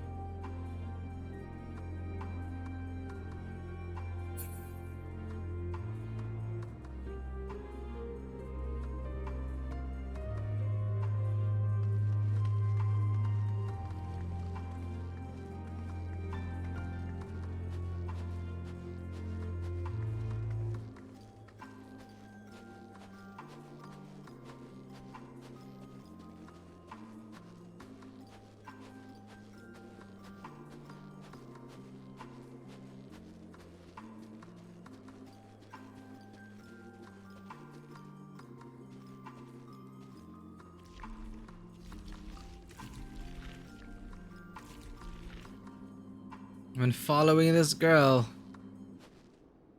for a day.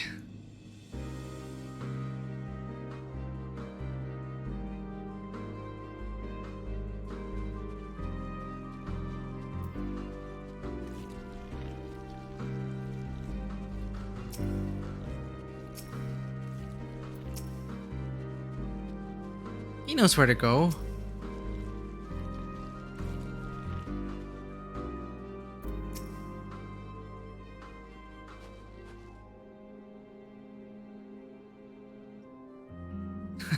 What is this, co-op?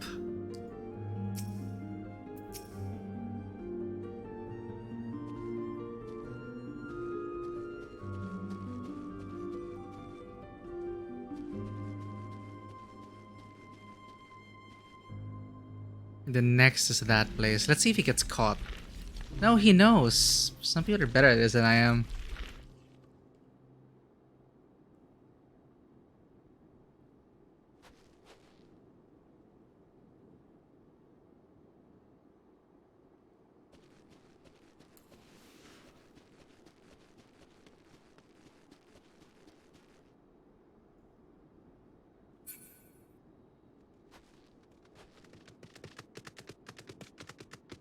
This is it, the final spurt, thank goodness.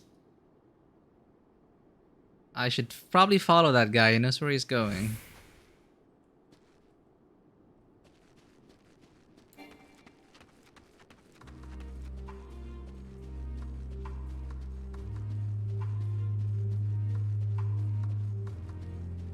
This is open, way too open.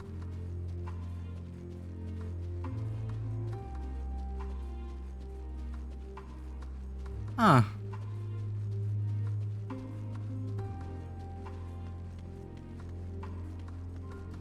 Interesting. Hello there. Phew, still in one piece.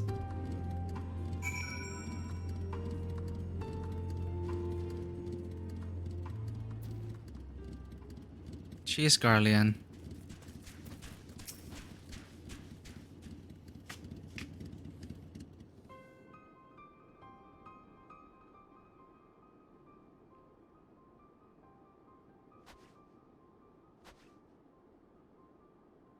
Who are you?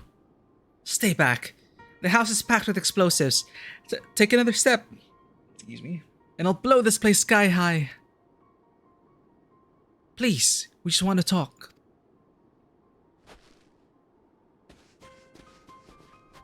I'm Alphino. This is my sister Alize, and our good friend Karen. We've no intention of hurting and taking anything from you or anyone else. I give you my word. We and our comrades have come to provide aid to the people of Garlemald. Aid? You savages are the ones responsible for all this. You did this to us. We didn't, I promise you. One of the other reasons we came was to find out what happened here, in fact. The Telepharoi are the ones to blame. They're the ones who laid waste to Garlemald, and they won't stop until they've destroyed the entire world. They're the enemy. Our enemy. On our way, we encountered Imperial soldiers who had been made their thralls. Those poor souls are now in our care, and we are striving to cure them of their affliction. You're the first person we've met who wasn't already enslaved. How are you able to escape the Telepharoi's influence? Are there any others like you? I'm sorry, I don't mean to overwhelm you. Let's start with introductions. Can you tell me your name?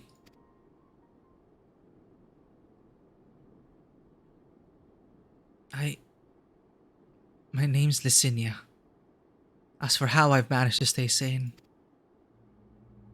I've been asking myself the same question ever since that night, and the roar, that terrible roar, and then the screams.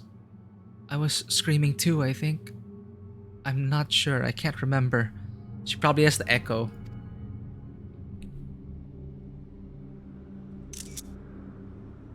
Then came the silence.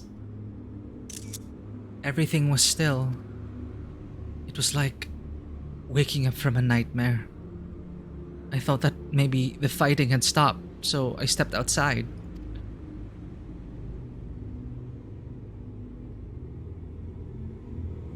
If your hells are real, I saw one that day. I ran past friends, people I'd known all my life.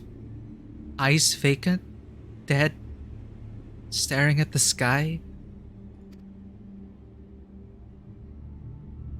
Others were mad and violent. I saw them struggle with soldiers, but didn't stay to watch. I fled as far as my legs would take me. No, the ominous music stopped.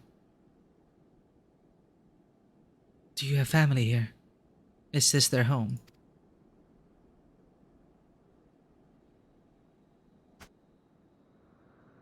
No, this is Victor's Spoils, a mansion for retired soldiers. Or it was.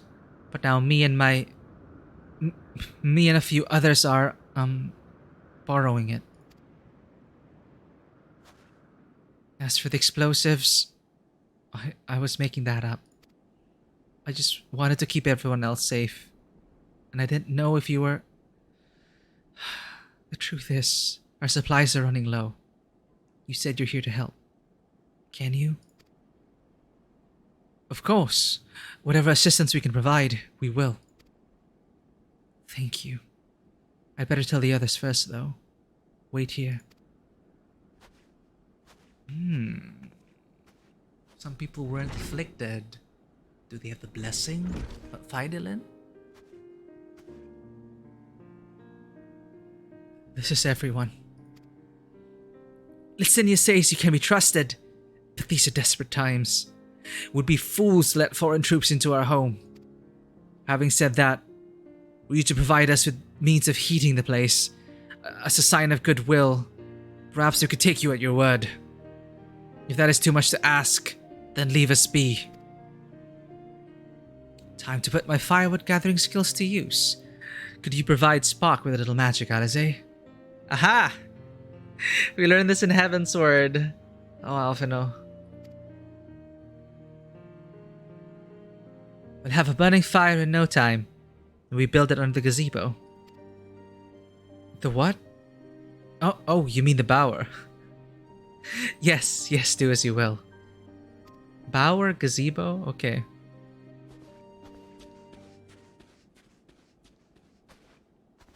It's dangerous to go alone. Be careful. Now what?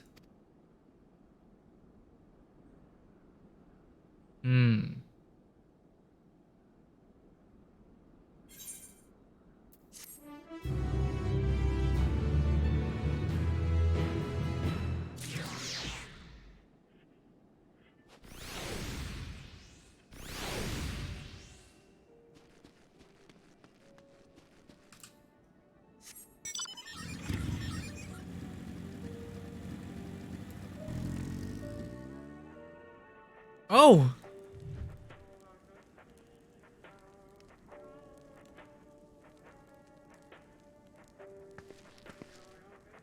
It's the Garlemald theme.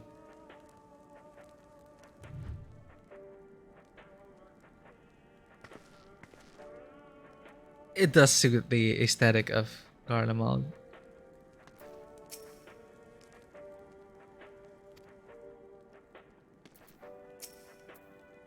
All's well. All's well. With food in my belly and a song in my heart, I can feel my fingers again. Early signs of frostbite. This must be treated quickly. What they need most is a decent meal. We've food back at the camp, but there's a distance to consider.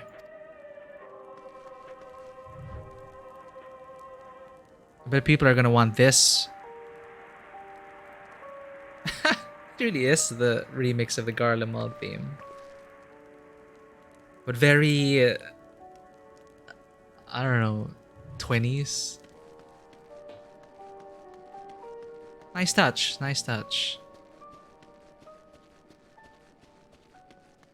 Maybe I should have used my rebel coat. It's okay, Tataru made this for me. I'm never gonna take it off for Garlemald. How the mighty are fallen. Licinia's inner turmoil is writ plain on her face. Sorry, I'm still finding it hard to come to terms with all that's happened. Now that you're here though, I'm hoping things might change for the better.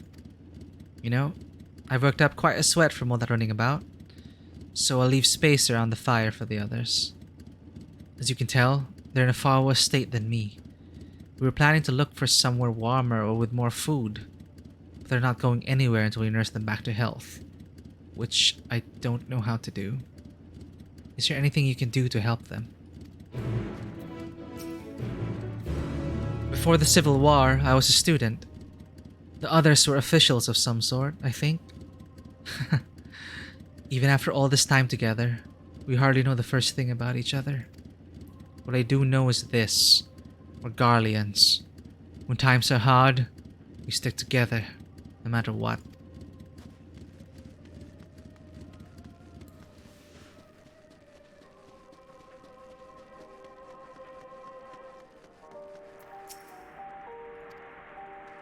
I can't get over this remix.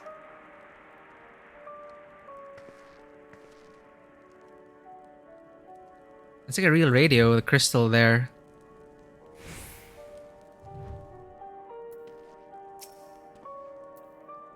I could treat their frostbite and their wounds, but it will take time for the fire to do its work. Now would be a good occasion to make use of Amanalane's tinctures. Excuse me. The ones that can warm the body from the inside out. Would you make sure everyone gets one? Amanalane, thank you. If there's something that can be said for Lord Amanalane, he's not one to leave others at the mercy of the cold. Of course, being a man of Kurthus, I'm sure he is more aware than most of its dangers. But I sense that is not the only reason. Ever since the warm welcome we received at Camp Dragon's Head, the hospitality he and his brothers have afforded us have been nothing short of exemplary. Perhaps they aspire to live up to the example set by Lord Edmont. Yes.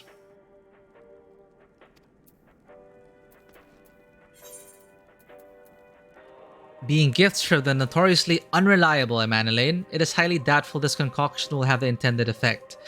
If only there were willing, and more importantly, unwitting volunteers on whom to test it. Time to test it. The numbness is beginning to subside, though I suspect once the fire dies, it will return with a vengeance.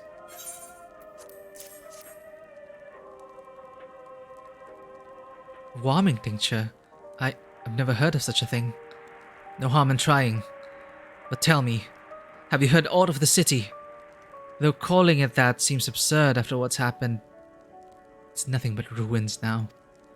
The few buildings still standing offer no more than meager protection from wind and snow. Food production, water purification, the magitech that sustained us has come to a grinding halt.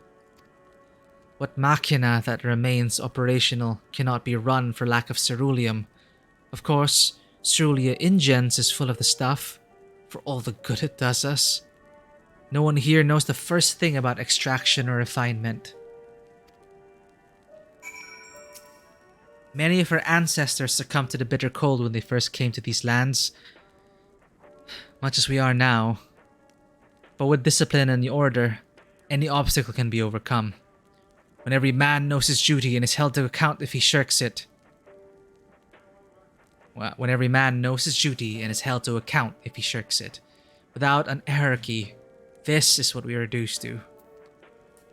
The music here really adds a good touch. It's like it's wartime. It really gets that feeling across with this whole thing. Like we're freezing outside Belgium or something.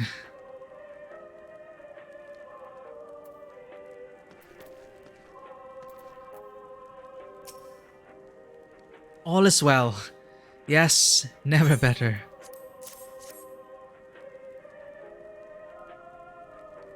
Oh, what sweet libation is this? Is it poison by any chance? 'Twas a joke, 'twas a joke. If I laugh, 'tis that I may not weep. So said the poet.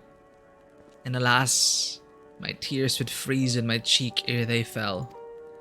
We are the blessed damned to bear witness to the fall of the great empire, while our brethren lie dead, alive, or live on as puppets of flesh. First came the war, then came the roar. When morning came, Garlemald was no more. In a cacophony of gunfire, explosions, and screams was our beloved capital razed to the ground.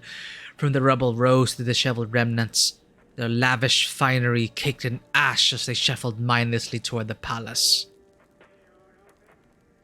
Wow. Each bearing a fragment of stone or metal, an offering perhaps to the architect of our destruction. A hopeful few tried to reason with the deranged, only to be beaten for their kindness. But I knew better than to plead with the horde.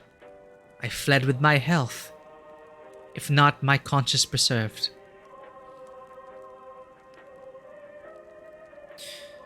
Now I wait with my fellow cowards for a final judgment.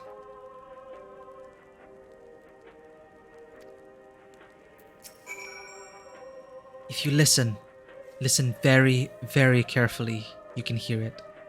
The sound of my stomach eating itself. Would that it could devour my soul. Shit, this is getting dark. What do you want? I swear, this is such a good touch. Whoever thought of putting a radio here while they're talking around this campfire? God, good touch. And it's the Garlemald theme too, but it's so haunting. A tincture? May as well drink it, I suppose.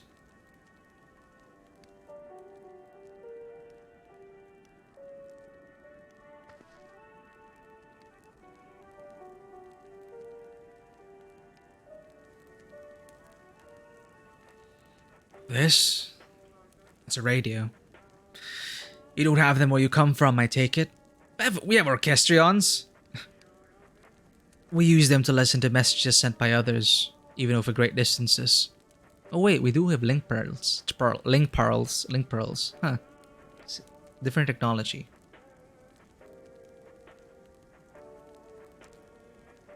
Well, I guess it's my first time seeing a radio.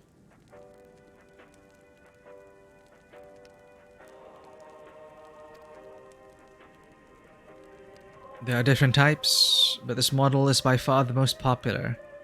Made with quality components crafted with the finest ore.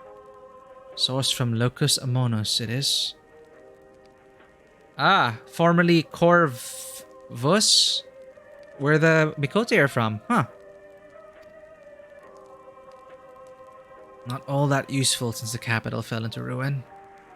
The people at the broadcasting station must have either fled or ended up like all the others. Because all we've been hearing is the same music. Damn. Being played over and over again.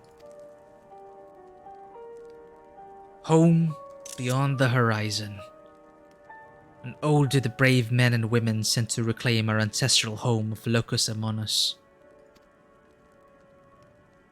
We may have founded an empire in these frozen wastes, but we always hoped to take back what was once ours. 'Tis a solemn reminder that though we must suffer great hardship, better days will surely come. Despite everything, I believe that Emperor Varys yet lives, and that he speaks to us through our radios. It is a cunning strategy, faking his murder. He must have foreseen this catastrophe and chosen to conceal himself, that he may one day make his triumphant return. I don't know what to tell you, buddy. Yes, I'm sure of it. Emperor Varys would not be defeated so easily. Oof. They think their emperor still lives. I have faith you'll deliver us from this madness, your Radiance. By your grace shall Garlemald be reborn.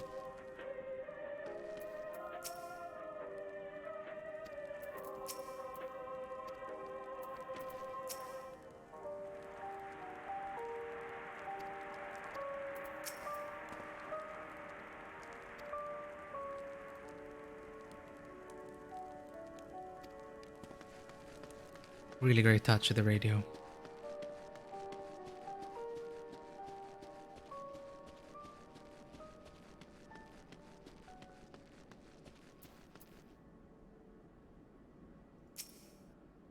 What's that?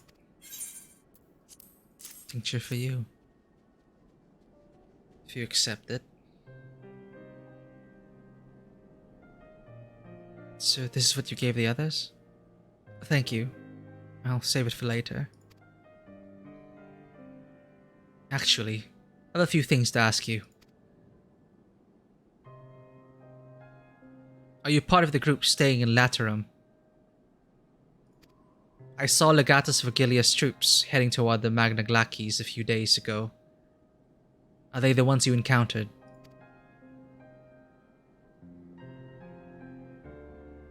Camp Broken Glass, you call it. And Vergilia and her men are all there now. So how did you reach the Magna Glacies? I really were pronouncing that. I think they pronounce it as Glacies, right? Did you cross the mountains on foot?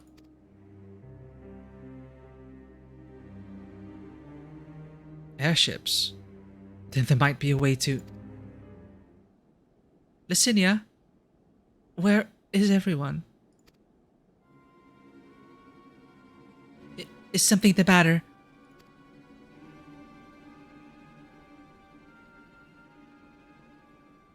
A voice from inside, you say?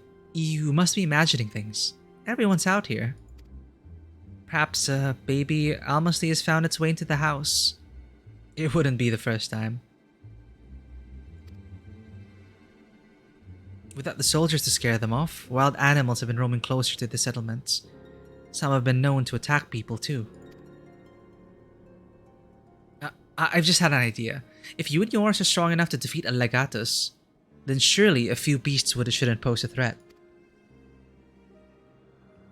If you've a mind to continue helping us, perhaps you could head to the other side of the lake. There's a small group of tappers living there, people whose job was to extract ceruleum. They still do, from what we can tell. I've already tried asking if they would share their fuel with us, but they're not willing to give it away. They want food in exchange. Lots of food. And that's something we don't have and can't get on our own. On top of that, to even reach their dens, we'd have to make our way past all those creatures. Would you be willing to go in our place? We'd only need enough ceruleum to last until the others are strong enough to travel to your camp. If the offer still stands, that is. Oh, and I don't expect you to give up your own supplies. But there might be another way to pay the tappers.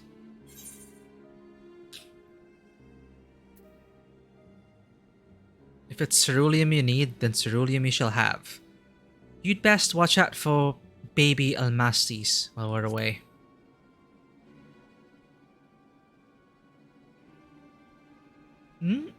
Yes, of course. If I see any, I'll be sure to shoo them away. To reach Tapper's Den, you'll have to cross the lake. The ice is thick enough to support a person's weight, but if you'd rather not take the risk, you'll need to take the long way around. Finding the entrance can be a bit tricky too, so it's easier to just look for someone standing guard outside. However you decide to head there, please be careful. I'm not sure what else the tappers might need besides provisions, though I dare say that capable fighters like yourself can offer them other forms of compensation, culling dangerous beasts, that sort of thing. Can we dye the clothing? Ooh, we can. Thanks, Sataru.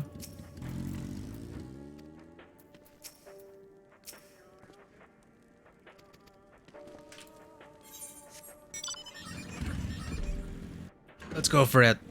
All the way. Boom. Oh.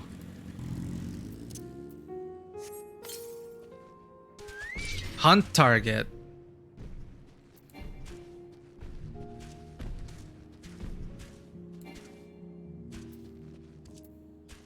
Oh, it's a melee attack. I don't know. I should need to know that. Anyway.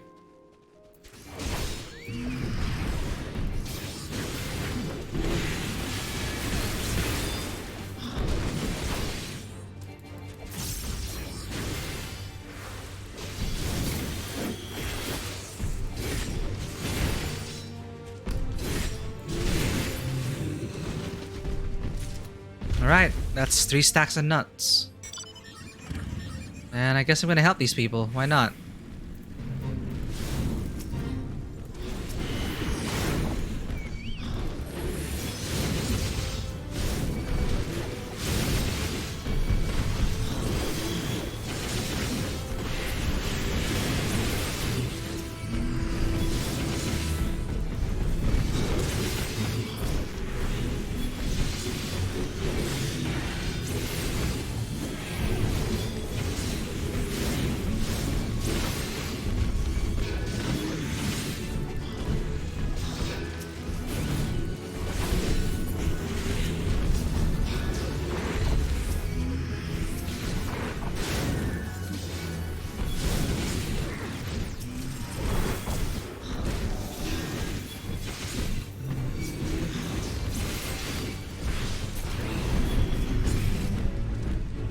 Hey, I should really clear my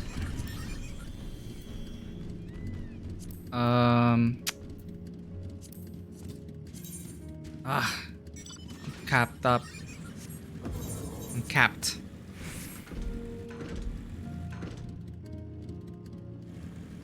Bad journeys, warriors of light.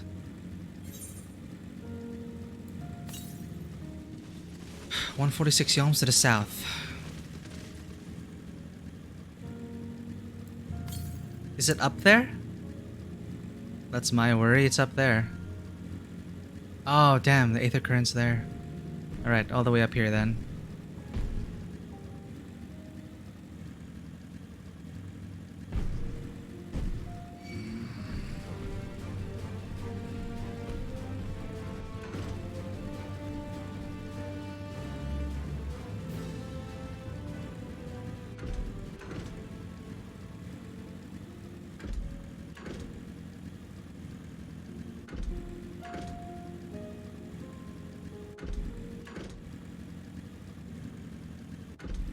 Almost there.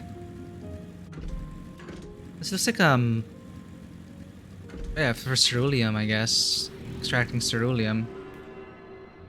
Very industrial, very modern.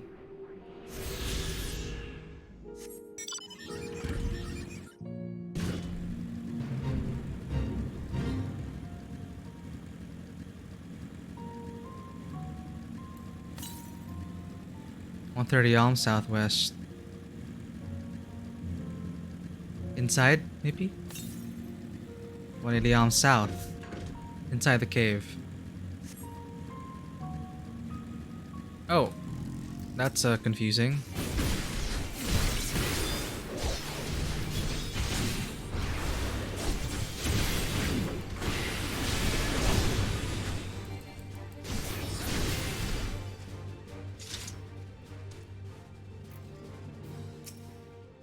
Who goes there? How did you find us? What do you mean I stand out like a sore thumb? Huh. If the purebloods over at Victor's spoils hadn't given away our location, you'd never have found us. Huh. Those stuck-up assholes thought they could come waltzing in here, demanding ceruleum with nothing to offer in return. Huh. Looks like the boots on the other foot now the capital's gone to shite. So they resorted to sending you to negotiate. I know your game, sellsword.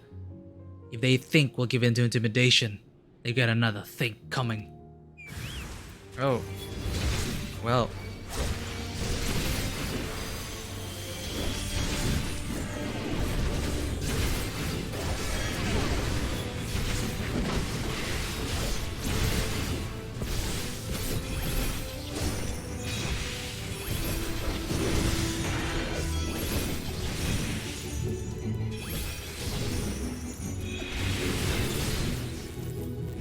Stop, please! Consider me intimidated!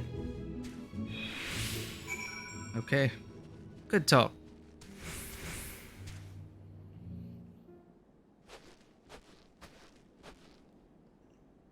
There you are. Just after you left, Licinia asked me to go and catch up with you in case you needed a hand. Oh no, what are you going to do to Alphino? Someone must have let slip that I have a little experience in transporting barrels of ceruleum. Alphino's left alone with them.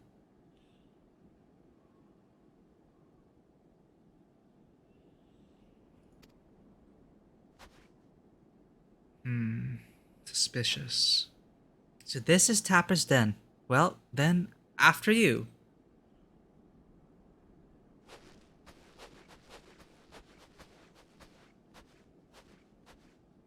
Suspicious, suspicious.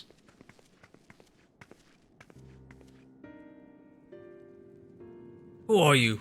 What happened to the guards? Eorzeans and rebels here to save the people of Garlemald. That doesn't make any goddamn sense. Why in the hells would you pass up this chance to put those imperial bastards to the sword? Let me guess. None of you are Garlean. You were brought here from other lands. Girabania, Yangxia, Bozja, Dalmasca, to name but a few. Some dragged here against our will. Others fed bollocks about a better life. All put to work extracting ceruleum. All given the esteemed title of An, placing us firmly in the bottom rung of the ladder. The old hierarchy means nothing in the new Garlemald, says we. About the only thing that's escaped more or less unscathed is Cerulia Ingens. Still sustaining us, even with our paymasters out of the picture. We hear you're experts in drawing up ceruleum from the bottom of the lake, but how can you do that if it's frozen over? Ha! Would you like to know? Trade secret, I'm afraid. At any rate, it's not as if ceruleum is used for much these days, what with the city in ruins. We take enough to power our heaters and save the surplus for later. And that would help stave off the cold. It does sod all about our hunger unless we can trade it away. Speaking of which, be sure to tell your contingent we've got ceruleum by the barrelful. If they're interested, we'll exchange it for whatever provisions they're willing to spare. We can certainly ask, but if you're all free to go now, why carry on living here? Free to go? Go where? Even if we managed to get back to our homelands, there'd be nothing left for us thanks to the Empire. And the knowledge and skills we acquired working here would be practically useless outside of Garlemald. So we're staying for the time being. Long as there's a need for ceruleum, we'll find a way to get by, even if Garlemald as we knew it is gone for good.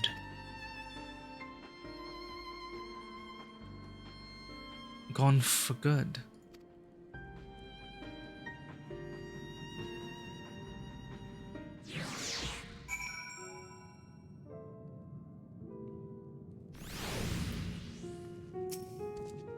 If you're wondering why we post guard outside, it's because we've had trouble with other refugees, and I don't mean the ones that Victor spoils. Some of them come bearing weapons and won't take no for an answer. As for the 2 guards you met on the way in, I'll tell them what we've discussed. Once they've recovered from the beating you gave them. Come to think of it, maybe we should ask your contingent to send some bandages and healing balm. Oof. My bad. Come here from across the ice fields, did you? Then we'd better hope you weren't followed by any of them crazed soldiers or were done for.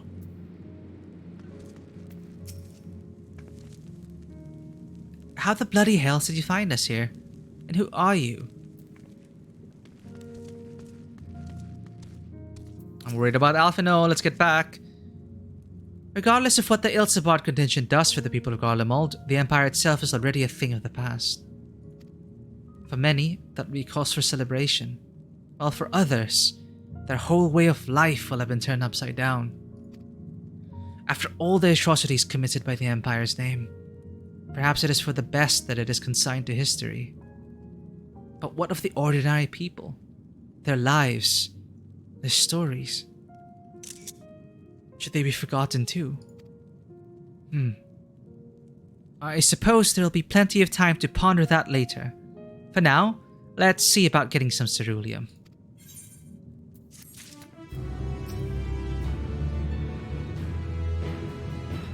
The fire we built at Victor's spoils won't last forever, and it's too dangerous for Licinia and the others to search for more with kindling. If we could get them some ceruleum, that'll be one less thing for them to worry about, for a time at least.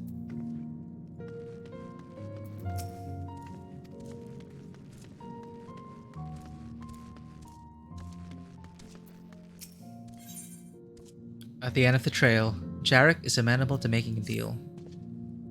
So you come seeking ceruleum, have you? What? Those purebloods up at Victor's spoil sent you? To turn to their enemies for help. They must be more desperate than I thought. Then again, Licinia's got her little sister to think about. A sister? But we only saw Licinia and 3 men.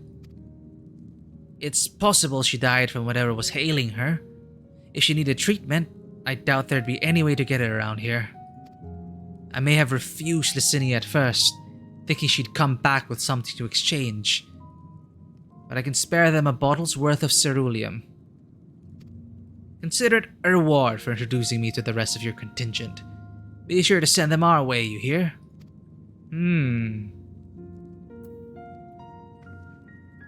I can't for the life of me think why Licinia will keep her sister a secret from us.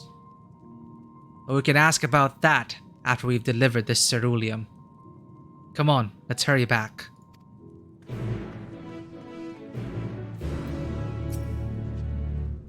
Oh, that's Alize, my bad. I don't know the details, but she mentioned a sister 3 years her junior who's in poor health. That being the case, I thought our people would be willing to cough up some supplies in exchange for ceruleum. But maybe they didn't have anything after all. Oh, God.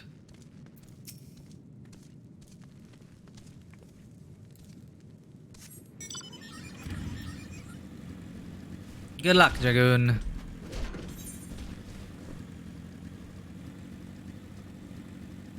What did she do while Alphino was away?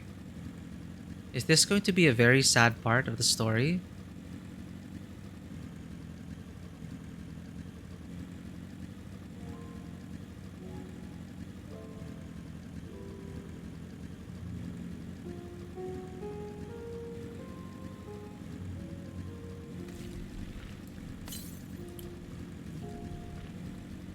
Oh shoot, we forgot about the ether current. Where was it?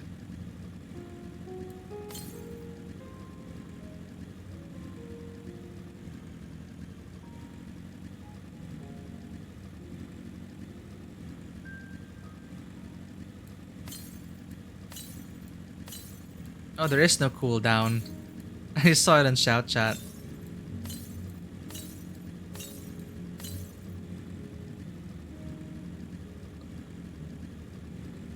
Aha, sneaky.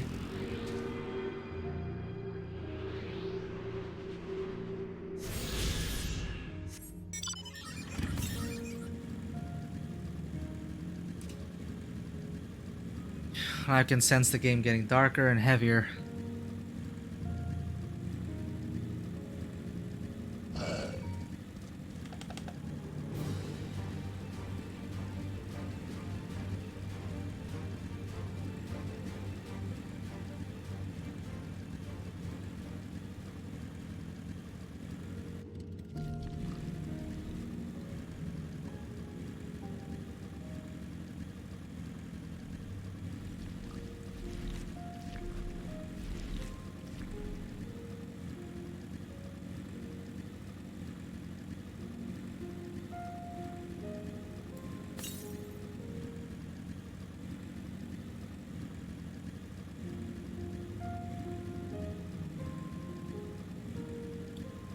Actually, I'm interested to see how different the summoner is now. And all the other classes. I think I will be getting them all to 90. We'll see. Okay, this is sus. Where they go?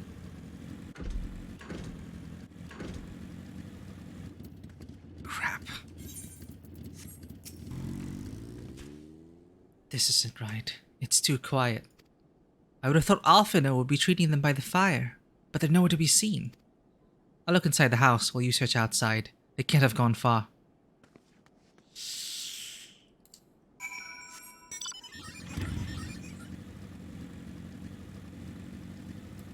What the hell?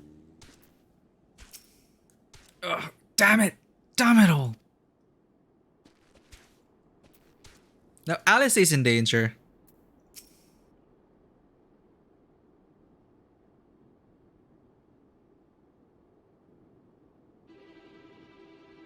They asked me to help carry supplies, but when I followed them back here, they attacked me. Caught me off guard, forced me to defend myself. I fear they fared rather worse than me. You can't fool us. We know what you're about. Vultures, that's what you are. Waiting in the wings for us to show weakness. Then in you swoop. Here to help, what rot. All a ploy to make us lower our guard. Let you in, put ourselves at your mercy. Put us in chains, steal our lands, get your revenge. You're wrong. That's not what any of us want. Save the arguments for later. We've got bigger problems. I found empty medicine bottles in a bed that was still warm. It's true. Licinia was hiding her sick sister inside the house. But now, there's no sign of them. Where are they? Where did they go? Away from you and yours. And if you think I'll tell you, you're a fool. I never give up my people. We're trying to help them, you idiot. Her sister's ill. The empty bottles prove it. So the medicine ran out, or she put it in her pockets to make it easier to carry. Or to avoid the sound of clinking glass. There are beasts everywhere. How could you let them go alone? To protect them from you.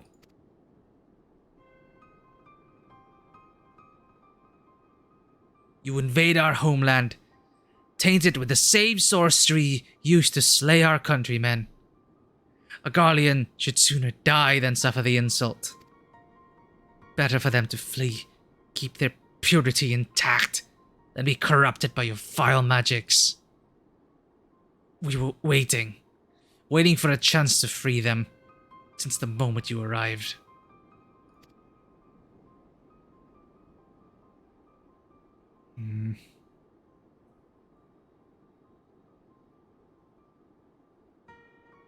This is getting us nowhere. Cannot say how Licinia and her sister will react when we find them. But find them we must. Go on without me, both of you. First I need to tend to my injuries and theirs. I will join you in the search after. Alright. Be careful.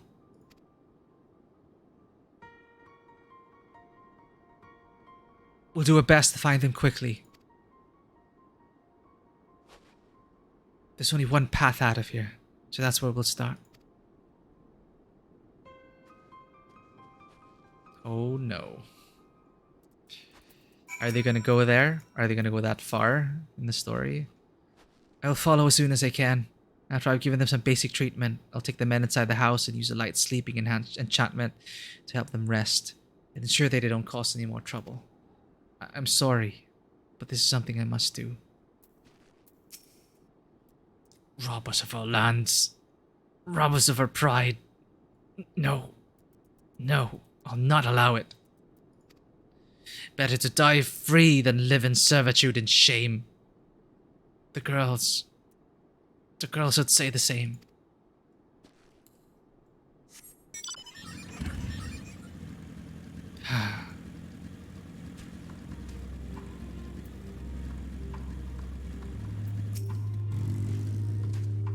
Two sets of fresh footprints, young women judging by the size. This is definitely them. Come on.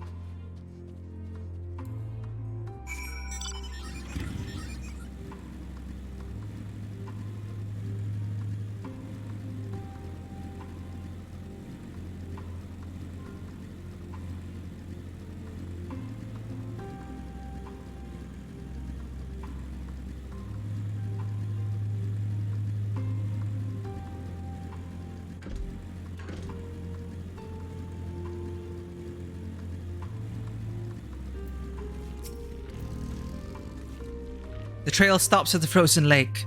Perhaps they chose this route so as not to leave footprints. I can't think of any other reason. Look at this place. It's crawling with beasts. And I can only imagine how hard it must be for our ailing sister to cross the ice. We could really do with Alphino's help, but we can't afford to wait for him. Let's split up and look for clues. I'm a healer.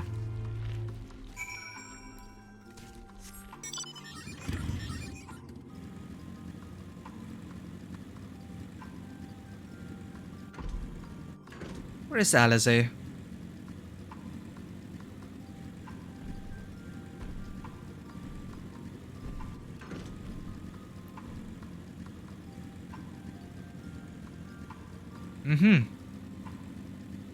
They tried to make it for the refuge. The empty bottle smells faintly of alcohol. The thin coating of dirt indicates it has been here for some time. And is unlikely to have any connection to Licinia or her sister.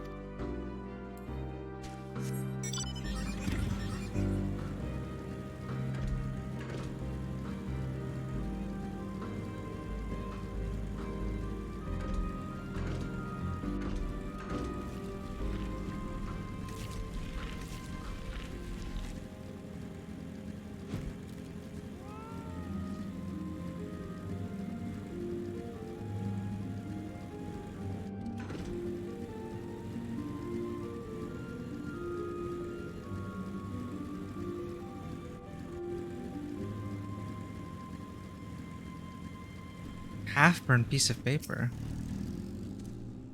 The wet paper, half buried in the snow, appears to be a flyer for the theater group. Though the run of shows advertised has long since ended.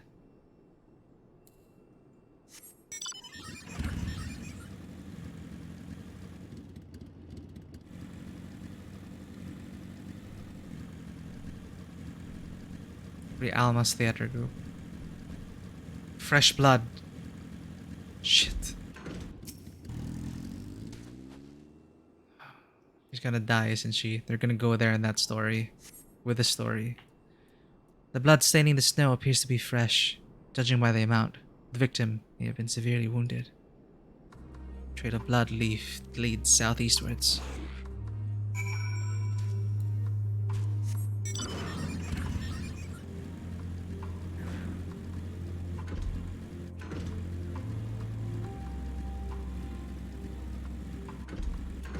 Oh god.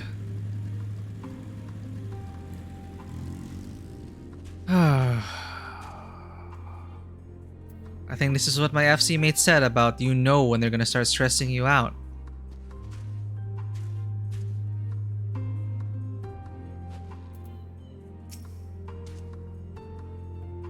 Shit.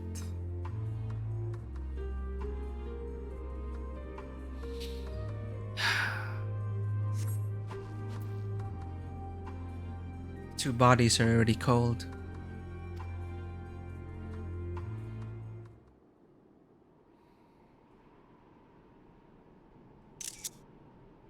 It's horrible.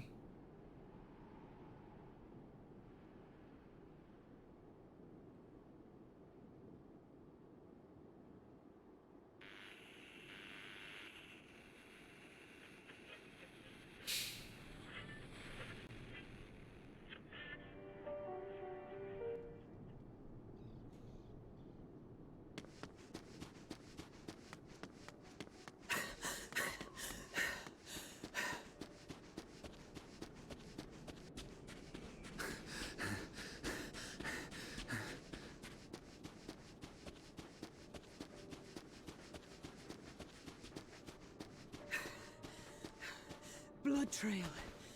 We found one. They were attacked. No.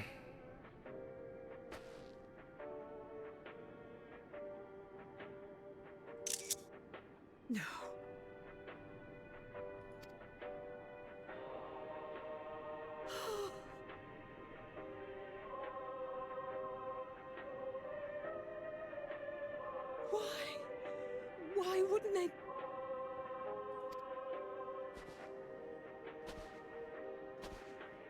Safer to brave the wilds than trust in our magic.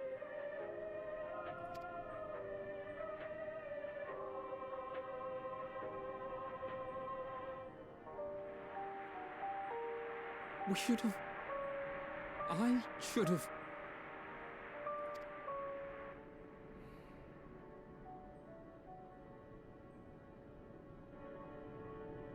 We can't leave them like this. We have to take them home.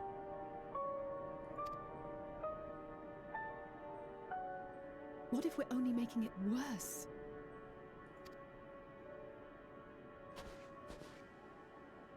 Maybe we don't belong here, but neither do they. Not out here in the wind and the cold.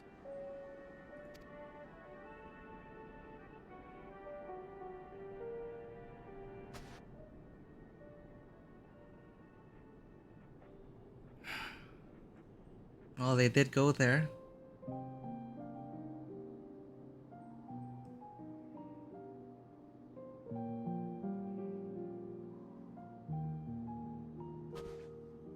I heard the story about Varus's voice from beyond the grave.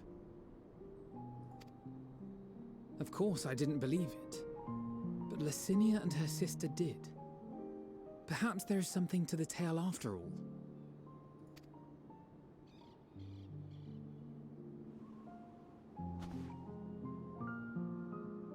I want to understand. So I'm going to borrow this for a while, if that's all right. You had every reason not to trust us. We came as trespassers, invaders. But I pray that in time, we will be more than that to you. That we will find a way to help your loved ones. And see that no more children are left to freeze alone in the snow.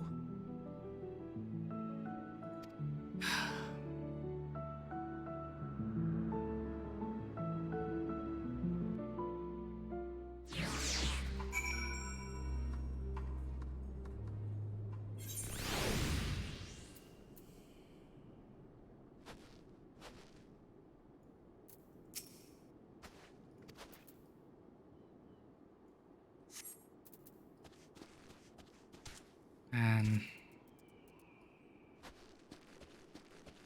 Okay, kudos to them for not chickening out on that. Thought they were gonna pull their punches in the writing.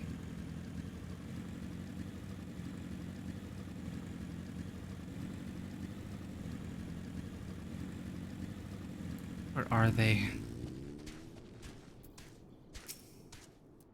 There must have been something we could have done. But what? Should we have never come here? Would they still be alive if we hadn't?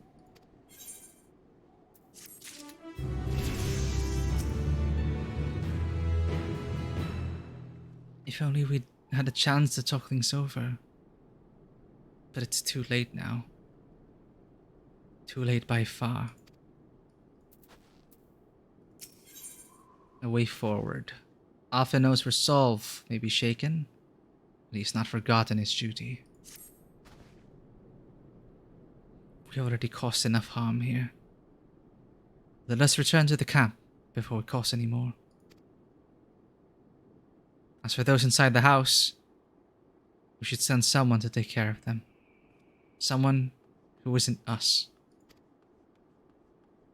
All we can do for now is to make a report to Lucia and do everything in our power to prevent further tragedy.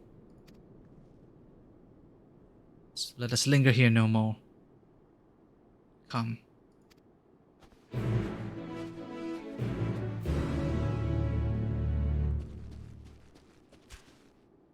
Yep. Guess things are starting to get real.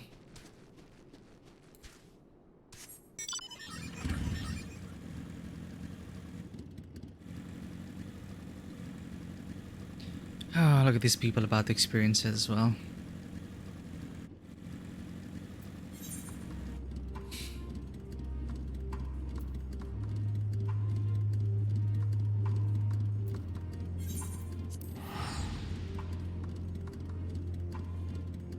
That's a good sequence.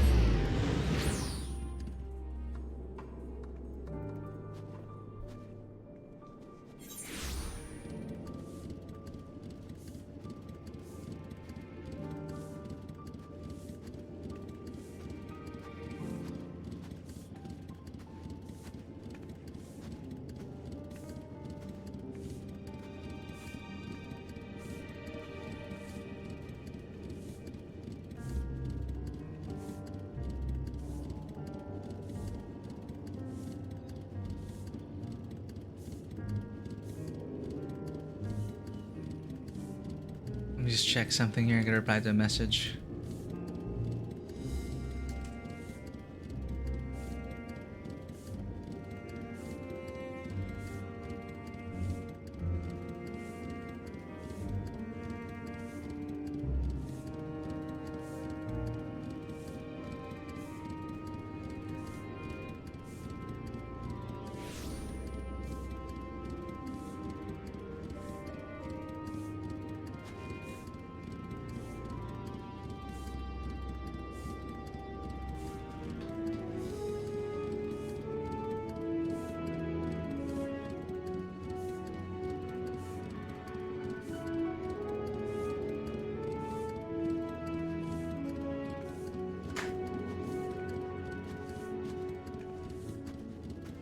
Grilled shrimp with uni sauce sounds great though. I have to choose between that or beef.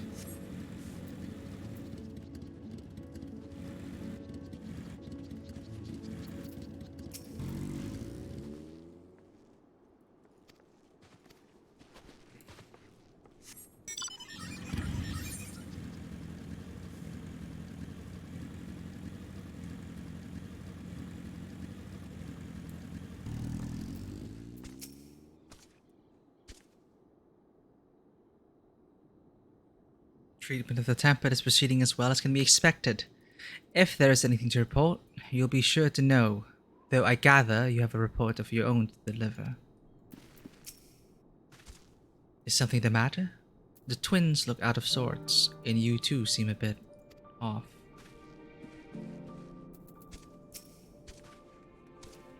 Would you mind giving Lucia a full report? You mustn't forget to send some of our allies to tap us then. We still owe them for the bottle of ceruleum.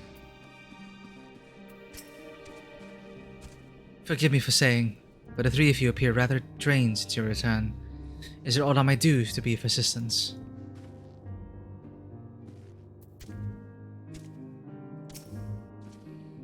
Alice and Alphino tell me they have finished their preliminary search for survivors, but refrain from saying much more than that. Clearly, they are reluctant to provide details. Might I ask for your account?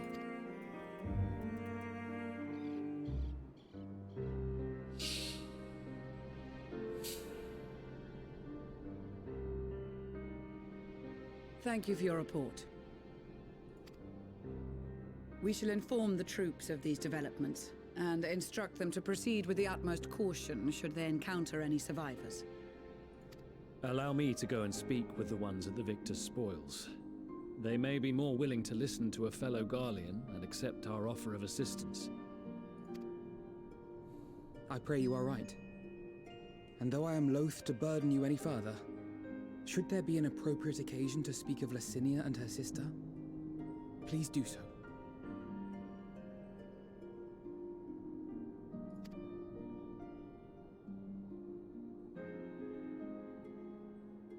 I am sorry to have put you through this. My distress is nothing compared to their suffering. So tell me, what else have we learned?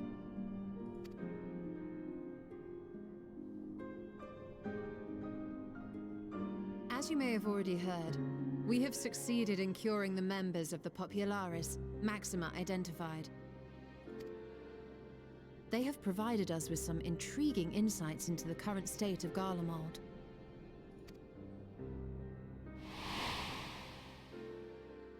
The assassination of Emperor Varus was the catalyst for the civil war. Nerva declared his claim to the throne, and his opponents refused to recognize it. Fighting broke out in the capital, where Nerva's 3rd Legion clashed with the 1st, who remained loyal to Varus even after his death. Of course, even Imperial warmongers would balk at the idea of turning their shining city into a battleground. Like burning down the wood to spite the wasps. Neither side would be so mad. Unless something or someone inflamed their animosity to such an extent that they could not help but act against their better judgment.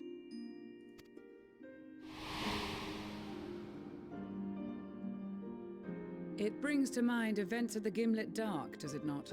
The Emperor's sudden withdrawal from the front lines, specifically. Nerva and his father, Titus, Varus's then political rival, took advantage of rumors that Crown Prince Xenos had been possessed by a demon. Elidibus, what better way to disparage your enemies than with the truth, or a close enough approximation? Indeed. But before their accusations could be substantiated, many of Titus's followers were silenced. While some were merely stripped of their status, others died under curious circumstances. One after another, suddenly and suspiciously. Again, Elidibus. Like as not, he had a hand in it. No evidence was found to implicate Varus, certainly. Nevertheless, Titus, Nerva, and the 3rd Legion would have judged it a brazen attempt by the Emperor to rid himself of his political enemies. And then, in the midst of this growing turmoil, Varus Sosgalvis is murdered. And Garlemald's own prodigal son, Gaius van Belsar, is named the murderer. Shortly thereafter, Nerva claims the right of succession, and in response, the 1st Legion claims the assassination was part of a coup d'etat orchestrated by Titus and Nerva.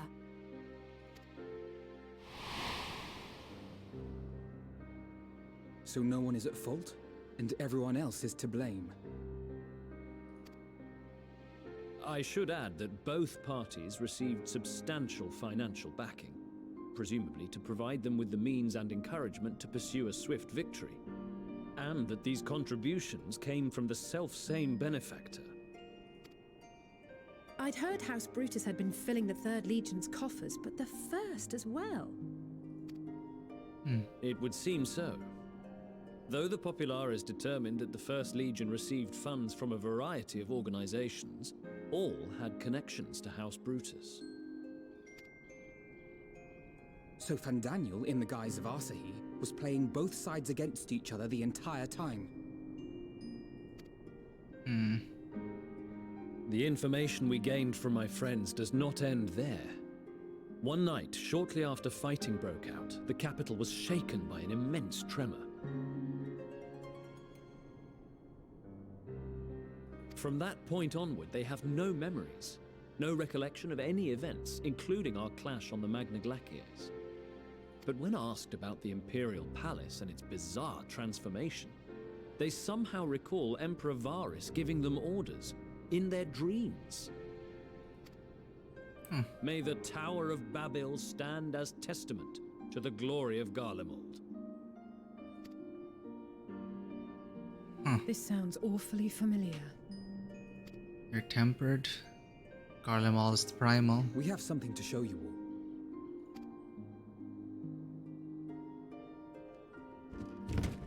all. It's the radio.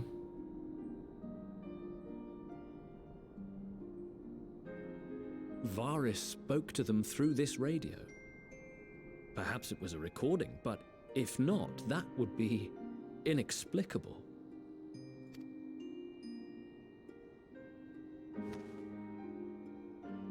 We are of one mind, then.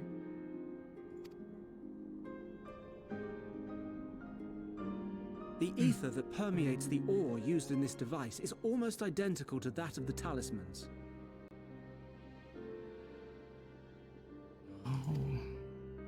I see it. While it is likely more by coincidence than design, these devices might also ward against a primal's influence. Oh, so they have the radio nearby and this protected them. The picture is beginning to form. If the tremor felt throughout Garlemald was a wave of ether emitted by a primal, then while those within range would have been tempered, those huddled around a radio desperate for news concerning the civil war would have been spared. What a peculiarity. No wonder Licinia kept it close. Uh-oh. My friends, I must speak with you. A young man was caught trying to steal our supplies. He is a soldier of the Iron Men, we think, but one who has not been made thrall. Thankfully, Magni restrained him before blood was spilled.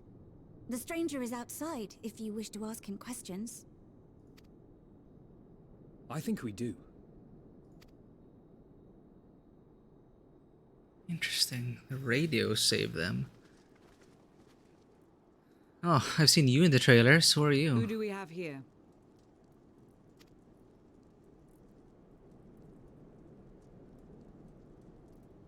Garleans?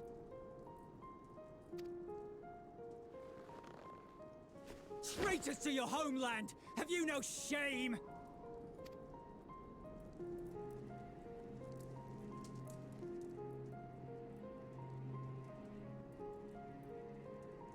I am Lucia Junius, a temple knight of Ishgard. And you are?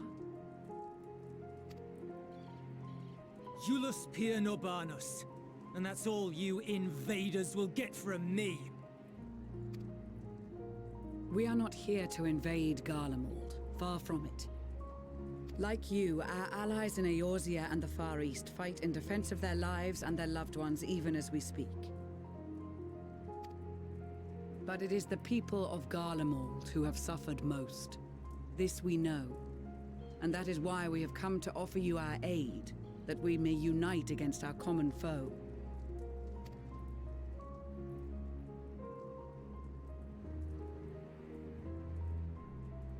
Whether you believe me or not, those are the facts. Now, answer me this. Why would a proud soldier of the Empire be reduced to stealing? The situation must be dire indeed for you to go to such lengths.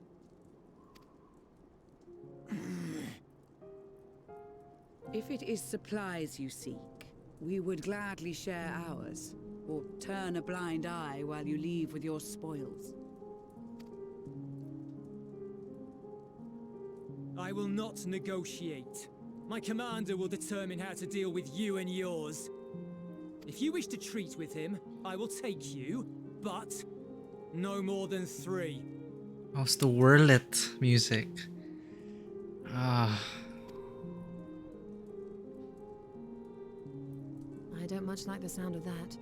But if we do accept his proposal, I suggest the 2 of us and...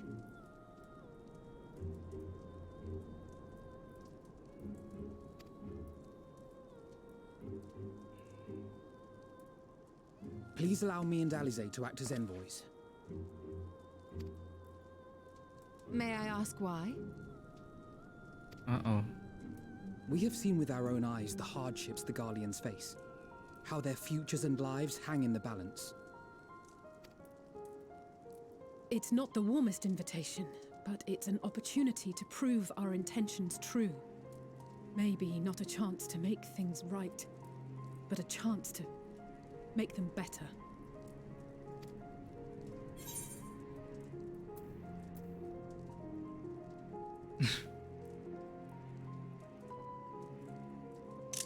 Auntie Karen will go with you. I'm going with you.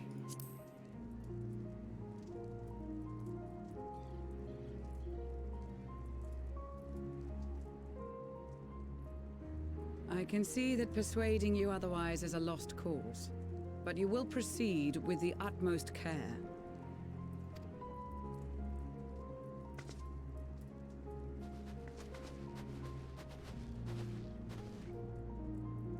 A couple of children and what? A sellsword? Is this an insult? Not in the least. You will find that they are more than qualified to speak on our behalf. There are many dangers on the road ahead. I will need that back.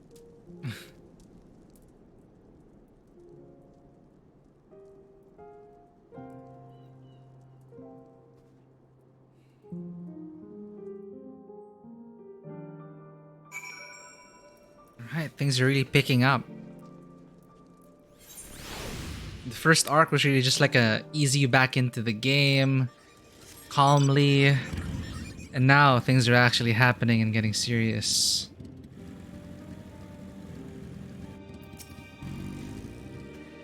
We captured the boy as he was about to make off with our food. He must be very hungry to take such risks. Maybe we should give him something to eat, reward him for his boldness. Perhaps it is unwise to volunteer for a mission so soon after the previous disaster. Nevertheless, I shall not squander this opportunity. I know. This won't bring back Licinia or her sister. Taking the same risks, making the same mistakes. It's possible, but better to try than to give up every time.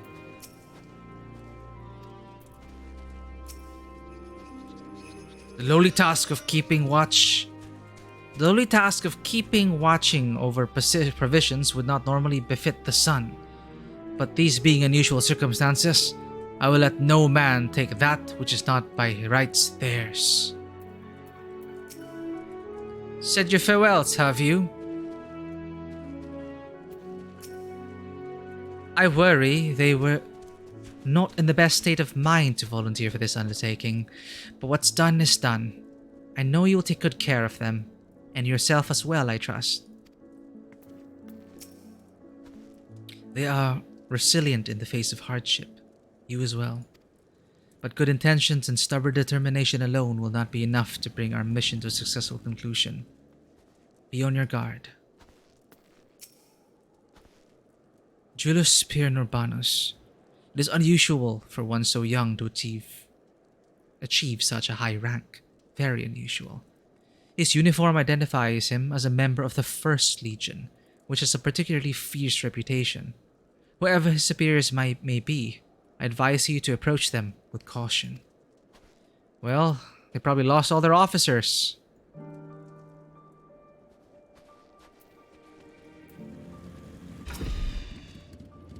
You will be received as invited guests, and so I urge you to observe proper social etiquette and conduct yourselves accordingly. Your safe return takes precedence above all else. Remember this. Tancred, in particular, will be worried sick if you're gone for too long. May the Fury watch over and keep you. And may the Fury watch over and keep you too. As I said before, Tancred can be quite the warrior. Rest assured, he only has your best interests at heart. Are you and the children ready? I will explain the route once we are outside your camp. If anyone attempts to follow us, we will judge it an act of hostility. We will not hesitate to take appropriate measures. I would expect nothing less.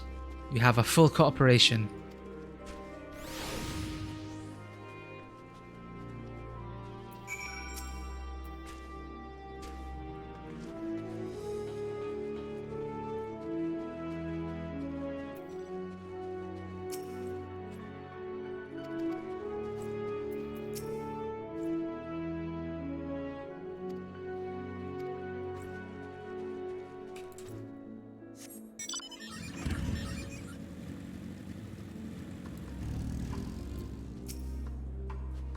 Where do you think the headquarters are?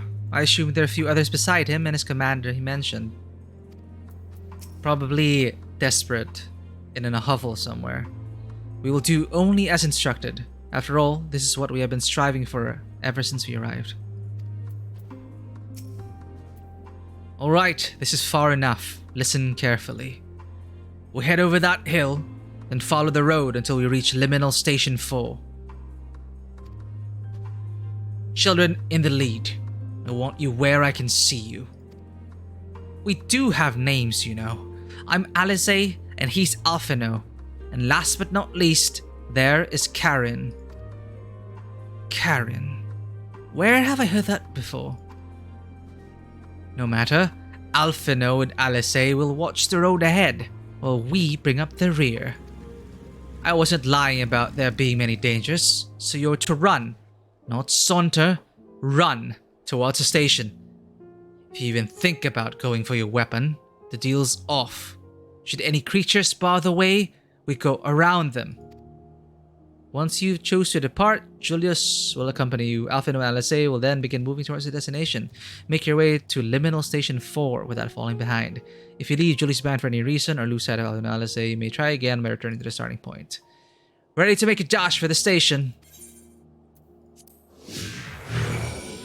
Aye. Over that hill, right?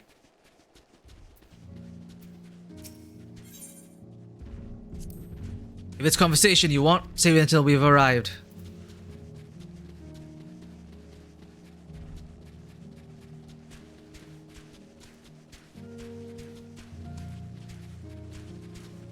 This must be the road he mentioned. If we follow this, it should lead us to the station. Not the easiest surface to run on.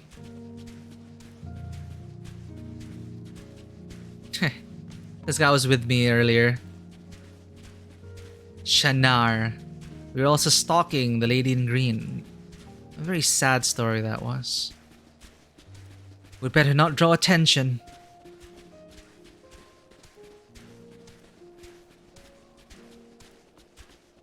That's the station, I presume.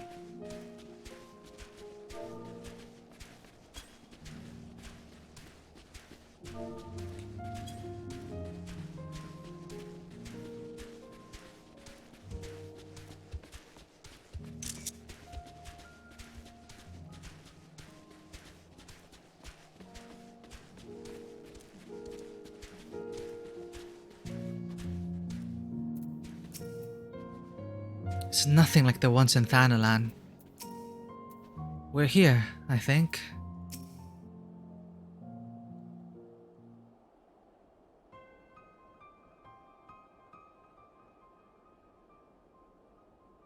This is it.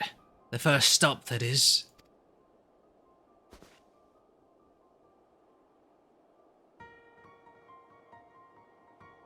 Good. It looks like your friends knew better than to follow us. Are these your headquarters? No. We're stopping here so I can check for pursuers. Since it appears you've kept to your side of the bargain, we carry on.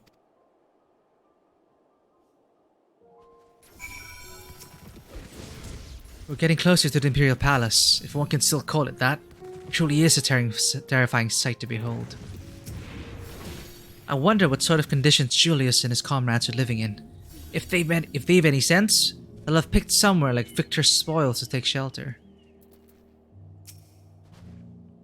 North of the station is Reggio d'Amoro, one of the main residential areas, or at least it was. The afflicted roam the streets in packs. They'll tear us to shreds if given the chance. Keep close, no wandering off. Understood?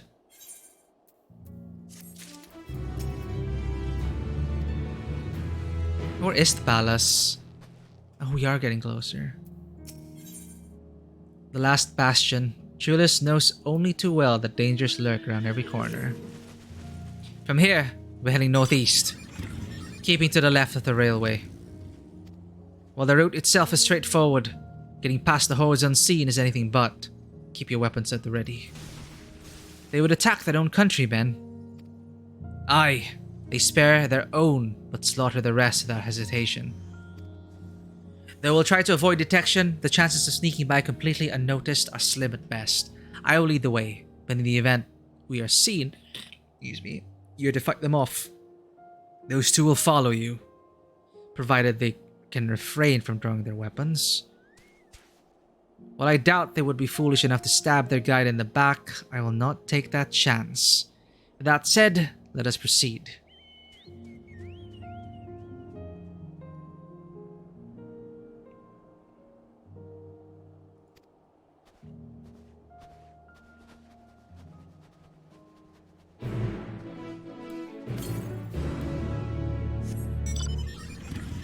Ooh, where's the Aether current?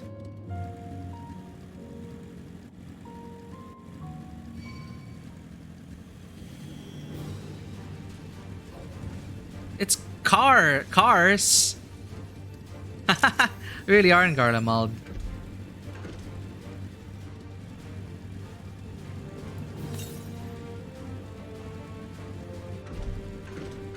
Okay, but how do we get the Aether current?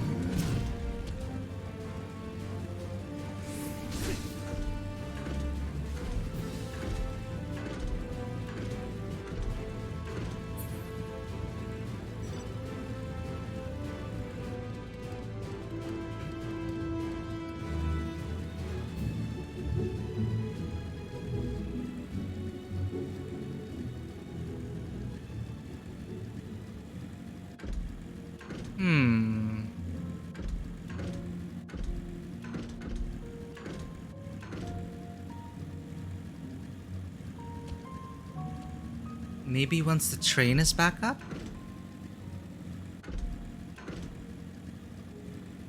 I'll worry about Aether currents later.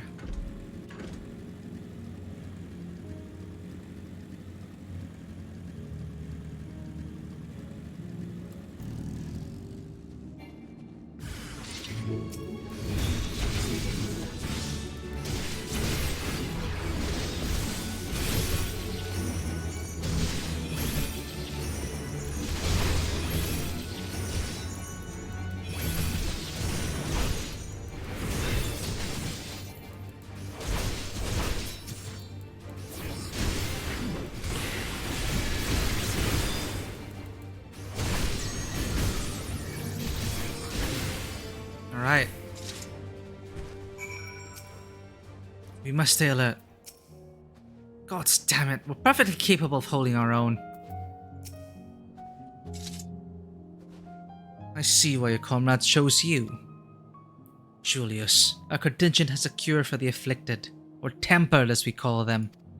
Your people would need to be taken into custody that we may administer the treatment, but they would eventually regain their sanity. Is that so? For all I know, your treatment would simply force them to forsake one master for another. As far as I and my legion are concerned, they are no longer our people. They're beyond saving. Those who thought differently and tried to reason with them were butchered for their bleeding hearts. Come. We have to keep moving.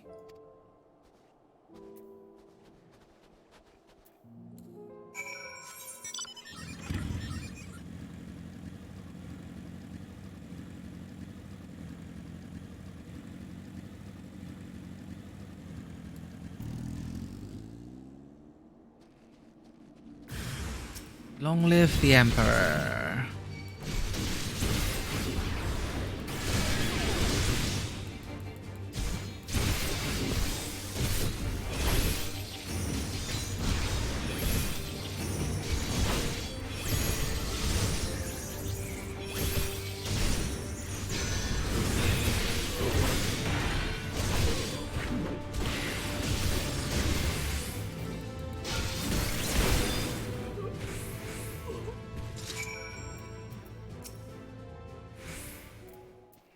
We're just killing them.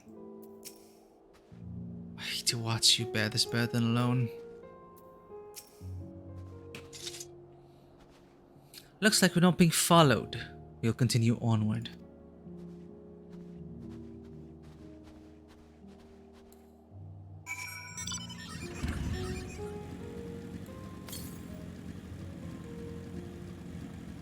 Then this is the train, an actual train.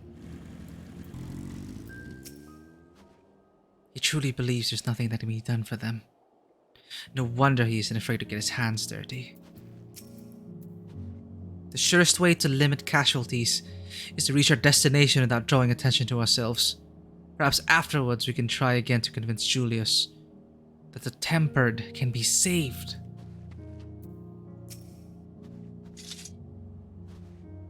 I meant what I said. These people deserve only death. I stayed my hand before only out of a desire to remain undiscovered. That is still the higher priority. We should continue to avoid any unnecessary confrontations. Keep following the railway.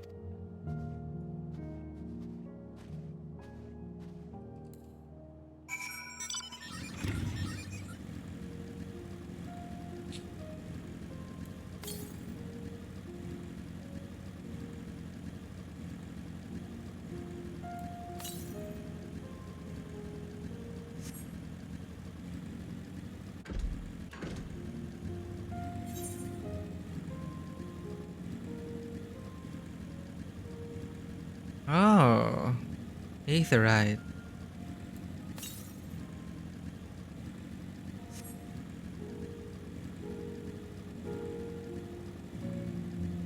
Oh, we're so close.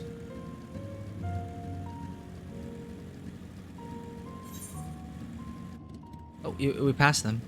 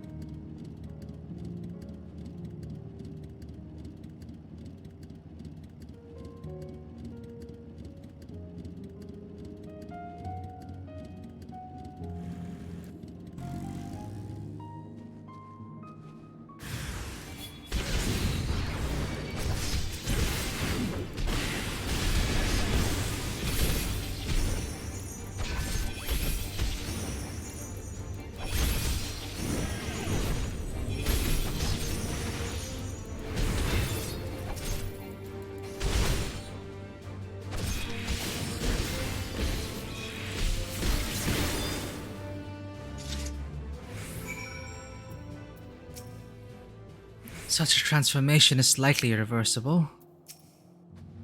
To think they were once ordinary people. Look at what they have become. Would you still stand there and claim that they can be cured? Those exposed to a vast quantity of a primal's ether may suffer severe corruption. Even with treatment, such victims are beyond salvation. Then you admit it. Now that you have seen these monstrosities for yourself, perhaps you will think twice before speaking of a cure. Ah, this guy.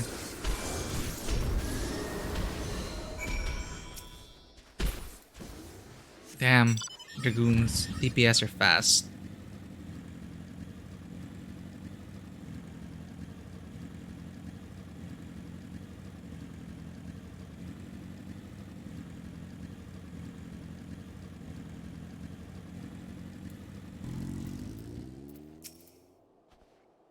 Though I wish there was another way, I thank you for keeping us from harm.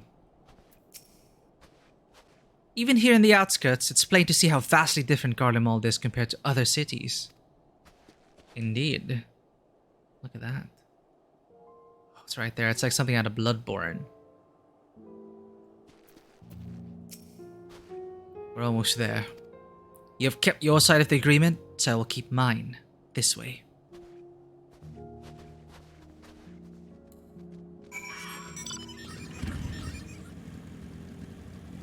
I wonder how many of the First Legion are left.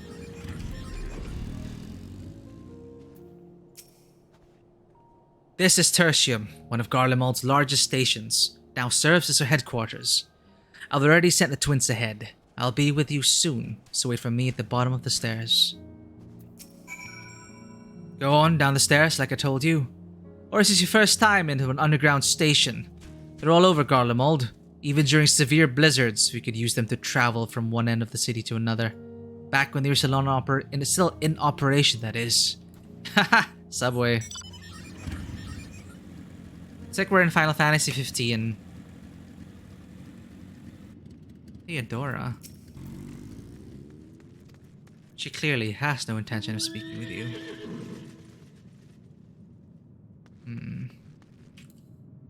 Yep, look at this. They're not in good shape at all. Boy.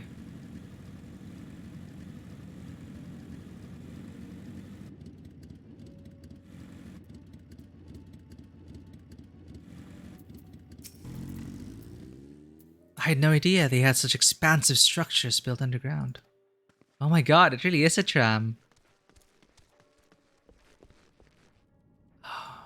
It's refugees. Well, obviously they're not gonna speak with us, right?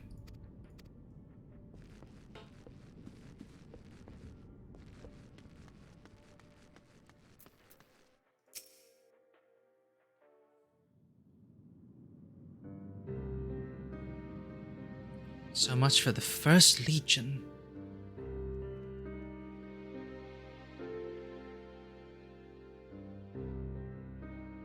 It's plain to see why they chose this as their base of operations. They could have done a lot worse. Even so, I imagine it's not the easiest place to live. Indeed.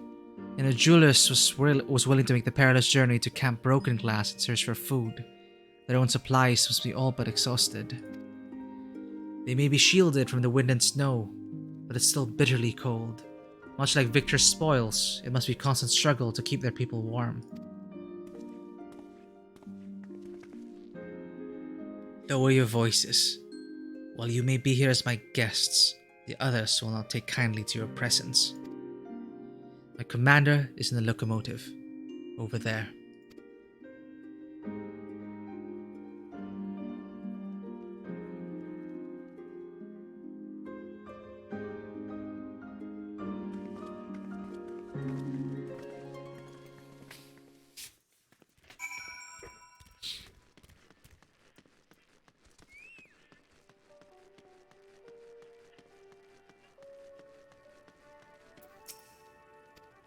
Yeah, they don't want to speak to me.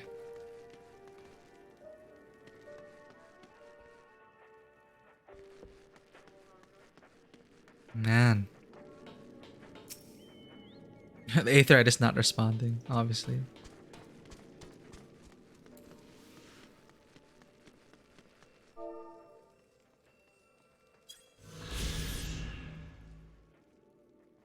$26.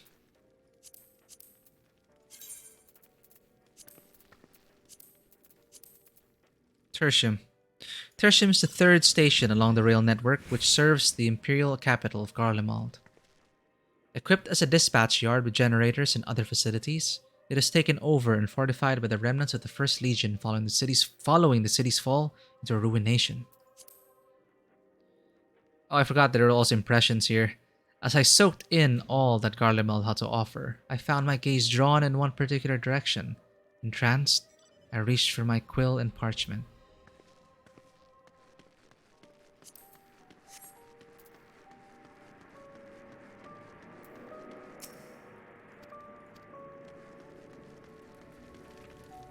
Where's Daddy? Did he... He mustn't worry, darling. I'm sure he managed to escape just like we did. Oof.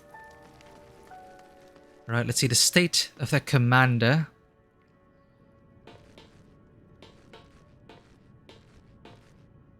Imposing commander. I will deal with you in a moment.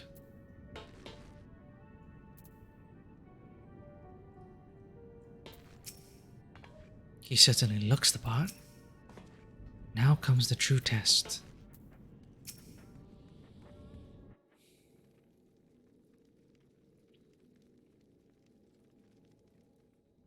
These are their chosen representatives. Very well. Let us hear what they have to say. Yes, sir.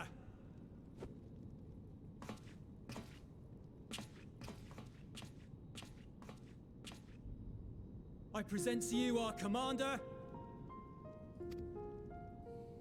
Lord Quintus Van Kina, Legatus of the First Legion.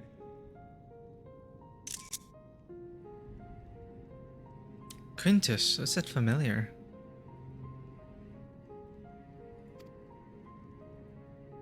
The first? I had no idea you had survived.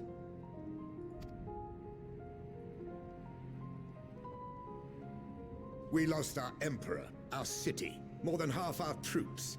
For my wounds, I may never take the field again. But we survived, aye. In a manner much to your liking, I dare say.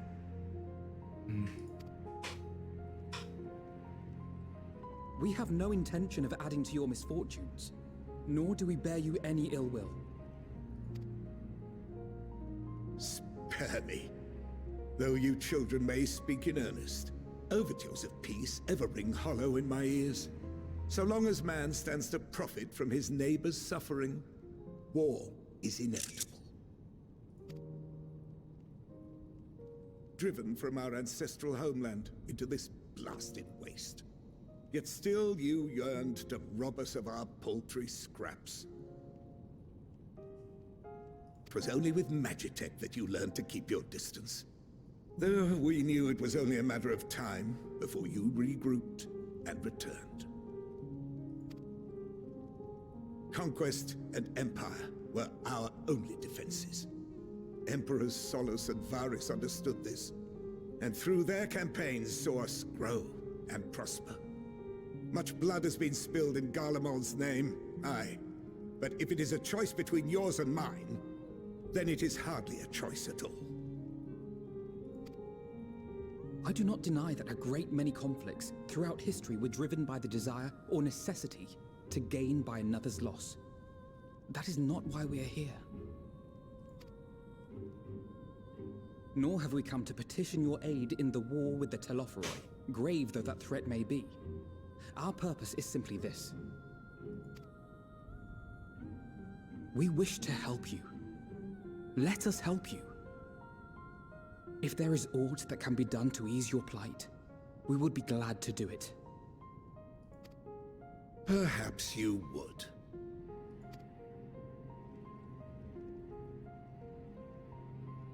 But regardless of the ideals you espouse, your leaders would not send an army into Garlemald if they did not stand to benefit. If we accept their aid, they will expect their efforts to be rewarded once the Telophoroi are no longer a threat. And after compensation and concessions, the great empire would be brought to heel. Her enemies rejoice at her downfall. Our third eye, a mark of shame. We won't stand idly by and let your people be humiliated. And we're not alone in that. We only want to make a difference. to make this world of ours better. Surely you can understand that. What I'm trying to say is, there are so many people who just don't care about making you suffer. And maybe that's almost insulting after all the suffering you feel the world has subjected your people to, but believe it or not, that's the truth. And now we're here, and all we're asking is for you to tell us what you want, what you hope for. So much blood has been shed, so much lost. All because of this endless war. Who wouldn't want to end it? I'm really glad they're using the wordlet soundtrack. Can we not work together to face our problems as one?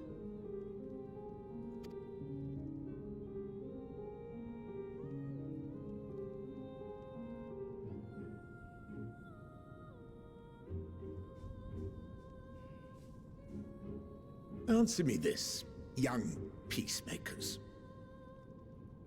It's hard to believe in their words. I know.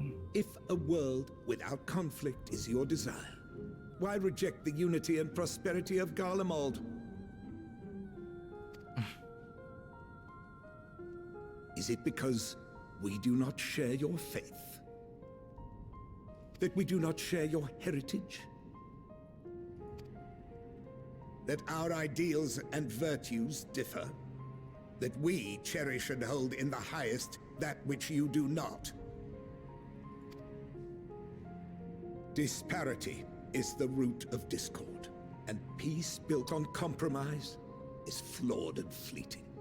Happiness for one and all is a dream, and the reality is that to the victor go the spoils.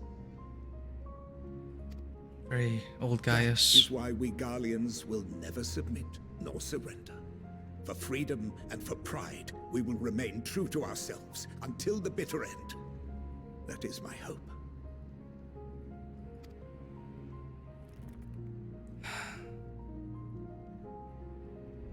It seems there is nothing more to say on the matter.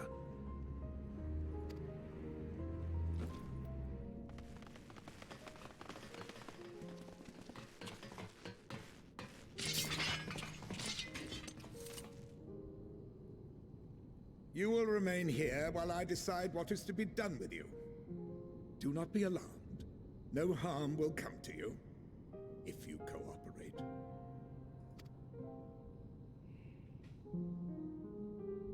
Damn it. We will not resist. However, as your guests, I ask that we be allowed to speak with the other members of your group. As you wish. I had no intention of locking you up, as by dawn you would be frozen stiff and you're no good to me dead. You are free to move about the encampment, but there is one condition. Collar them.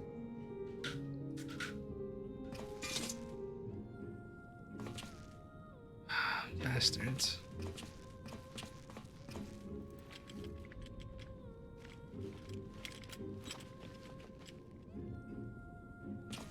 What are these?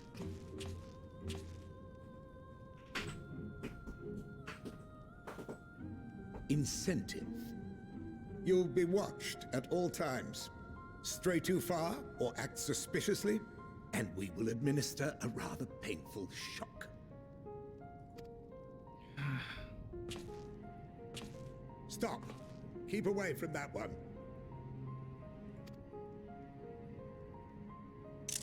Huh? The champion of Eorzea is not so easily cowed.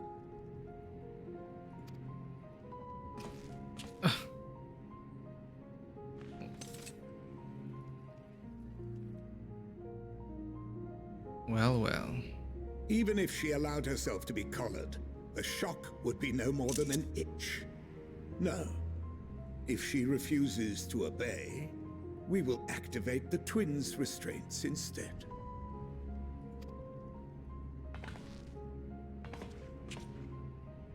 No, my babies. You needn't worry about us. We'll forget we're even wearing them soon enough.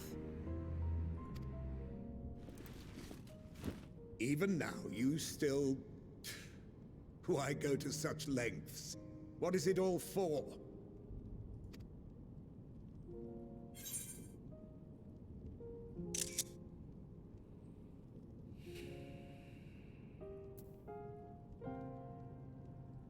Because even the most bitter adversary may one day see reason.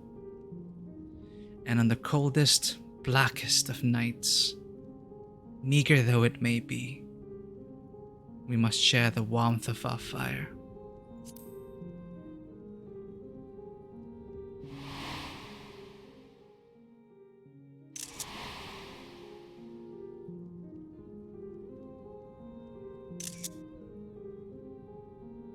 We have to go to Horsefant, huh? You are a curious one. A far cry from the merciless barbarian others paint you to be. You will be their warden. Take them away. Yes, sir.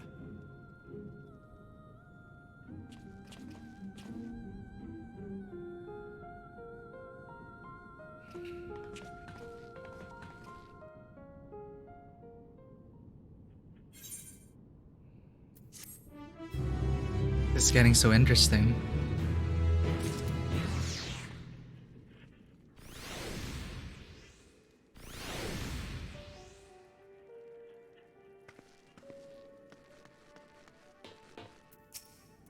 I've made my position quite clear. Do not test my patience. Will anyone talk to me? Well, everyone above ground is in complete...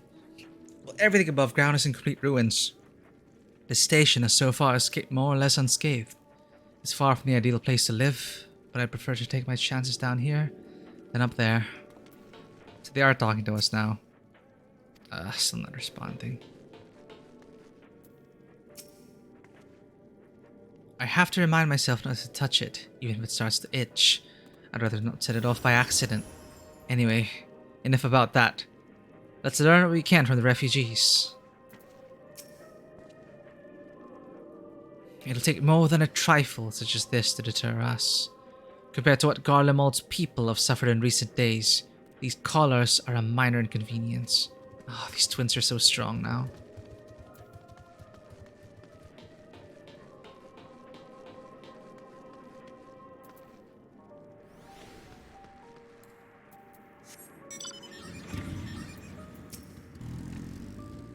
I long for the day you breathe your last.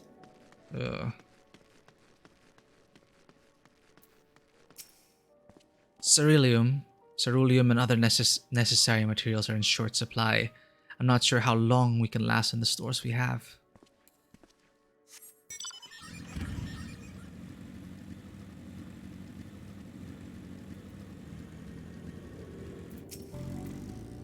So cold.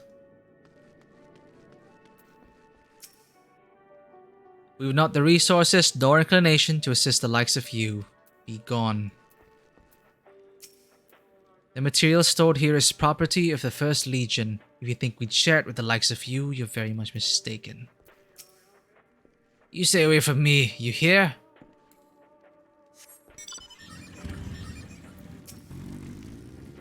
Get out of my ear, will you? I'm exhausted. The last thing I need is you and your drivel. I know who you are. Karen Halimir, champion of Eorzea, yes? Our orders are to give you the run of our encampment, but I have my eye on you.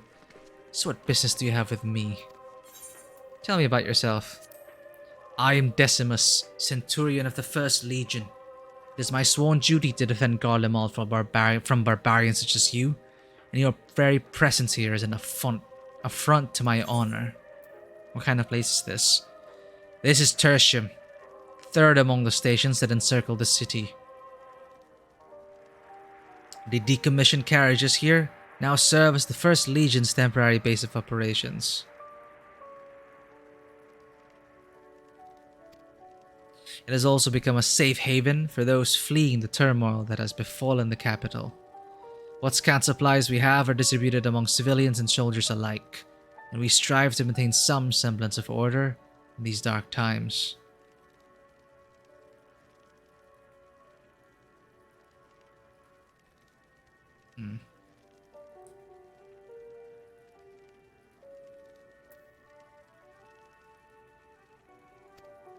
Our true objective, however, is not merely to survive, but to reclaim our home.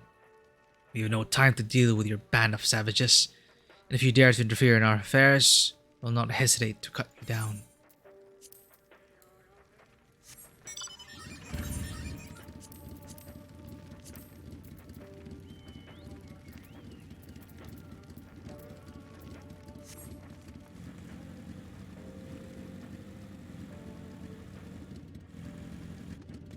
Tell me, where does it hurt?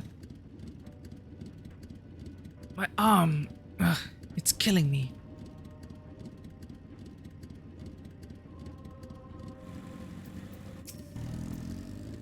How much longer are we going to be stuck down here? This is no way to live.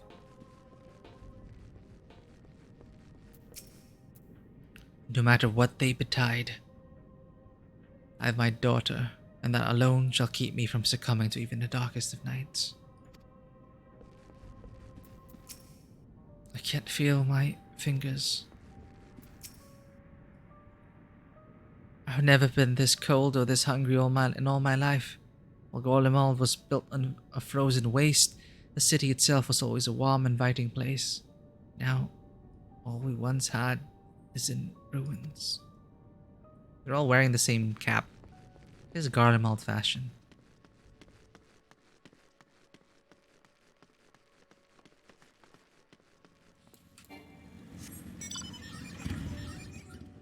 Why did I live when so many others?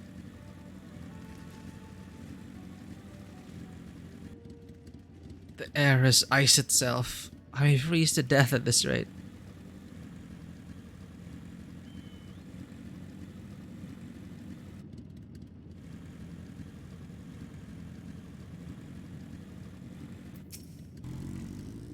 There's only so much I can do until we are able to procure more medicine.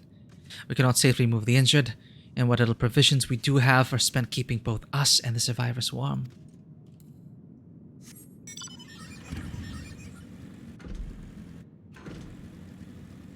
Well, that's the current state of things.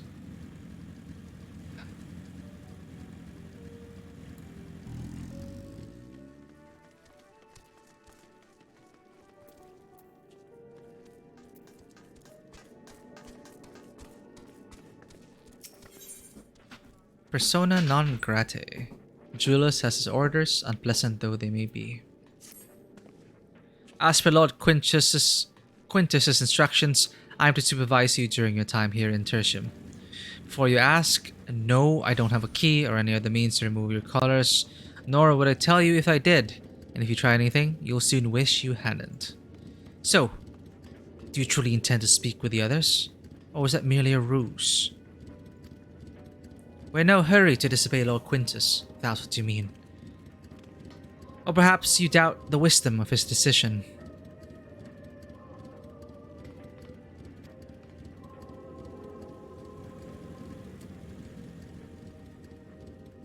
Do as you will, but remember, I'll be watching. If I catch wind of you doing anything untoward, trying to trick our people into turning their coats and the like, those shock collars will be the least of your worries. Understood? Though we're somewhat compromised, to put it lightly, let's not waste this opportunity. I suggest splitting up and learning what we can of their situation. And above else, don't use magics of any sort. You, on the other hand, may go wheresoever you wish, even outside the camp. I know full well I couldn't stop you if I tried. That is true.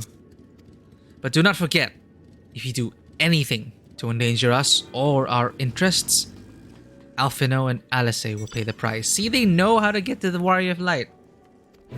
They were friends. You heard what I said. Don't make me repeat myself. Well, Quite a sad lot we've ended up here.